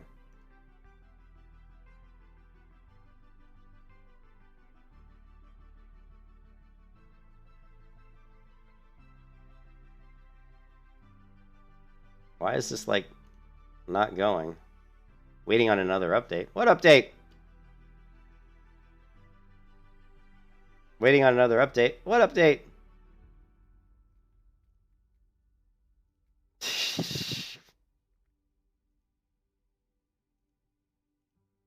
Whatever. Level would be removing their access to join the instance like other games do, like a 24-hour penalty. Honestly, I am flabbergasted to hear all of this stuff. Like, I don't think most of us realize how badly PvP has been neglected. Like, the lack of communication is inexcusable. I asked if some jobs are just straight up bad in PvP. They are. There are some that are. He said it really depends on the mode. In Frontlines and Hidden Gorge, you want a variety of jobs, so you can take advantage of having different buffs, debuffs, and crowd control tools. S tier for Frontlines includes Warrior, White Mage, Black Mage, Summoner, Dragoon, Ninja, and Bard. Hidden Gorge, he said it's the same S tier, like all those jobs I just listed. Notice no Scholar. Machinist is much better than Bard, because the Bioblaster debuff is a very strong tool to make mechs and structures easier to kill. As for the Feast, he said Scholar is the only broken job in Feast. Oh! It's actually just way better than the other healers. Wait, he said Scholar's way better than the other healers? What? Did you see that? Blaster debuff is a very Did you see that, guys? strong tool to make mechs and structures easier to kill. As for the Feast, Scholar is the only broken job in Feast. Right now, where it's actually just way better than the other healers. So on most data centers, the majority of top 10 are Scholar. If you want to learn more about the meta, you can check out his website. He does write articles. Whoa. I'll put a link. So why is Scholar better? Because when I play the Scholar, I mean, I like the Scholar. I like the gameplay of the Scholar better than the White Mage, but I certainly don't heal as much on the Scholar. You guys see on the White Mage, I'm doing 500,000 heals. On the Scholar, the best I've ever done is like 300 and some thousand. So I wonder why they're better. In the description box below. I asked what the PvP community is like in general, and he said that it's awesome. It's filled with people who love PvP and want to see new players and enjoy helping them. Like, they want to see Yeah, this game I wonder why. Hear about actually grow. He said, of course, he has to mention the bad side. However, every community has bad apples in it, and there are people who are toxic and will cheat, as we talked about a little earlier. But overall, it really is a minority of people. Like, block, report, and move on. He said his staff works hard to keep the Discord clean and active. There is a difference between being mad and being toxic, he said. Being mad is a temporary emotion that can happen from losing. Everyone has this experience, including myself, of course. However, people harassing and throwing matches is not being mad. That is being toxic. I asked what he hoped to see from the new PvP mode coming in Endwalker, and he said he hopes to see a fun 8v8 mode that... So he's playing Scholar, I think. You see right here? I think he's playing Scholar. Well, no, he's White Mage. There's his icon. So he's a White Mage. Moderated and communicated by Square Enix. We already know there will be an objective, so I'm kind of thinking it might be capture the flag. I hope that... Oh my god, I would love that. Oh my god, I would love that. That's... Shields and Hots? Exciting for me. He said I hope that well, we have a duo queue version. Well, it seems like the White Mage, when I'm playing right now, seems to have more Hots than the... by Ether. And a pre-made version if possible. Look, I would be very, very, very excited if that were the case. As for his Discord server that he runs, Revival, he said it's the main PvP Discord in 14. They focus on all the PvP modes and try to build the community around it. They're doing everything.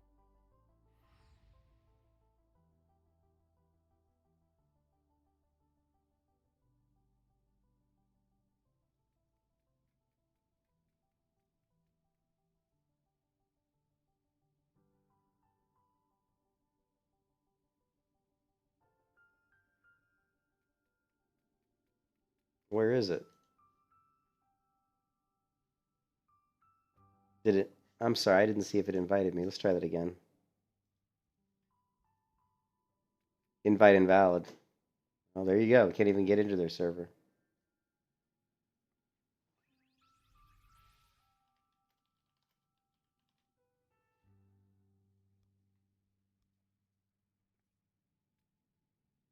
Well, this just shows you how big PvP is. If this is the biggest PvP person who promotes PvP, and he's only got 1.65K subscribers on YouTube, it's like, all right. And the last video he did on YouTube was July 20th. Now, I know that he does Twitch, I guess. Why would I want to go to this guy's Instagram? No, I have to go there just because we already know this guy's gay. I mean, look at this dude. This guy's dressing up with ears. Oh, that's the same cat tree. I actually have had this exact same cat tree for my cats. Just so you guys know. Look at this guy. And I got a cat that looks just like that. Yeah, he's a little creepy. I'm not gonna lie. He's a little weird, but whatever.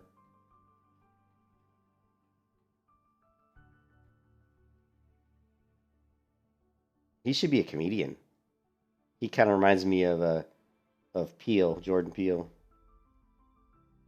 I think that's him there on the left, isn't it? I think it is. Yeah, he's got his gay thing going on. He's got his gay pride going. Yeah, I can't get into his Discord.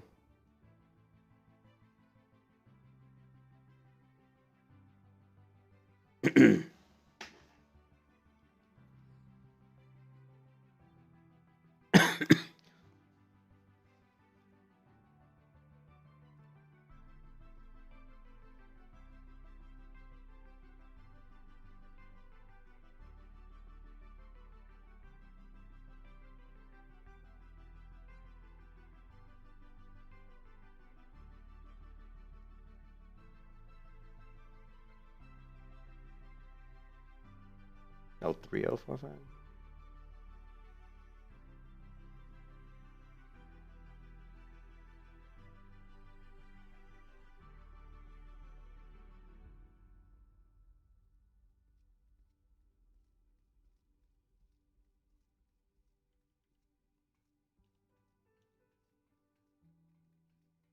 I don't know. I can't get this guy's stupid Discord. Well, here. Got a different Discord here. Let's try this one. This is probably the one I should have used.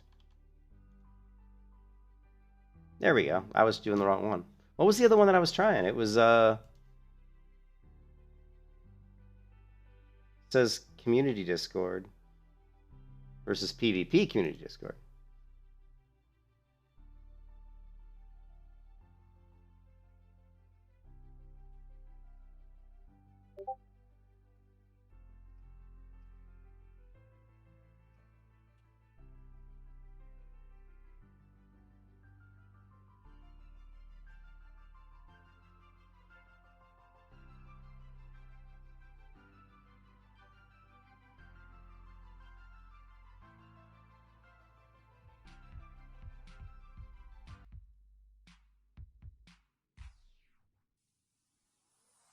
The Feast is a 4v4 arena-style PvP mode in Final Fantasy XIV. The party composition is 1 tank, 1 healer, 1 melee, and 1 range. There are 4 main ways to play the Feast. Training match is the place to practice. You can enter as a party of 2. Teams are random and your ranking does not matter. On weekdays, it's recommended to queue up on prime time for your data center's region. This is usually active when there is no competitive season. Rank match is the competitive milestone. There's also a 50 top order for your tier. Created at the team are up to 6 players. Icon and you have your own chat. Teams are up to 6 players max. Team rank seasons do not have a set schedule and they do not happen at the same time as a solo queue season. This mode is the highest tier of PvP in the game. Square Enix has used this mode for players to qualify for tournaments. The tournaments are known as FRC, Feast Regional Championship. They occur at NA, EU, and JP FanFest. Custom Match is a format where you can have 2 teams fight against each other. You can do this at any time as long as you have 8 people to fill both.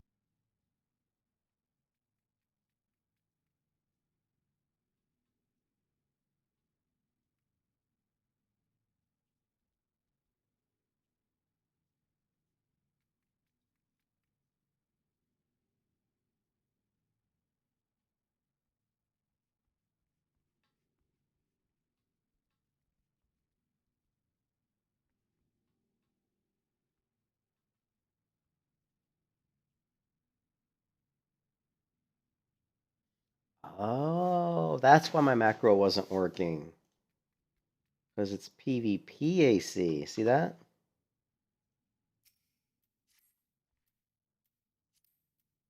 Oh, you offline, Bay? See you, man.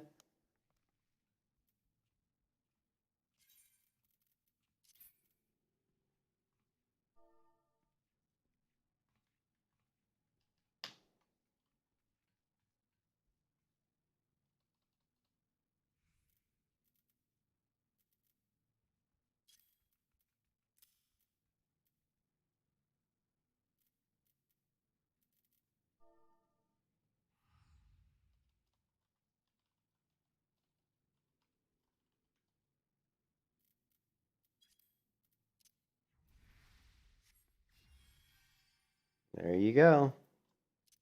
That's why the macro wasn't working. Have a good one, Bay. Healer's roles keep the party alive with consistent healing and mitigate burst damage and applying crowd control. Generally accepted additionals. Accepted. So they do like this one is a must along with protect. So they actually say that these are the ones you should use. I don't know. I don't think protect's that great. When you first start, healing should be your main priority. Always be casting, be a healing your team or applying it down on the enemy team. If you're having trouble keeping your team alive, focus on healing. Use this wisely. It is useful to use on an enemy healer when a burst is called. When a countdown is called enemy player, apply your dot. When the countdown timer ends, use your largest damage spell to help with burst. Okay, I gotta figure out when that... I haven't seen these countdowns, so obviously I'm missing something. Beware of your line of sight and use walls to your advantage. Okay, yeah. Use focus target to keep track of where the target is. Okay, I don't know. I've never used focus target in this game. If you aren't marked, mark yourself. Marks make it easy for your team to not LOS your heals. Consider using the Purify macro above.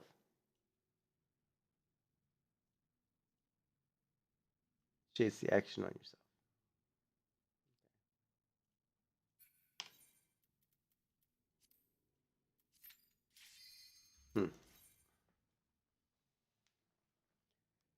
All right. I'm going to have to take a break here soon just to get something to eat. I can't believe I've streamed for 4 hours. It doesn't feel like 4 hours. It feels like 4 minutes. I got to check to see if my wife texts me. Is it Shift F? Okay. Thanks. Thanks, Armet. Shift F, huh? All right. So, when is the countdown? How does the countdown work? Does someone start a countdown? And does it show up on the enemy target? Let's try this. So shift. Can I focus target my own team?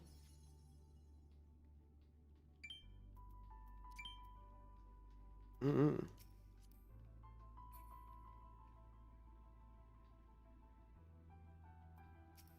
Can I not put a mark on myself?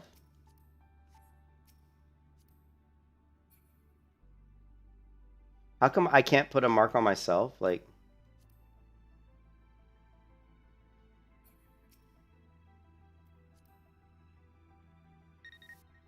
I guess not.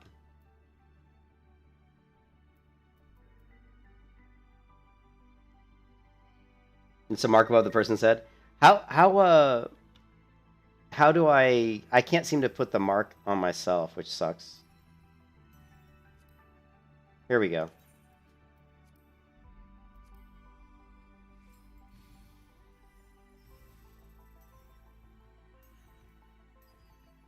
Yeah, the Shift F doesn't seem to do anything. At least I don't feel it. Now, which one's ranged? I don't even know which one's ranged. TPS.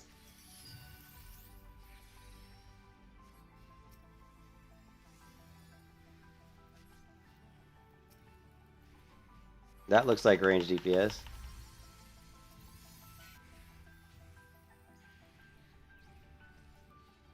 I'm CC'd, so I can't heal.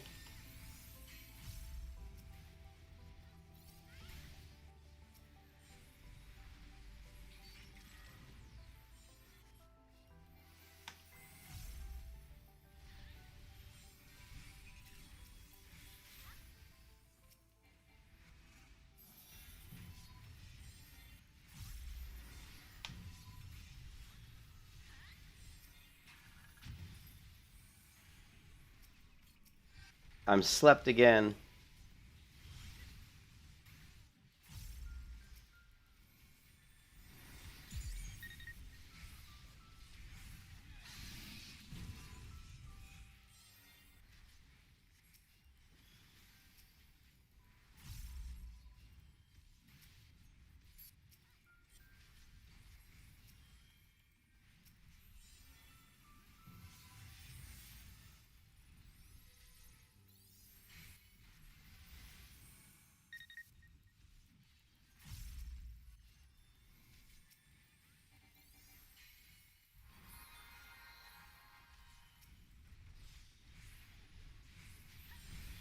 Damn it.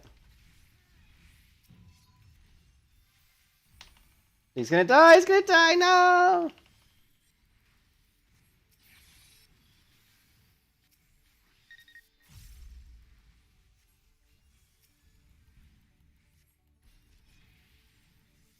Oh, did he die? How did he like die that fast? That's insane. Like he was fine, and then I did one cast on the when he is dead.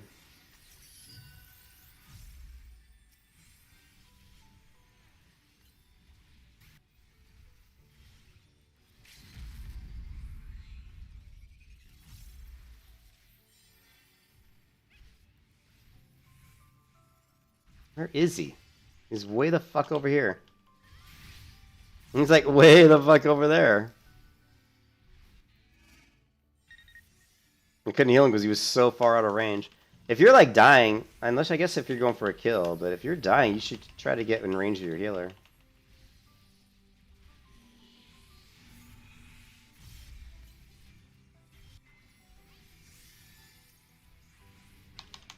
I'm dead. Yeah, I'm dead. He took line breaks. Okay, yeah, he died quick. I was like, I looked at the party and everybody was okay, so I went to get the mana regen thing, and then I looked back up and he was dead. And I was like, what just happened? So it was crazy, you know.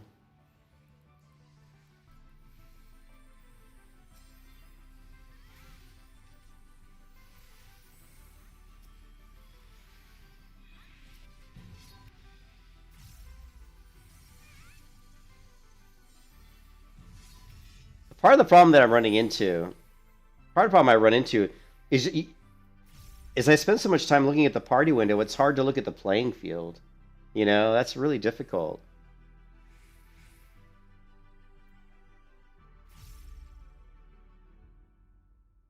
Yeah, we lost once again. I can't ever win these matches, dude. It's just lose, loss, loss, loss. All I ever do is lose in this game. And I can't tell if it's me. Am I the reason we're losing? You know what I mean? I don't understand.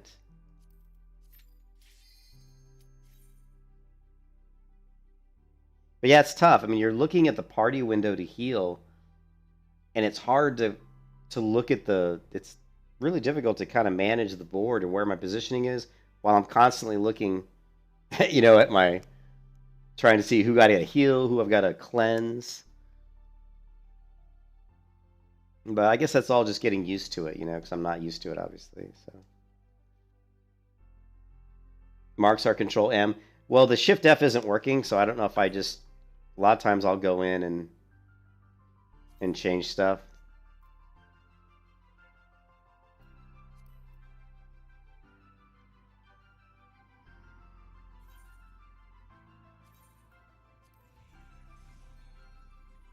See, set focus target. See, it's not keybound.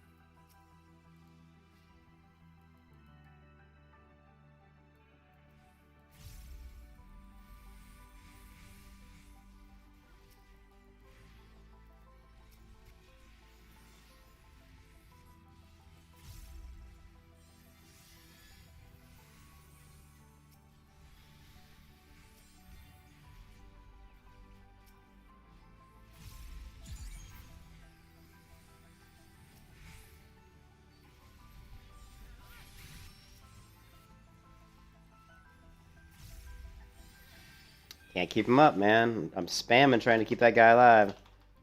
Couldn't do it. I wonder... I don't know.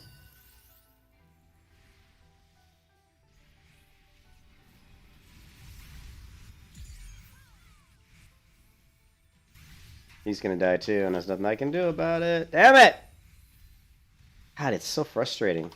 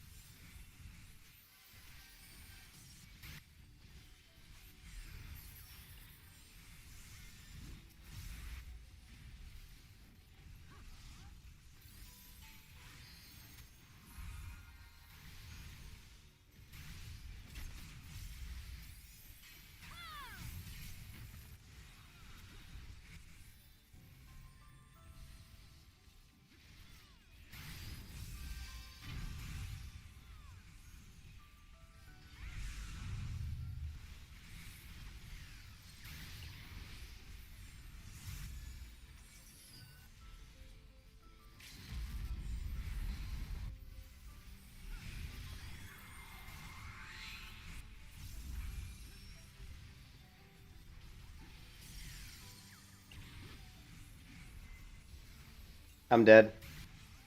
Yep, dead. Oh boy. I stayed alive as long as I could.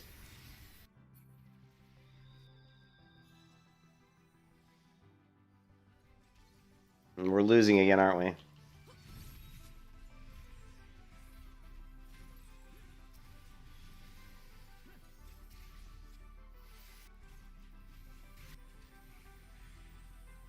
Yeah, I'm CC'd, so he's. Oh, I'm surprised the guy lived.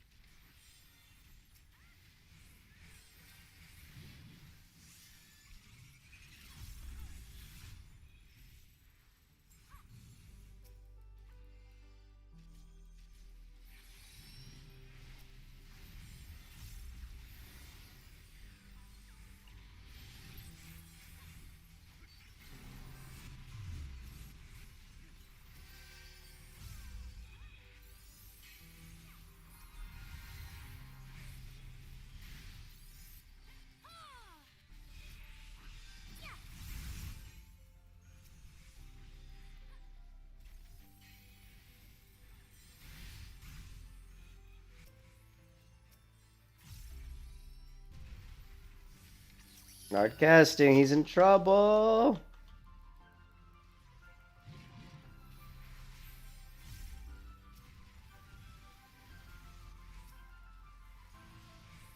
I'm CC'd. He's gonna go down. Come on, get out CC.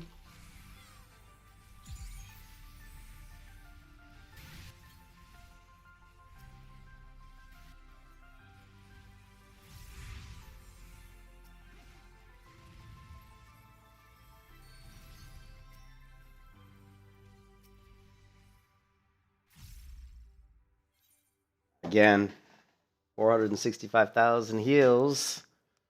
Doesn't matter. We still lose. Can't buy a win in this game, man.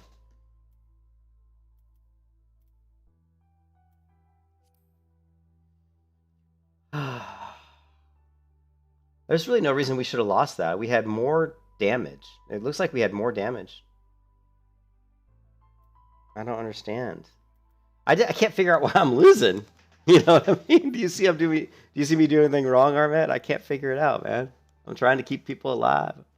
I'm doing pretty good heals. I'm still losing.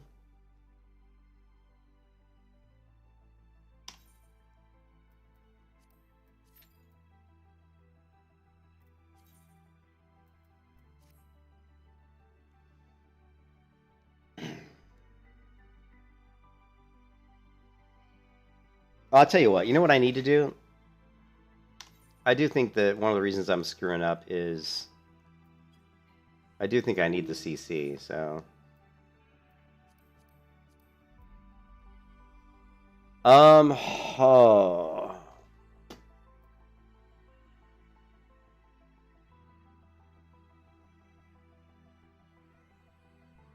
Yeah.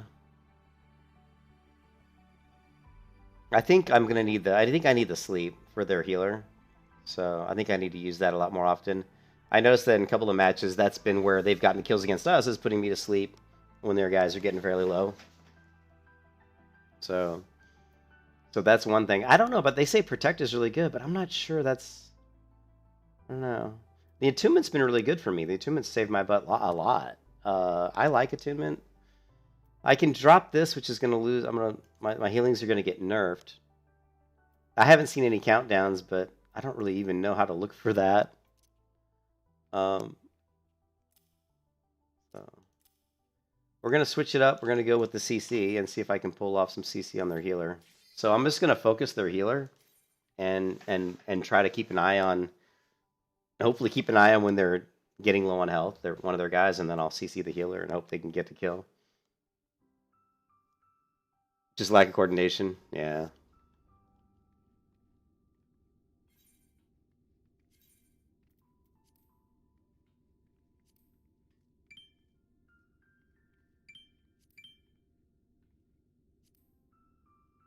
I'm going to put this really close to my character here. That's probably too close. Let's do this. Let's move it up here. Okay, now their healer is this. I'm gonna focus target. No, it won't let me focus target right now, unfortunately.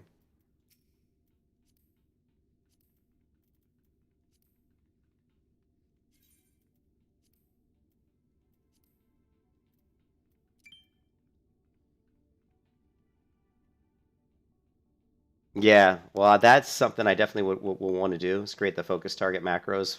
Really, and I won't need a lot of them. I'll just need one for the heal and maybe a focus target cleanse for myself. But honestly, targeting myself is pretty easy. I just shift middle mouse targets, you know. I mean, I can target myself very quickly, see? So that's not really an issue. It is not as fast as using a macro, though. Yeah, I'm going to focus target their healer.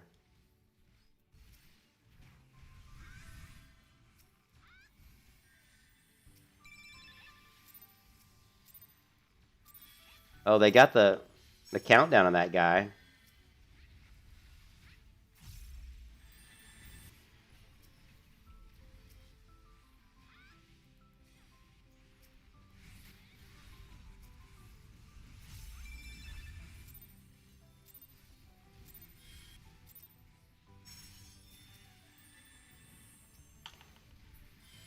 Oh, we got it. We got the kill. Nice. I'm seeing the countdowns.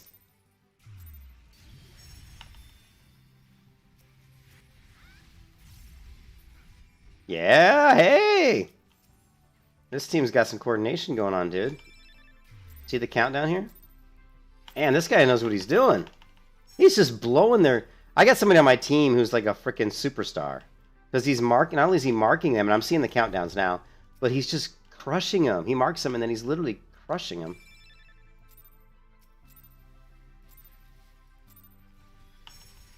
Oh, I think the guy's AFK. Maybe he went AFK because they're getting annihilated. You know what I mean?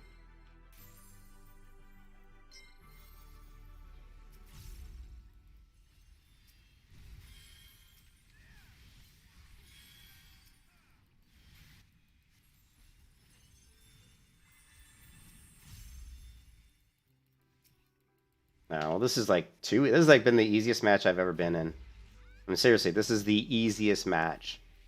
You know?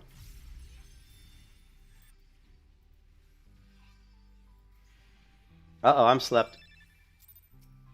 They're gonna try to kill the healer.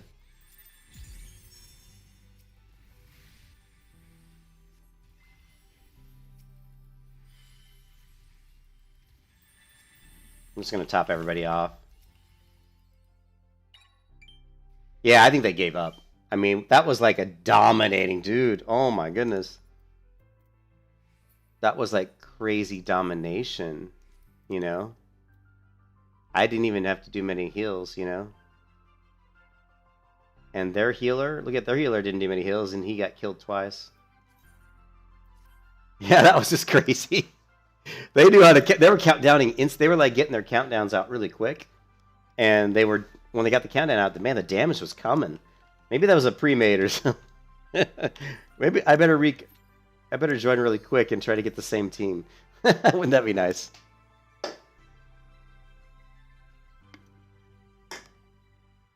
I did help get one of the kills with this ability here, the Misery. Like when he did the countdown, I ran over there and I luckily Misery was up and I popped that off and I'll try to CC the healer when if they do a countdown. How do you do the countdown? Do you right click on them and say, what is it, countdown, I guess? I'll have to see when I get him back in.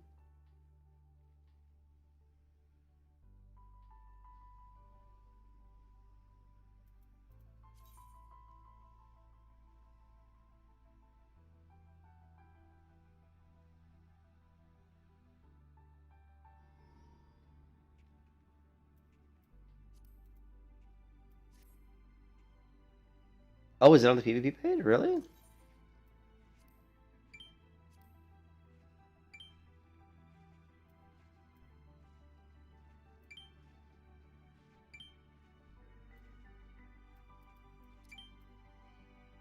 Where's the cat? Is it like any? I don't see. I see attack, stop, attack, adrenaline.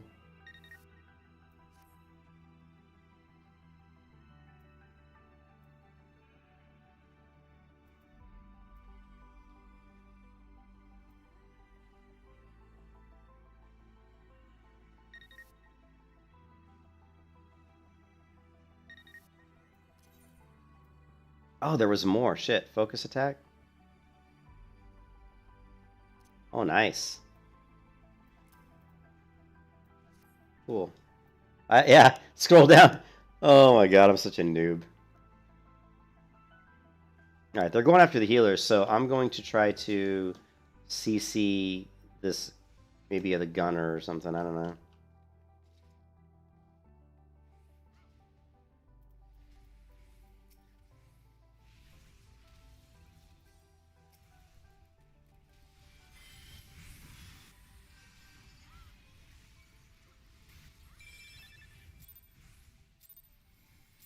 What's that line on me, man? Oh, he's dead. I can't save him. Yeah, we're not going to win this one. I think the guy that was kicking that was on my team that was kicking people's ass is now on their team. Oh my god, I'm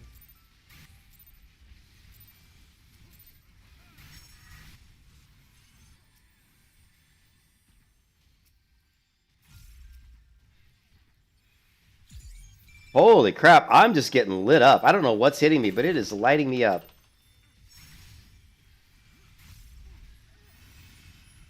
I don't know what was hitting me. Somebody was hitting me with like a range ability that was just blowing me up. It was hitting so hard.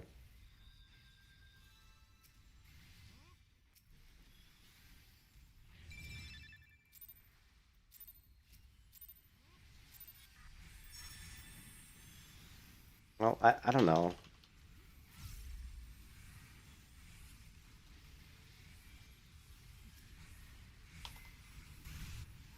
I can't even keep these guys alive. The amount of damage that's coming at my team is insane, man.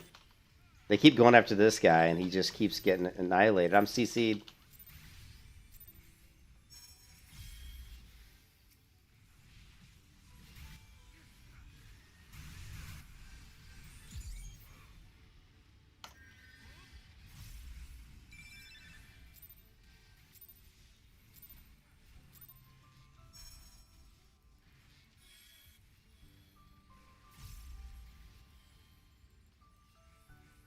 Yeah, the Billie Eilish. They don't like Billie Eilish. They're after this guy like constantly. I'm blowing my entire mana pool just trying to keep this Billie Eilish guy up. They really don't like him. They just do not like him. Man, holy crap.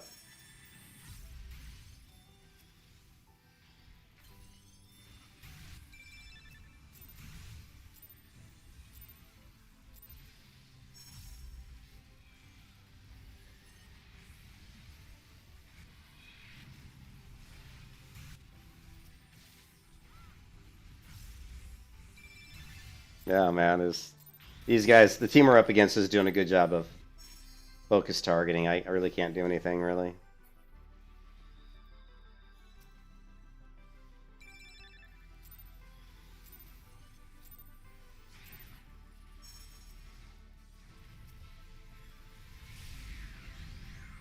Wow. The damage. The coordination. That team just was pushing serious damage. That was like, let's look at the damage dealt, because that had to be their team, right? Well, we had Billy Eilish was doing damage, but he was getting crushed.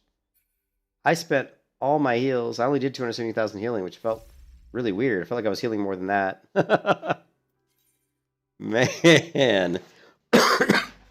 But I think you can see that the healing, how much little less healing I did, you can attribute a lot of that to me dropping off that PvP skill, right? So if I go back to PvP, me getting rid of this weakens my heal, so...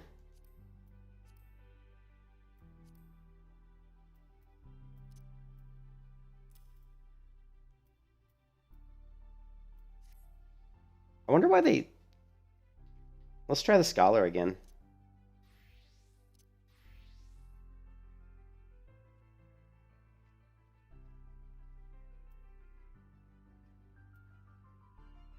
Let's try the Scholar again.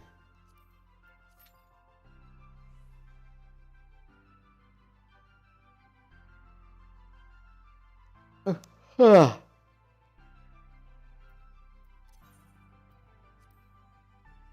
think I'm still only at 28% win percentage. Holy shit, dude. This is a grind, man. This is like a grind of titanic proportions, man. Oh.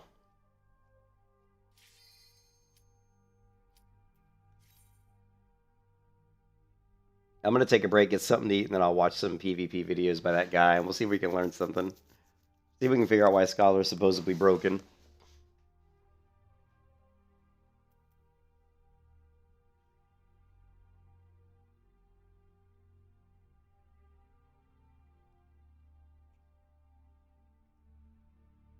Ah.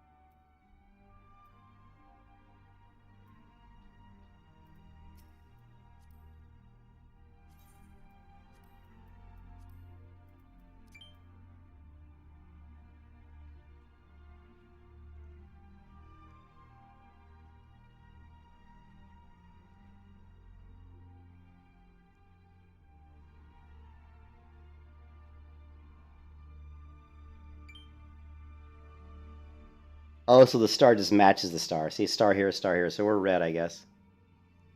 I see. I thought it would just be like a color. Like, what they should have done was just make the background blue, like blue or red. Like, the background of the window here would be red based on your team color. That's what they should have done.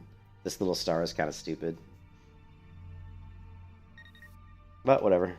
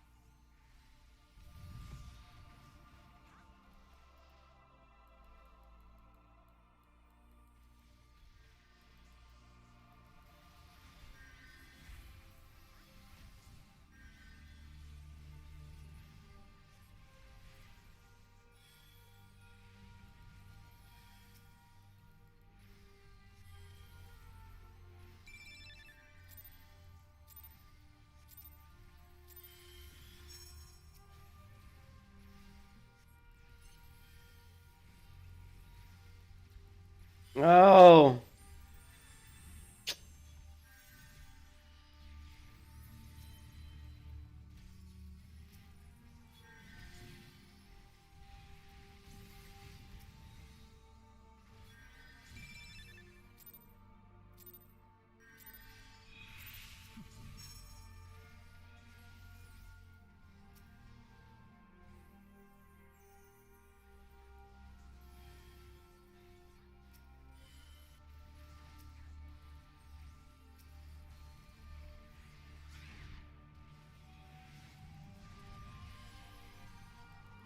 Oh man, I was throwing heals his way and he still died.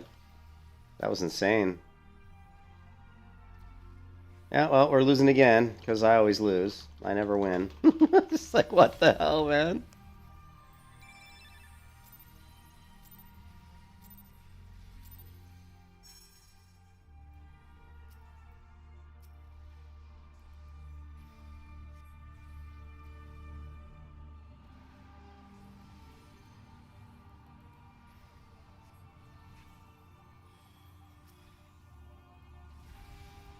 He's screwed. I got no heals. Nothing I can do. Sometimes there's like, it's all cooldown based, man. Yeah, it's just like...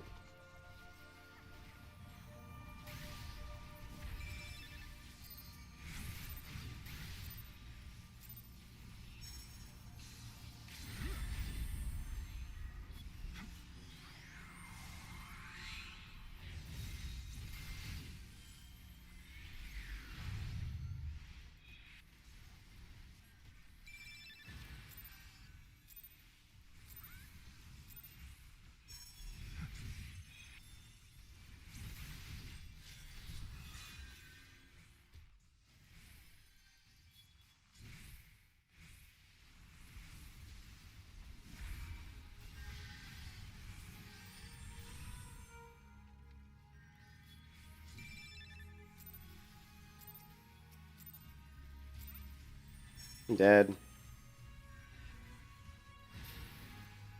Dead. This game's over.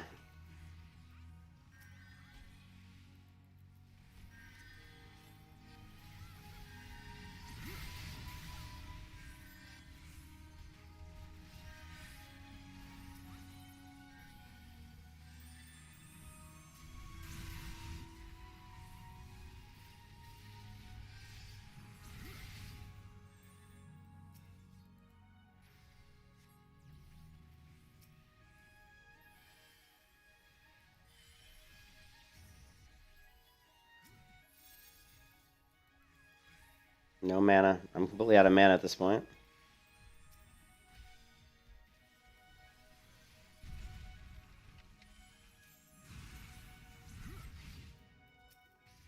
I don't like...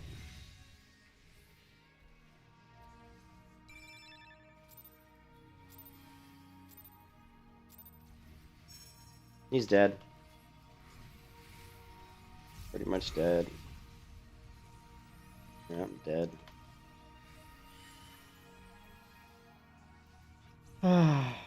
How's... I don't even know if this game's still going. We're getting our ass handed to us.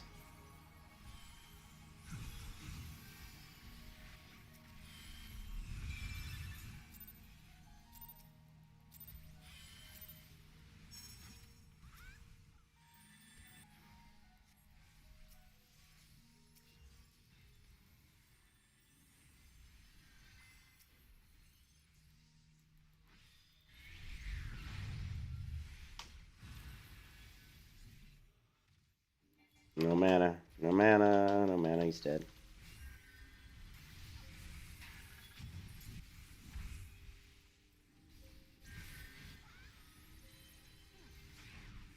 Completely at this point.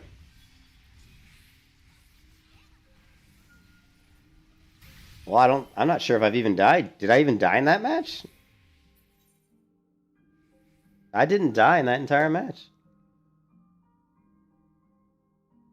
Like, I'm playing Scholar. 318,000 heals, and like you said, I got shields, so we're not seeing the mitigation from the shields, but I mean, I didn't even die. I still lose. As long as you die. As long as you don't die, they can't win quickly. Yeah. I don't know. I just feel like I keep losing. I keep losing, dude.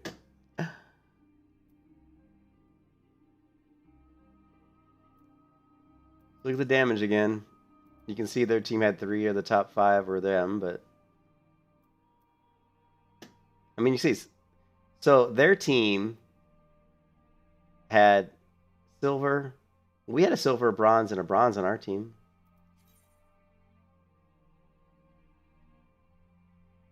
It's quicker to win, to kill everyone on the other team once they kill the same person. One thing, I actually liked having my potion on the F key, but then, I mean, this skill would have to go somewhere else.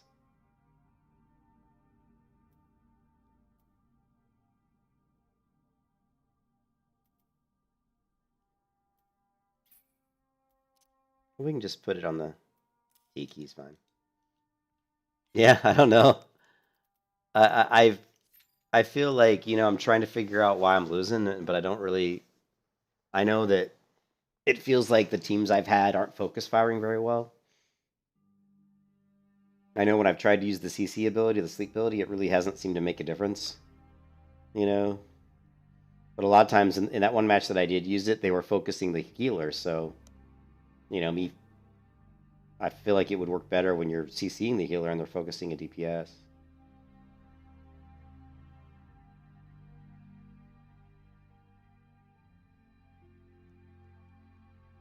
I think the white mage feels a little better. Like, it feels like I'm more unkillable on the white mage, but I definitely feel like the mana mana management on the white mage is better. But that guy did say that Scholar was the most broken healer.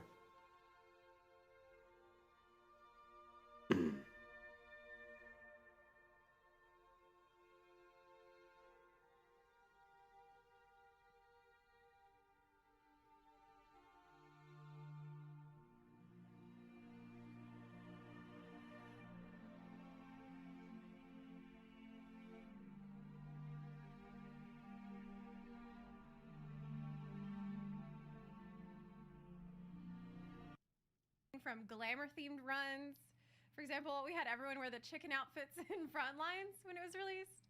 Didn't I say that Frontlines is like chickens with their heads cut off? Oh, chocobos with their heads cut off. We host and support feast tournaments, and most importantly, we schedule hidden gorge runs since that queue is not very active without our assistance. Man, this Discord is like single-handedly propping up the PvP in the game. Our goal is to offer a community where players of all skill levels are welcome, whether you're new to PvP or even playing for a long time. He also runs a YouTube channel that's entirely focused on PvP and Policy 14. He has guides for every mode, job guides for some of his favorites, and PvP montages. So yeah, this was an incredibly interesting interview with Brian Ricardo, and definitely go drop him a sub on Twitch, drop him a sub on YouTube, and consider getting into the PvP, at least giving it a try. Like he said, can't expect everybody to like it, but I think it definitely is worth trying considering how much fun I personally have had with it. It's really opened my eyes about it. Though also, Ugh. it was really. You could tell he had some bullshit, shitty music playing. Let's take a look at Scholar. Basic healing in Shadowbringers PvP guide. Current state of PvP. The 5 jobs in front lines. Introduction to front lines. PvP face scrim. Scholar. White Mage POV. Team Fleshy. Blah blah.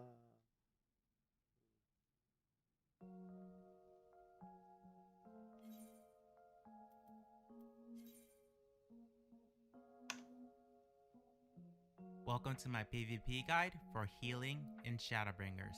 This guide is intended for first-timers and beginners.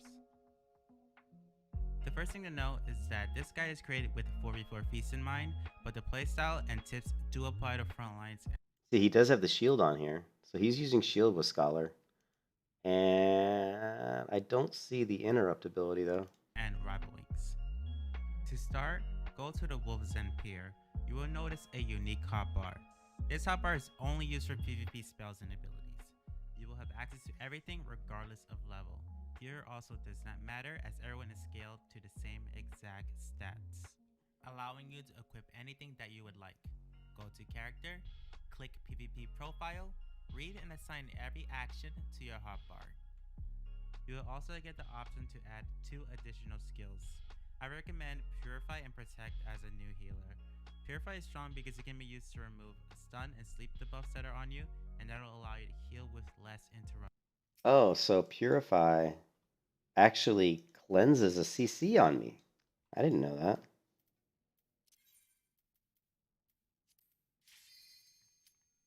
Oh, it's gone though. They don't have it here anymore. I don't see Purify anymore.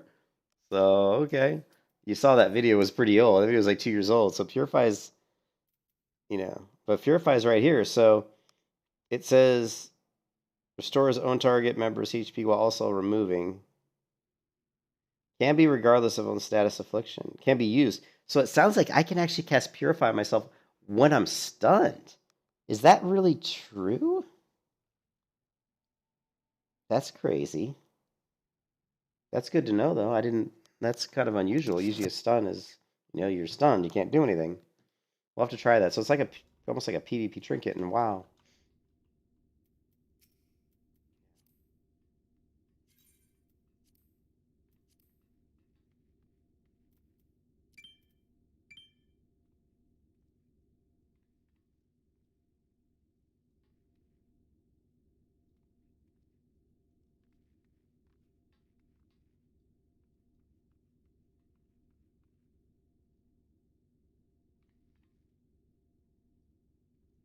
What's 100 mean? Meadowfall 100. Okay, we are the blue team.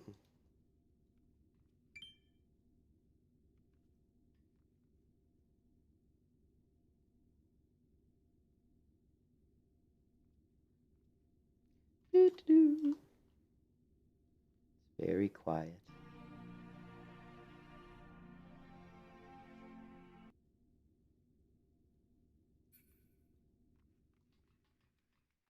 Okay, so, all right, cool.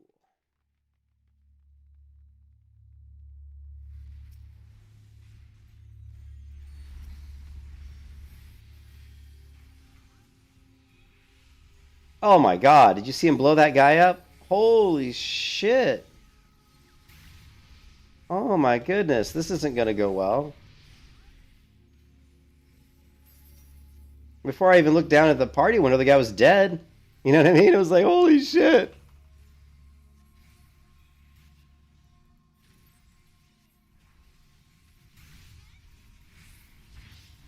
Man.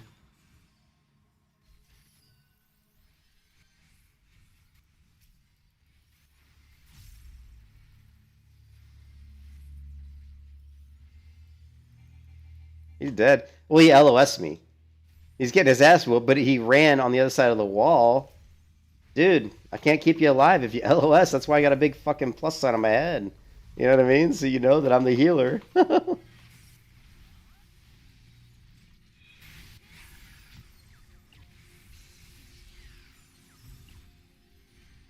Seriously, man.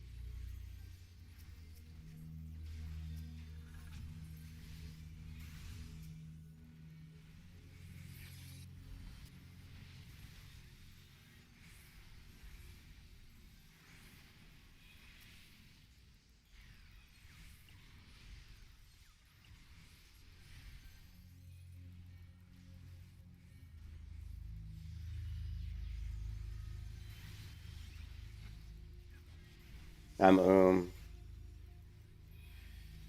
I'm just can't really do anything at this point.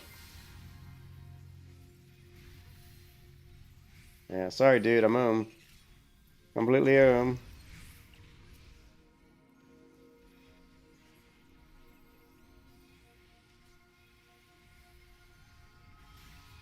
Yeah. It's weird, man. It's like, I don't know.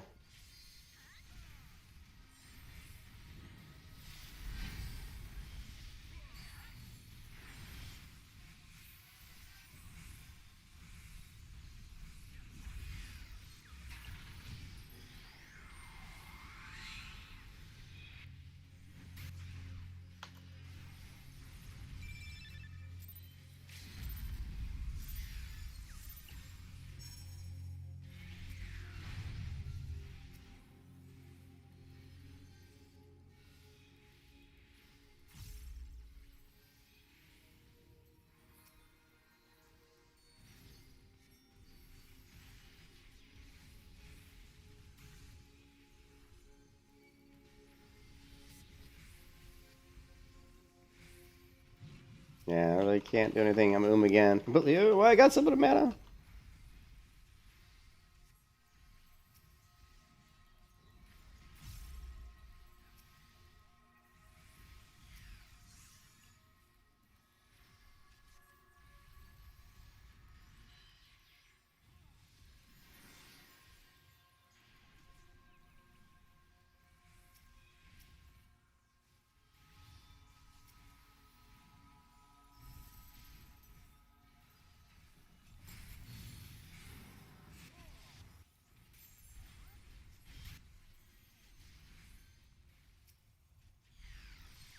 That poor paladin.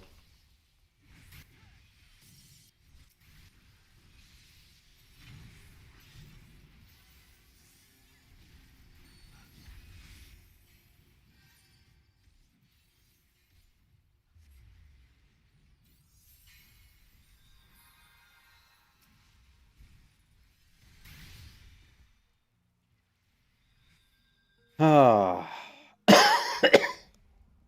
I died once. Who's dying all the time? Fuck these guys.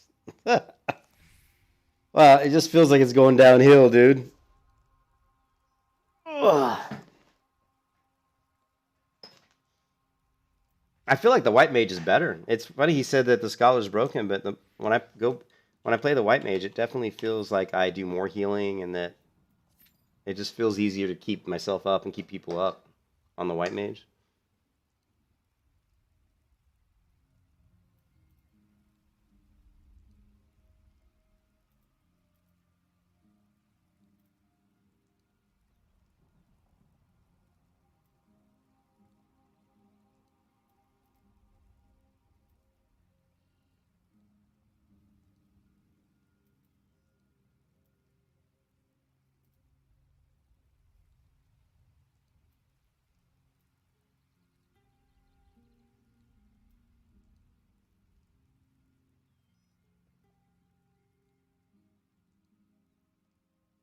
Ah. Da, da, da.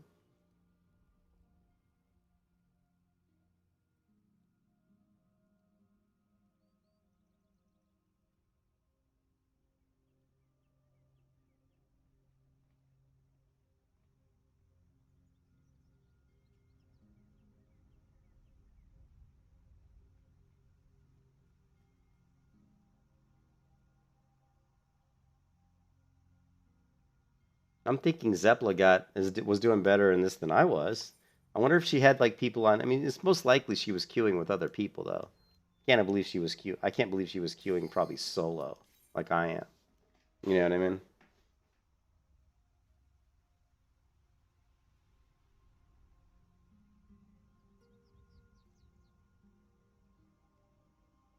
I'm hungry.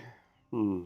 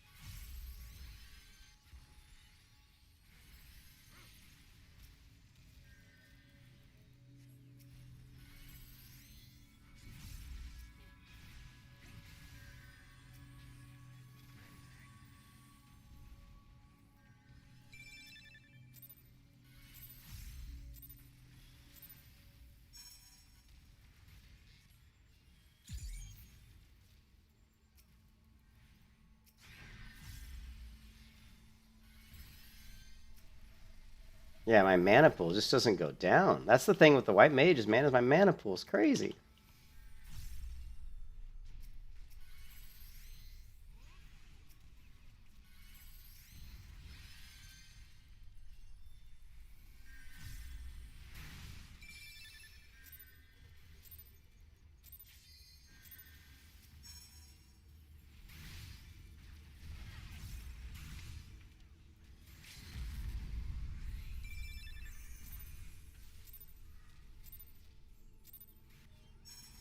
This is the Final Fantasy PvE, yep.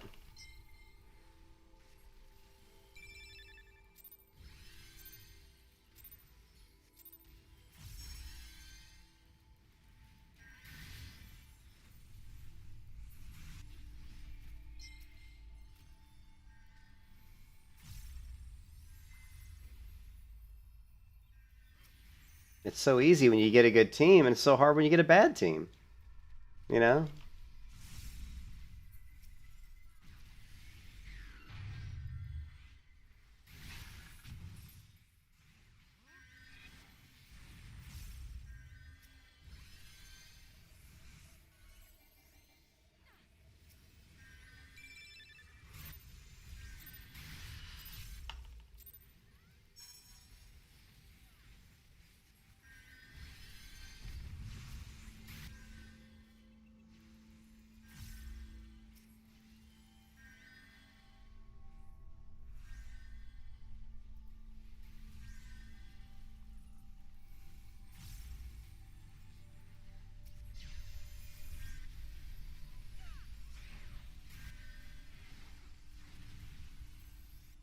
Oh, no, no, no, no, no.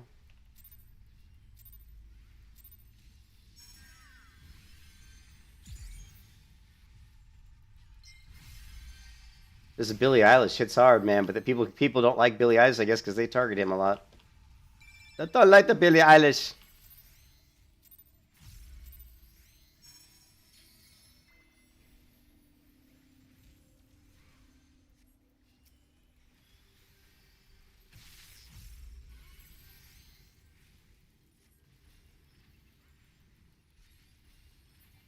Yeah, Meadowfall with the kill. Meadowfall with the kill. Oh! Oh, I got a killing blow. Yeah, baby.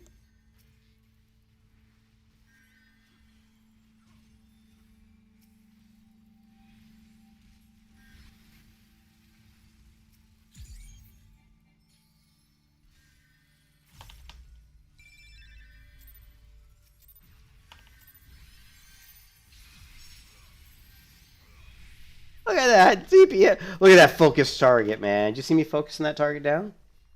I was focusing that target down, man. Get the medals. Get the medals.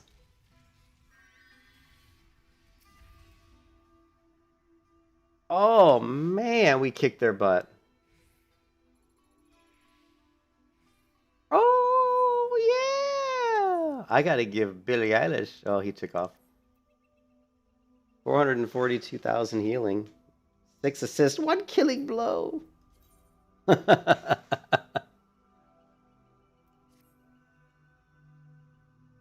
What's up, Tony? Coming from WoW to Final Fantasy, it's just, well, I guess they just tab combat. That's pretty much it. I think I remember Bajira says that WoW still remains best. I think that WoW's PvE. I think WoW still has the best PvP. I don't, and there's a lot of reasons for that. A lot of it focuses around the fact that there's a lot of different types of CC. There's a lot of different mechanics that work well together, and there's a lot of strategy. Final Fantasy's PvP is like, it's okay, but yeah, WoW's the best.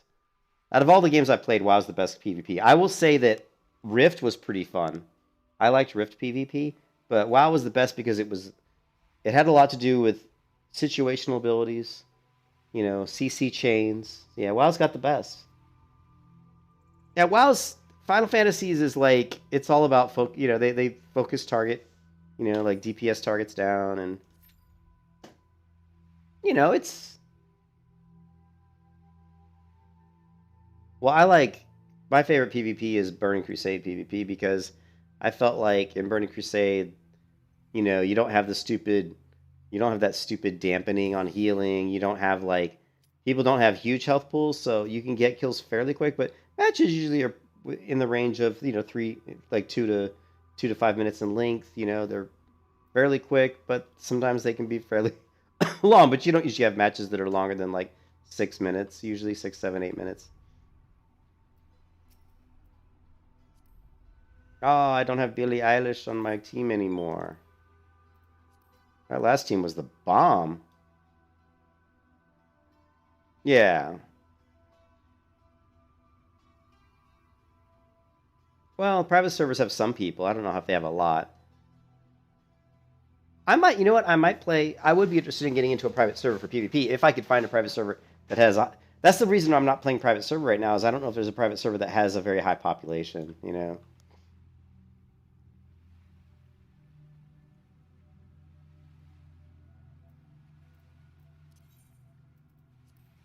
Look at my massive winning percentage of 27.5%. Not for lack of trying, right?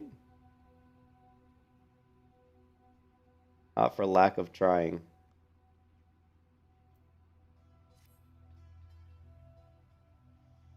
Oh man, tell you what.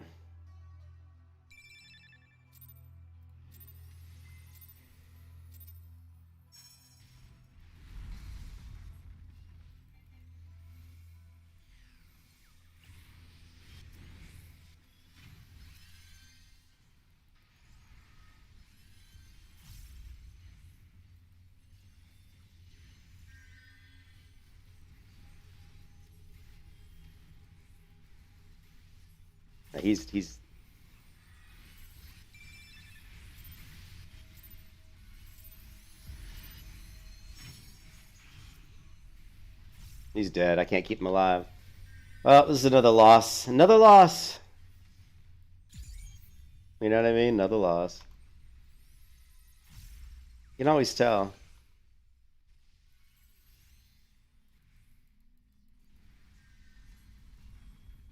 Man, I just cannot keep these people up.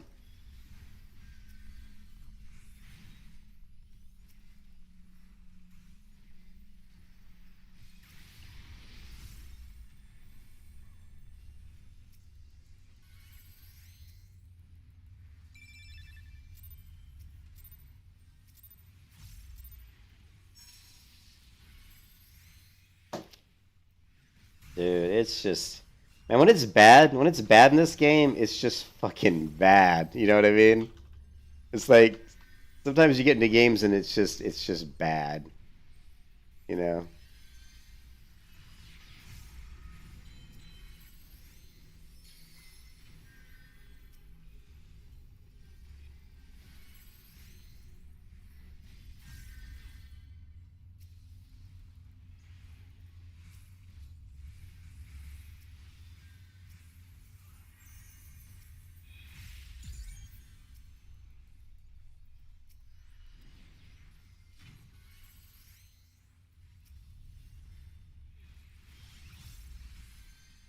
Yeah. It's like people can dive really quickly in this game. Like that guy started to get hammered and I just could not heal him, you know? I just couldn't keep him up. My cat, unfortunately, the hard class of this game are too slow. If you're hard casted to keep somebody up, that is not a good thing.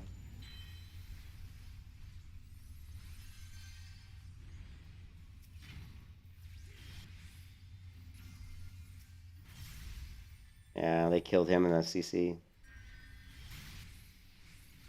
I'm getting CC'd too much, you know?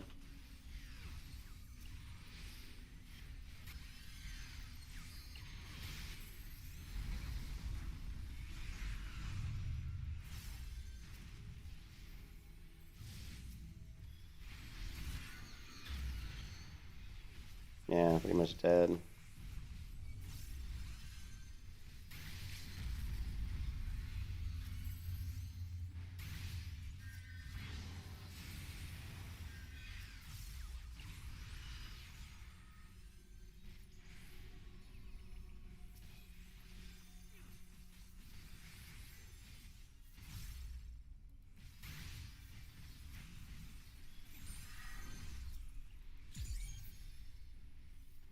Look at that. One guy just straight out left the match. You see that? That's the first time I've seen someone actually just leave the match.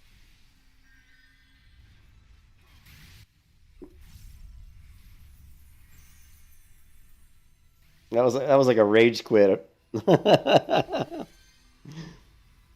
He's just like, fuck this, dude. I'm out of here. Yeah. Oh, I helped get that kill. I actually helped get that kill. We're going to come back and win. 3v4. Let's do it.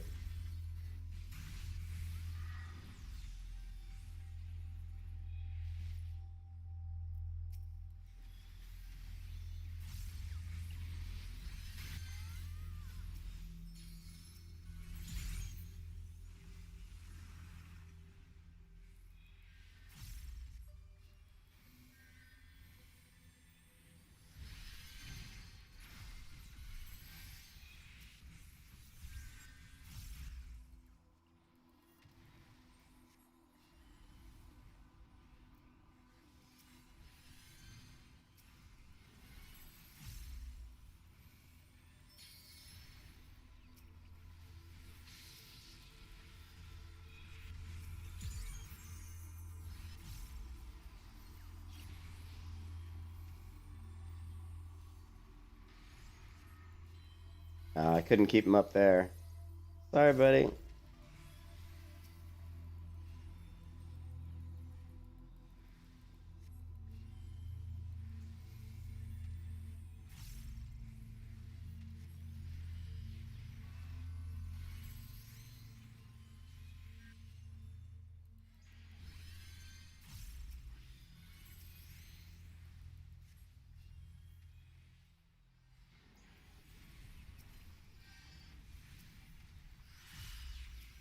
Yeah, that guy just gets.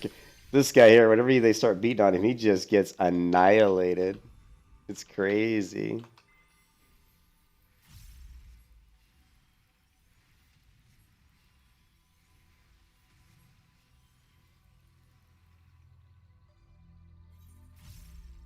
I mean, I did 512,000 healing. Not enough.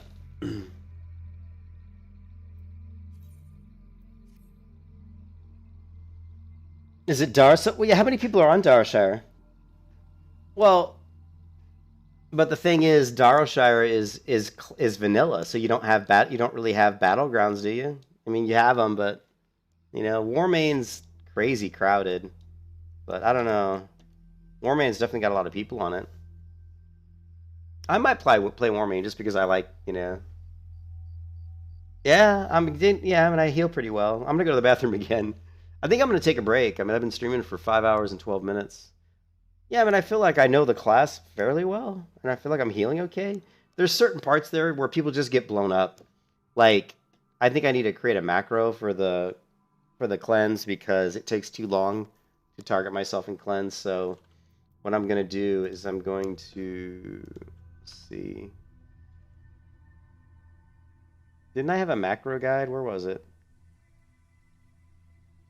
See, I had one, and I think I might have had a macro for that, but I think it's fine. I mean, so I think we just do this. We go macros, and see how we've got. Let's delete this macro, or here, this purify me. So what we need is this. We just need PvP, right? And then right now we have R, which is purify. So what we need is to take this. We're just going to put this on Shift R. So put this down here. I don't know.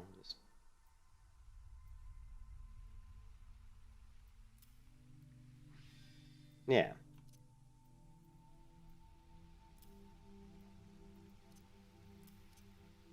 All right. And then we're going to also add that other thing to it, which is this. Copy. Here. Paste. All right. And that should change it. Oh, it didn't work. Oh, it's because I used the wrong. I'm such an idiot. Is your macro?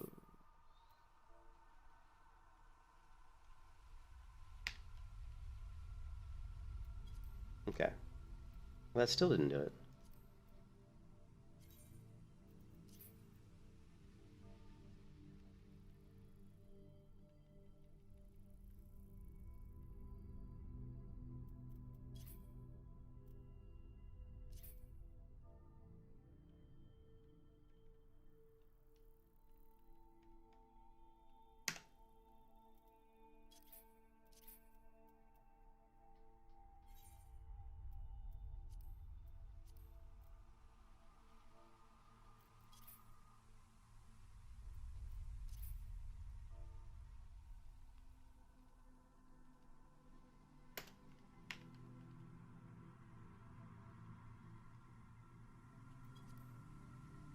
Hmm.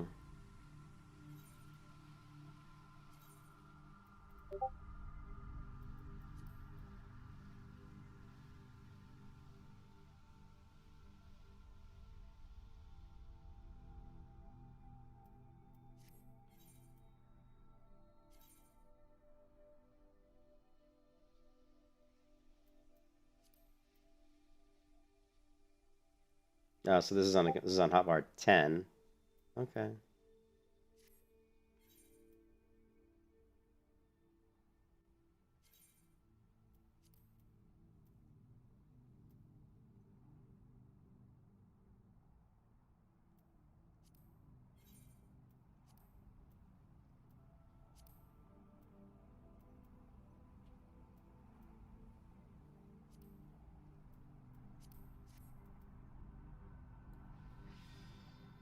Okay, so it definitely works. But it's not using the icon thing right for some reason. You know, like here, this actually worked when I did that. So like if we take this out, it changes. It should change, right? Yeah.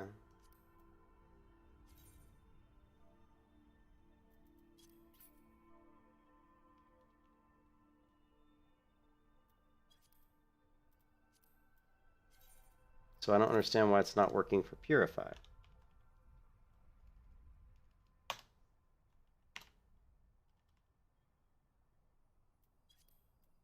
I don't understand. It's gonna be really hard to find a good MVP. Yeah. Well, I don't really like New Worlds that much. I don't really like New World PvP. There's a lot of reasons for that, but I don't really like it. I mean, I think, yeah, WoW's got the best PvP.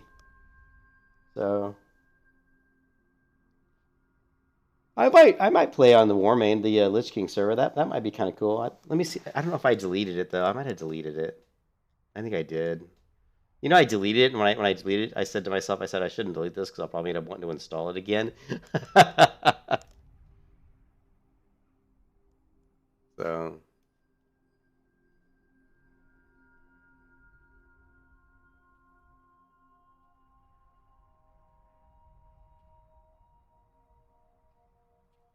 Burning Crusade, or yeah, I'll have to download that client. Anyways, I'm gonna take a break, guys, and I'll catch you guys later. I'm gonna get something to eat. I hope you guys are having a good Saturday, and I'll come back in a bit and we'll do some more PvP, and I may set up a Wrath of Lich King server, private server. See if we can. I'd like to get to the point where I can do a Death Knight, but I don't think on the private server you can just straight up play a Death Knight. I don't know. Not sure. I think this is so sad, man. I'm 8-21. I don't think I've ever played a game where I've been that bad win-loss ever. So I don't know, like, either I have really bad luck or I'm just not a very good player. I don't feel like I'm bad, though. That's what's killing me. I don't feel like I'm playing bad, but man, that is not pretty. That is not pretty. All right, I'll catch you guys in a bit. I'll come back in a bit. Peace out.